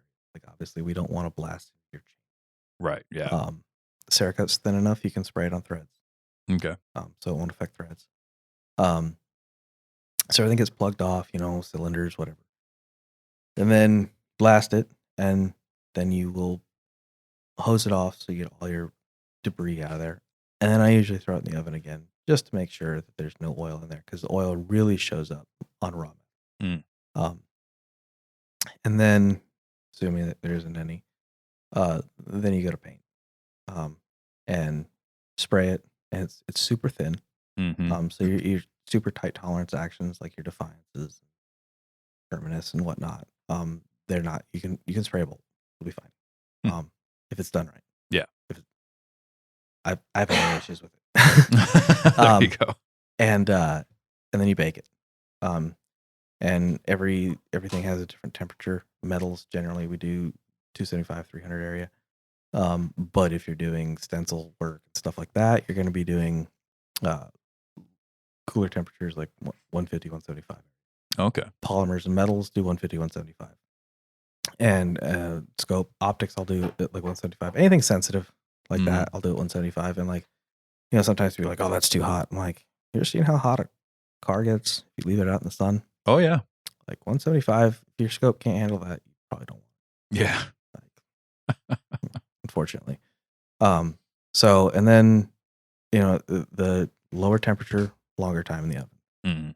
Hotter temperature, so on and so forth. And, that I'll change those numbers also to get if there's a sheen, if you want flat or shiny or not, those temperatures change. As well as mix ratios and stuff like that. And then you let it cool, and it cures. It just has to sit in ambient temperature to cure, and then reassemble and send you on your way. Sounds pretty simple. Actually, I've been through that process. I actually had you Cerakote one of my guns back in the day. Oh, okay. So I don't know. Yeah. Back when you were working out of a different shop, but okay, yeah. But what was it? My old 300 Win Mag Bergara B14 Ridge. Oh yeah. Yeah. Okay. Yep. I had a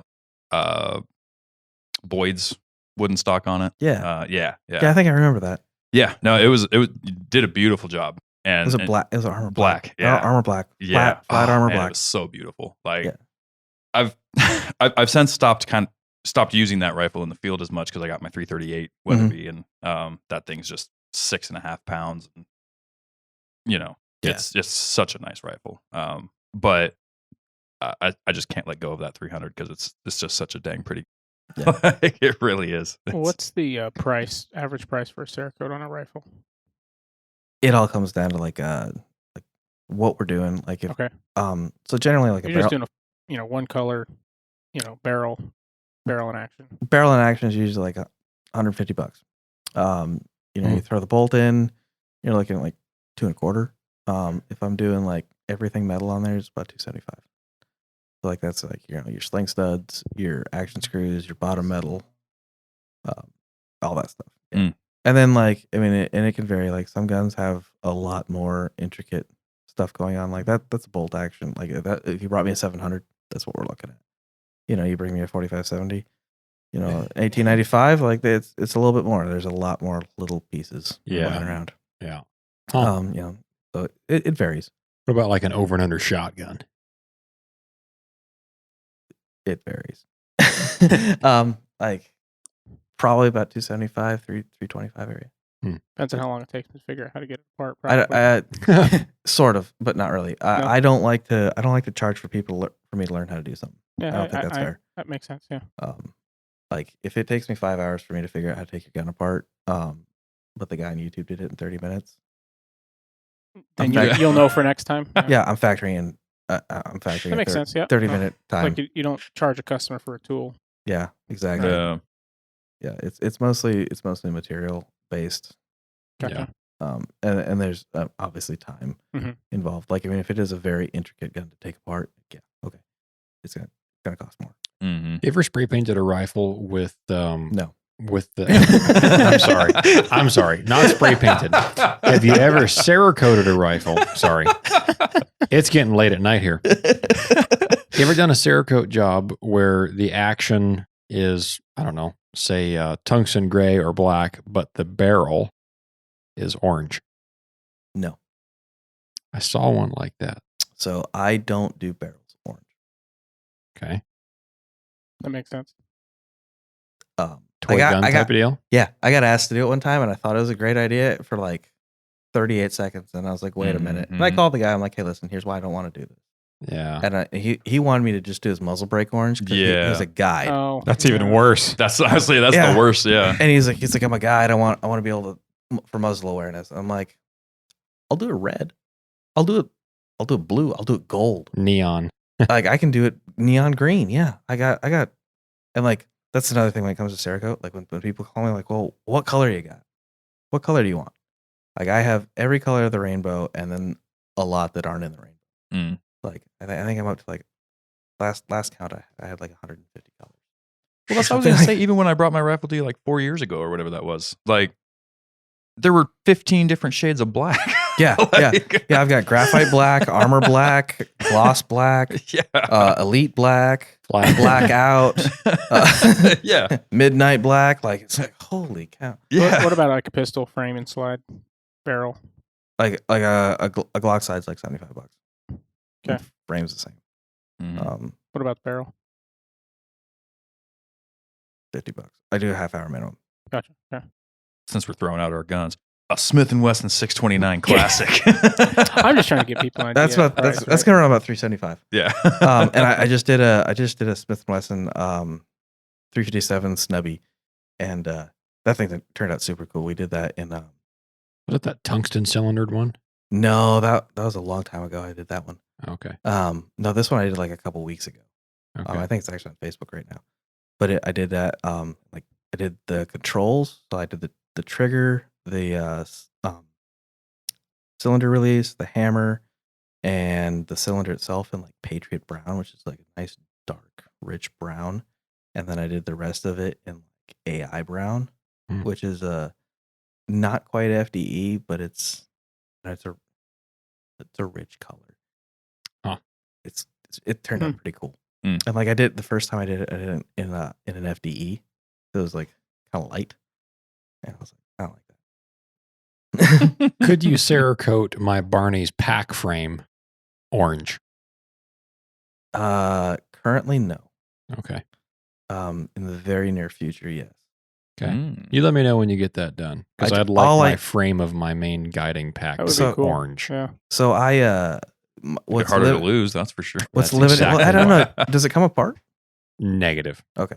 So yeah, my limiting factor right there is my oven. Okay. I'm building a bigger. You should get a big old smoker. Well, I still need it to go up to 375, and ideally, I kind of want to be able to get a motorcycle frame. Yeah. Well, that's the oven my buddy truck had when I was working at the powder coat Yeah, shop. yeah. I mean, that thing was Just get one big enough for a truck. it was man. bigger than this. Yeah, well, at podcast that point, table. I might Yeah. think about it, but then I'm You just got to pull body Yeah. part off one at a time. yeah, Yeah. but it'd be honestly, I guess if the bed would be the biggest I problem. had an there. oven that was big enough, I would totally Cerakote a frame, Mm-hmm. Yeah. do a frame off. Honestly, that'd probably be pretty easy. Just be more material than anything, huh? It'd be a lot of material, and you need a really big oven. Yeah. And then you also have to get that thing up to 300 degrees. And then you also have to pay gold. And then after that, then you have to pay Golden Valley for that. Yeah. Well, I was yeah. just- I was just That's talking the about hard the, part, right? the- Just tell Golden Valley that you're that you're selling pot and you'll get a discount or something. there you right? go. Wait, what? Don't they No. have all? Anyway, that's a whole different rabbit trail. Another question. Yep. There's the 11 o'clock woozies we were talking about. It's 11:30, James. Yeah. No. No. So what are like the limitations of Cerakote as far as how it will protect, especially in like a hunter's environment? Because I know I took that 300 up into rocky cliffs, down to the coast. I took it out caribou hunting at -30. It seemed to do well in just about any situation. It's going to do well. Yeah. It's not impervious to wear. Mhm. Kydex is going to be definitely Cerakote's worst nightmare. It is like the kryptonite of Cerakote. No kidding. It'll wear it off, especially if you do diligence and do dry snaps. Mm-hmm. But I mean, it's a coating. It's not there's nothing out there that doesn't wear. Sure. That Yeah. is a coating. So it'll wear. But if you're not, rubbing sandpaper against it all the time, it'll hold up for a long time. Mm-hmm. Would there be so I just bought a 10 mil and it came with a factory Cerakoted Mhm. slide. Is there a difference in the quality of that No. versus what you do? You did that 204 for me, and I have absolutely disrespected that rifle. Yeah. And it looks like the day you did it. I love that terminology. Dude, when I said I'm rough on my stuff too, I am so bad. I mean, People are like, "What kind of gun case do you use?" A what? Right. I mean, and don't get me wrong, I have a lot of my guns in gun cases, but this last week I had my Seekins SP10 that I Cerakoted.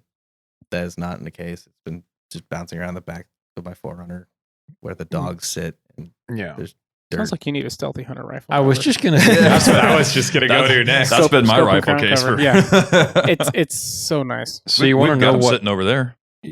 you want to know what has been the single most detrimental wear factor on any Cerakote that I ever had? Was an old Cabela's wool jacket that I wear in the wintertime. Mm. And I'll have my rifle slung over my back Mhm. and the barrel eventually rubbing on that old-fashioned abrasive The wool. 1,000 grit sandpaper. Oh yeah. The stuff that if you're not wearing a thick shirt underneath that wool jacket, it'll just rip the skin right off your body. Mm. That, over time, has created a little shiny spot in multiple of my rifles Huh. on the Cerakote. I can see that happening. Yeah.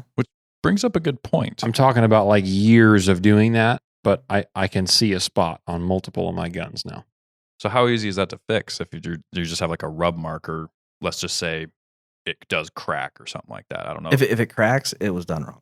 Where it doesn't. Okay, yeah. Yeah. Too thick or just I not. think too- I've yeah, ever it's had either one too thick crack, but Or I've seen if it complaints about if it. it chips but- off, it wasn't done right. yeah. There's oil or something or under there, Yeah. or media Well, I mean, or something. I've seen it where guys, I've redone some work Mhm. before, and I've seen it where you could scrape it off with a knife, Wow. and when you scraped it off the knife, you're like, well, that's why, because there's no prep work done. Mm. No profile on it at Yeah. all. Yeah. It's like painting without primer. Yeah, Yeah. yeah, or Yeah. sanding. what's Mhm. primer? See, I buy my paint with the primer in it already. Ooh, you fancy. Oh boy. I wish I had your money. You know that's Alabama's state color is primer. That's what my Sorry. floors are. That's my flooring right now. Is kills number 2. Alabama like is just taking a beating tonight. It's like Alaska's That is siding upscale. Tyvek. That's exactly what I have yeah. too. Polished OSB. Yeah, exactly. Yeah. Alaska siding is Yeah. Tyvek. Yes. But so if you have like a rub mark, like he's describing there, is that something you can just like? No. Whole process. Doing the whole thing again. Break it down. Yep. Do it over. Yeah. Yep. If I mess up too and I'm doing it, it's not a oops. It's a okay, cool. Cure it, blast it, do it again. Yeah. So I feel like it's like I almost feel like it's like any of that kind of stuff is preventative maintenance. If you're running your gear hard, like if you're putting it through the paces, you're just like that 204. I plan on, well, I don't know. Cause dude, like I said, I've disrespected that thing, but I anticipate at some point being like, hey dude, can you do this again? yeah. Mm. Well, that barrel will probably be shot out by then too. I think I And did it'll the be stop time too to, on that, didn't I? dude, you did the whole thing. Yeah. You did in the action. You did everything. No, I didn't do inside the chamber. Or the chamber, sorry. No, Yeah. I did not do inside I'm the sorry, chamber. the The action. inside the action's fine to do. Yeah, that's what I'm saying. Yeah. Not Mhm. inside the chamber. That's not good. Dalton, My you just bad. need That's a, not what I meant to say. a leather patch on your On my wool jacket. yeah. So There you so go. the That's other not thing happening. that Cerakote came out with this new stuff called Super Grip this year. And it is I saw that on your on your Facebook page there. dude, that stuff's cool. It's Mhm. not as durable. I mean, it's not super durable, but it's an air cure product that's super thin and like it's not quite like a rhino liner, but it's really hard to describe actually without just touching it. Like it's soft but grippy, but like not to the point where like you are worried that it would like rip facial hair. So, does it kind of feel like an overmold? Kind of. Yeah, Like. I don't know. How would you describe it, Chris? You've touched it. It almost Giggity. I'm not the only one.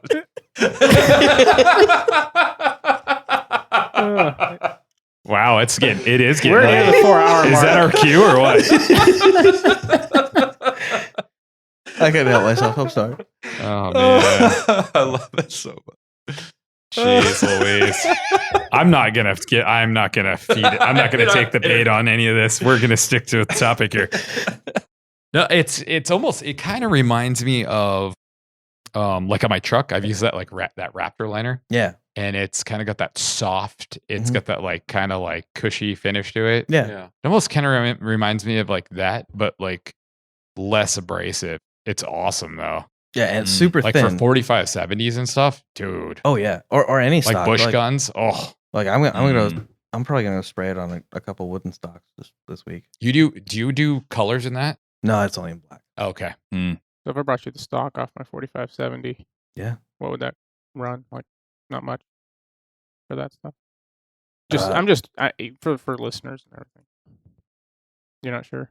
No, I'm not, honestly. Like I Okay. just got the stuff in, so kind of Okay. still playing with Yeah. it. Well, But, if you like, want, I if you actu- need something to practice on, and Yeah. I actually would be interested in doing my lever gun because I've got the Henry All-Weather. Yeah. And I've been thinking about Cerakoting it anyways, just because it's a shiny gun in the woods, which I know doesn't matter, but it just bugs me. Yeah. But It can, it can matter depending sure, on what yeah. you're chasing. Yeah. Right. Yeah. But it's got a black laminate stock. Yeah. On it, and that thing gets beat to crap. Yeah. I mean, it really does. So I Yeah. mean, to coat that with something would kind of be nice. I have a laminate stock, right? Hmm. It was a Marlin. It's not the or JM stamp or anything like that, but nothing fancy about it. Like if it was JM stamp, I wouldn't have you touch it. But I don't know if you use it. what's that? If you use it, who cares? Like that's my take on it. Like I Right. do. I like do. I mean, yeah. like it matters to me. Like I if it was JM stamp, I'd keep it original, right? It loses value when you start stuff like that to it.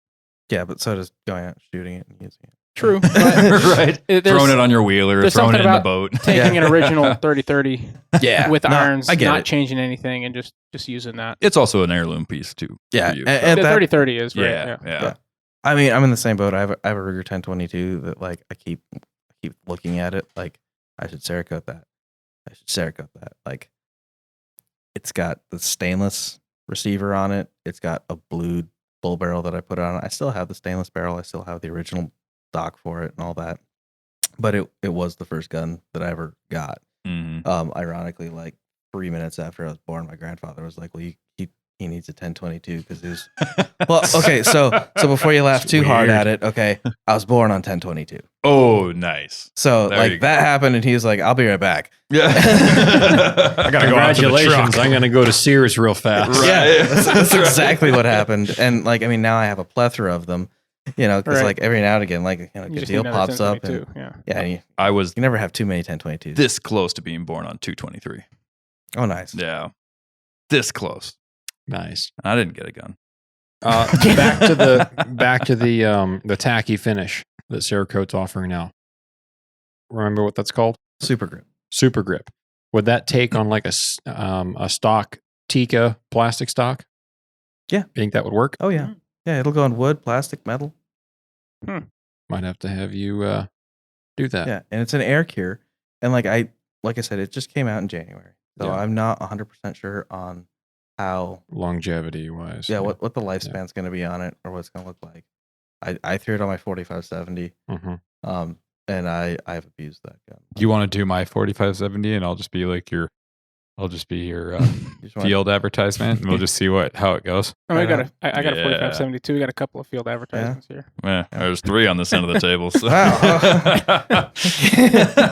We can I make might work. be taking that 300 guiding in August Okay. to start the fall season, and that's the one like serious downfall I have about that rifle. You know, I Mhm. like the gun, shoots good. I've done a few aftermarket parts to it. You know, some of that. What's that company that makes those parts? Which kind of parts? The bolt knobs. The bolt knob, the aluminum bottom metal, aluminum mags. Oh man, I know who you're talking about. Is it Anarchy Outdoors? No, it was something mountain. Anyway, Snowy Mountain. nope. Oh, I can Anyway. guess a lot of other stuff too. At any rate, but the stock is still the factory stock. Yeah. And you know, for the rifle, you know, the rifle off the Mm. shelf when I bought it was under $1,000, and What, so what rifle is it again? it's a T3X super light 300 Okay. mag. Dude, Anyway. those things are awesome. Mm. Yeah, yeah. Like- I've shot a lot of stuff with it. It's a nice light gun to carry. And Didn't like, cost me an arm and a leg. they're also becoming like one of the fastest growing ones you can customize. Like, Yeah. they're catching up. Mhm. to There's range. a lot of Yeah. aftermarket parts for them. Yeah.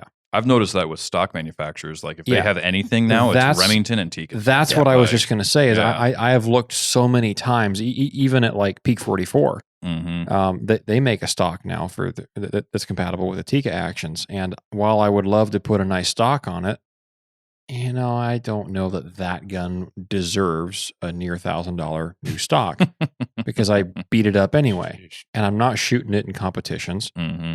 It needs to be able to shoot 400 yards or Mhm. less, and I've done that multiple times with that gun. So I've thought, you know, I'll just keep the factory stock, but if I could coat it with that with that new Cerakote coating, that might That might step make it it a up. lot more It is palatable. important You to know? have the coolest gun in camp. It really is. It's like I know that's a lot half of the other battle. guides that actually spray their stock with bed liner, Yeah, Mhm. yeah, and they do it every couple of years, and it looks like dog crap, but it functions. Yeah, I mean, there's people who rattle can their stuff too. Yeah. And don't get me wrong, you can do that. I may have Uh, picked up a Savage 111 at a yard sale for like $185. Is that the And- one that you burnt the barrel on? Yeah, rattle canned it. And Yeah. Mm-hmm. So Actually- so I've listened to a handful of podcasts. I forgot. Don't try to bend it back and shoot it. Please. Just don't. I mean, I already shot it with it bent. Yeah, I know that. When I heard that, I was like, oh boy. Like I didn't that- know it was bent, right? It wasn't enough that I saw it off the bat, but still have the scope. Still works great. Redfield. Anyway, You probably actually know the guy that I'm talking about. That he shoots some of that PRS stuff with you. He's from the southern part of the state. Anyway, we'll talk off the air about that. But he has one of the ugliest rifles I've ever seen. do you have a big beard? Sam Elliott mustache. Okay, I know you're. Yeah, that dude is a legend. Yeah.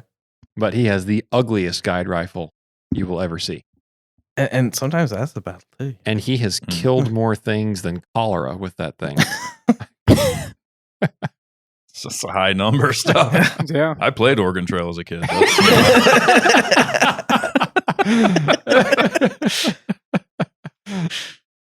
But yeah, no. I mean, there's always a function Yeah. factor too. Like, I mean, looking cool is obviously cool. But I just think like, for functionality, at the coading same- that Tika stock would Yeah. be a really good Makes a lot idea. of sense, Yeah. I mean, at the same, no, for sure. I had For a sure. customer show me a blouser that was just rattle canned with Rust-Oleum, and I was like, dude, Oh, that is man. like, I've done some crazy stuff That's to a guns, sin. but that is like, he's like, I Mhm. do that to all of them. They were all like, he had several like that.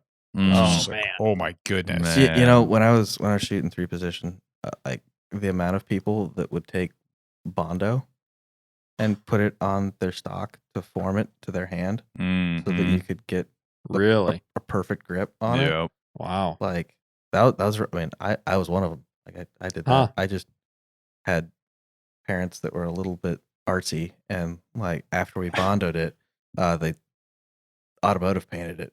You know, but like most people, like you'd see people, they had big chunks of Bondo put on there, and they'd mold it to where it fit. Like, you know, it's not stupid if it works, Right. and Yeah. and if it makes it more functional for you, Mm-hmm. then by all Right. means do it. Right. You think Well- you'll be getting more colors in that coating? I don't know. Coating? You don't know. I don't Yeah. think so. And for anybody that's on the fence about whether you should get your rifle Cerakoted or not, that's listening right now, just from my own personal experience, back to that rifle you did, that 300 Win Mag, that was one of the rifles I brought down to the coast when we went deer hunt.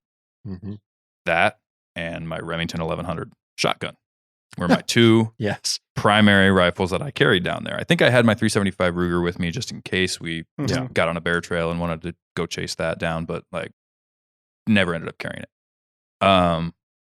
And so those two rifles were in the boat with me all the time. One, you know, whether we were duck hunting that time or deer hunting, they were just available at any given time. In the saltwater, in the rain, out in the elements. One was Cerakoted by you. The other was blued. Still blued. Haven't changed that yet. Will soon. But the amount of maintenance it took to keep that shotgun from rusting. Yeah. Like, there's still maintenance, don't get me wrong, involved in any kind of coastal hunt, right? You want to make sure you take your bolt out, you're getting that salt water off there. You know, if you have some oil on hand, like run some oil on it. Make sure you're keeping it going. You're keeping it clean. But the difference in how much it took to keep the salt from rusting the blued rifle versus the Cerakoted rifle was astronomical. Yeah. Like, I mean, I barely had to do anything to that 300 to keep it from rusting. Nice. And years later, it still has no signs of rusting at all. The shotgun looked like it had been through a war. Oh man, It's pretty bad. and it was tearing it apart all the way down every night, Yeah. wiping it down, getting it over the fire, like Yeah. all kinds of stuff, right? Like that 300, gave it a good wipe down, threw a rag of oil down the pipe, good to go. And it was perfect. So it works. Yeah. And it works in Alaska's toughest conditions. So definitely for the amount of money you're going to pay, you know, like you were quoting, you know, in the hundreds of dollars, you know, Yeah, it's like that's nothing compared to what it would take to replace that, Yeah. that Yeah. investment. negligible cost Yeah. for the benefit. Now, for anybody who's still on the fence, how fancy can you get with these designs? I mean, can you do like, because for me, I just had you do black, right? I just wanted the thing black, Cerakoted, I've done Fancy. multicam, multicam. multicam black. We can do fun patterns of multicam that don't exist. Like we can just, like I did one on a Desert Eagle. It was like we called it gold multicam. I saw Mhm. that one. Like that turned out actually pretty cool. Sounds pretty cool. I've Goldie done, cam. yeah, I've done Alpine. Like I can make just about everything. Could you do a topo pattern? Yeah. Mhm. I've done topo.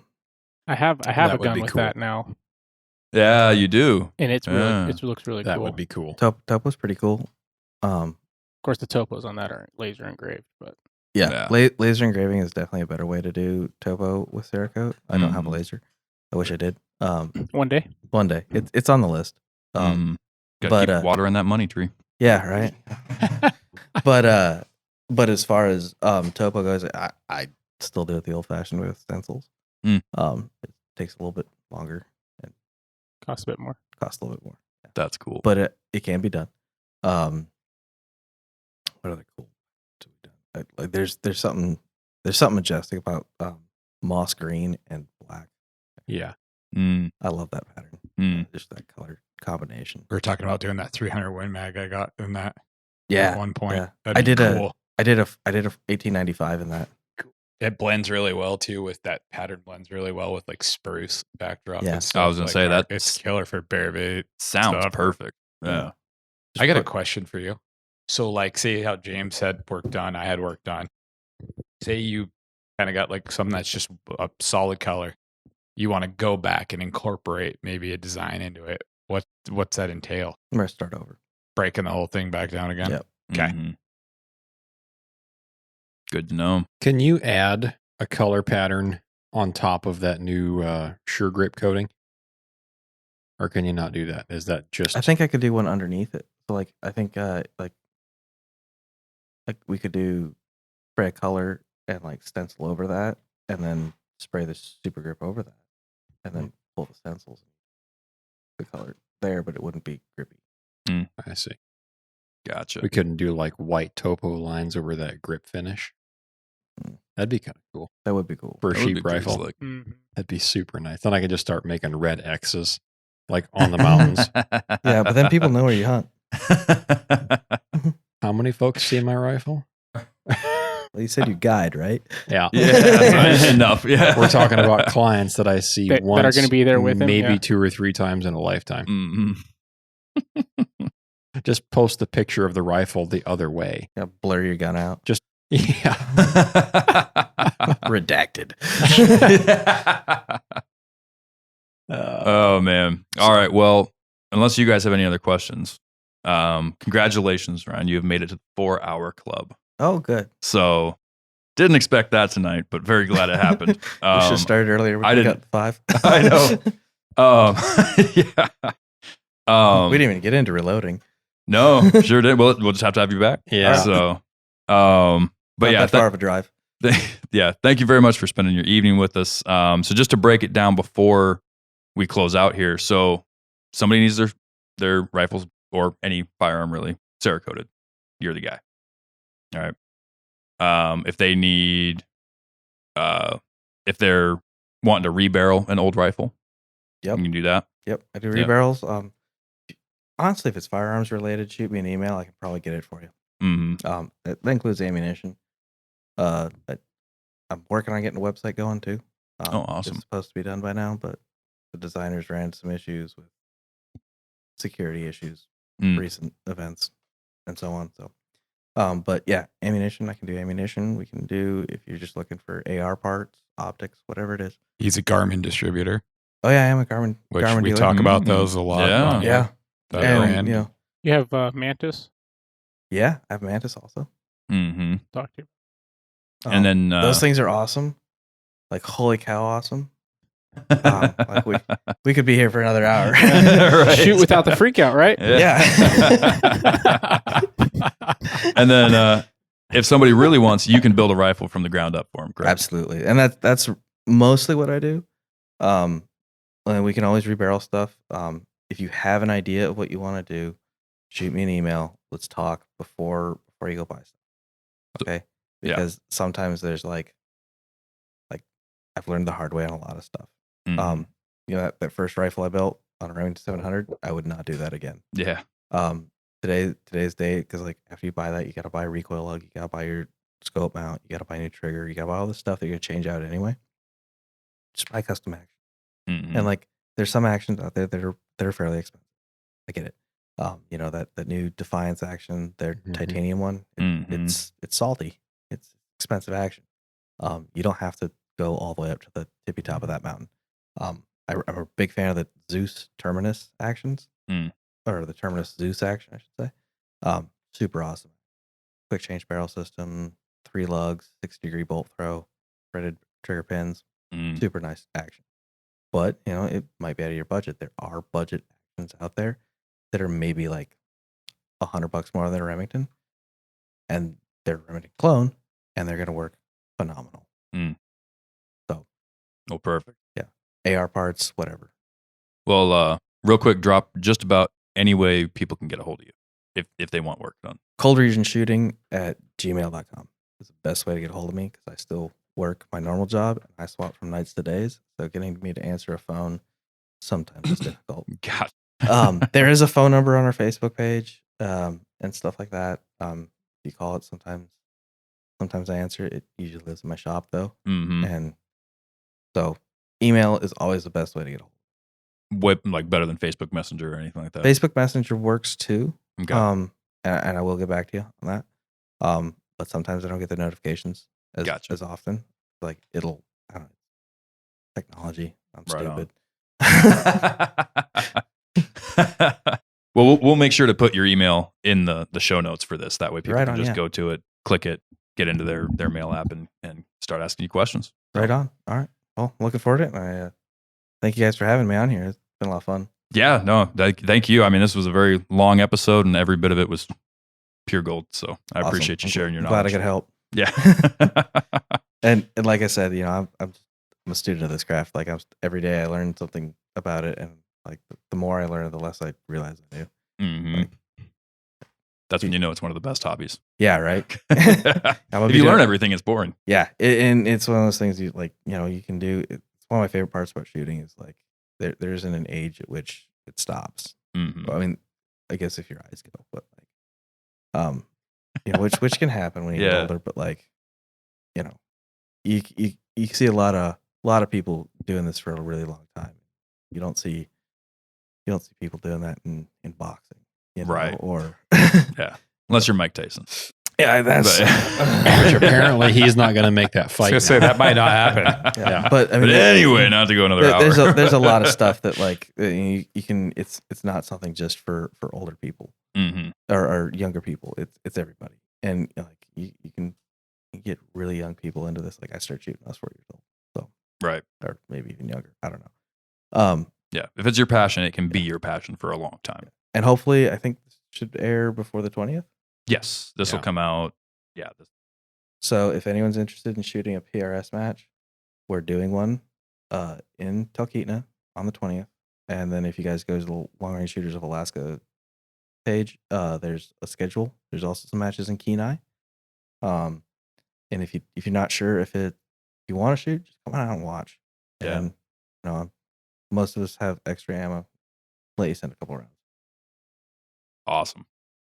That's perfect. So, and then, so just watch those Facebook pages for those updates. And you guys are going to be doing more throughout the summer? Or there's one every month. Perfect. I think maybe September we might be running into some issues, but I think it'll still happen. They scheduled it after moose season. Like last year we had one in the middle of moose season, and like everyone's like, right. We're not shooting steel this time of year. Yeah, and like some people showed up, and like I'm over here, like I duck hunt, like I'm not available from like September through October, but but every now and again you need a break, and you're like, I should probably try to be accurate. Perfect. Well, everybody listening, hit up Ryan for any of your gun needs, and make sure you're watching these Facebook pages to get involved in the shooting world, competition shooting, and sounds like a lot of fun. I'll probably be down there with you guys. So yeah, for sure. All right, folks. Well, thank you very much for hanging in there on this longer episode with us. We haven't done a 4-hour one in a while, so this is a good reminder of what we're capable of. If you like the show, remember to give us a rating. 5 stars is always best. A written review goes a long way. We don't do any kind of paid promotions, so that's the best way to get our show in front of a new audience. And if you found anything in this show valuable, there's a share button next to every platform, or every episode on every platform. So share those episodes with your friends, share our social media posts. All of that really helps us grow this podcast and get more content out there. If you'd like to help us a little bit more financially, we've got a bunch of partners, companies that have decided they like what we're doing and want to help us out. They've given us discount codes with most of them, all great hunting gear and stuff to help you get out in the woods, be more successful, be more comfortable, protect some of your stuff. We talked about the Stealthy Hunter rifle cover in this episode. He's also got the glassing pad to sit on, protect your butt while you're out there. And he's got trauma kits and all kinds of stuff. We've got a discount code with him. Use that. Helps him out with his company, and it also helps us out with growing. We've got our merch store there. If you go to the shop, we've got hats, hoodies, t-shirts, and if you would be so kind as to rep the Northern Hunter brand and send us a picture, we'd love to see it. So, also, if you have any questions, feel free to reach out to the northernhunter.com contact button. It's right there on the homepage, easy to find. Or you can reach out if you search at the Northern Hunter on either Facebook or Instagram. We'll answer your messages if you have any questions. Or if you're just successful, send us a picture. We love hearing stories. So thank you once again, Ryan, for spending your evening with us. Thank you, gentlemen. And until next week, get out there, get after it, and good luck. We'll see you there.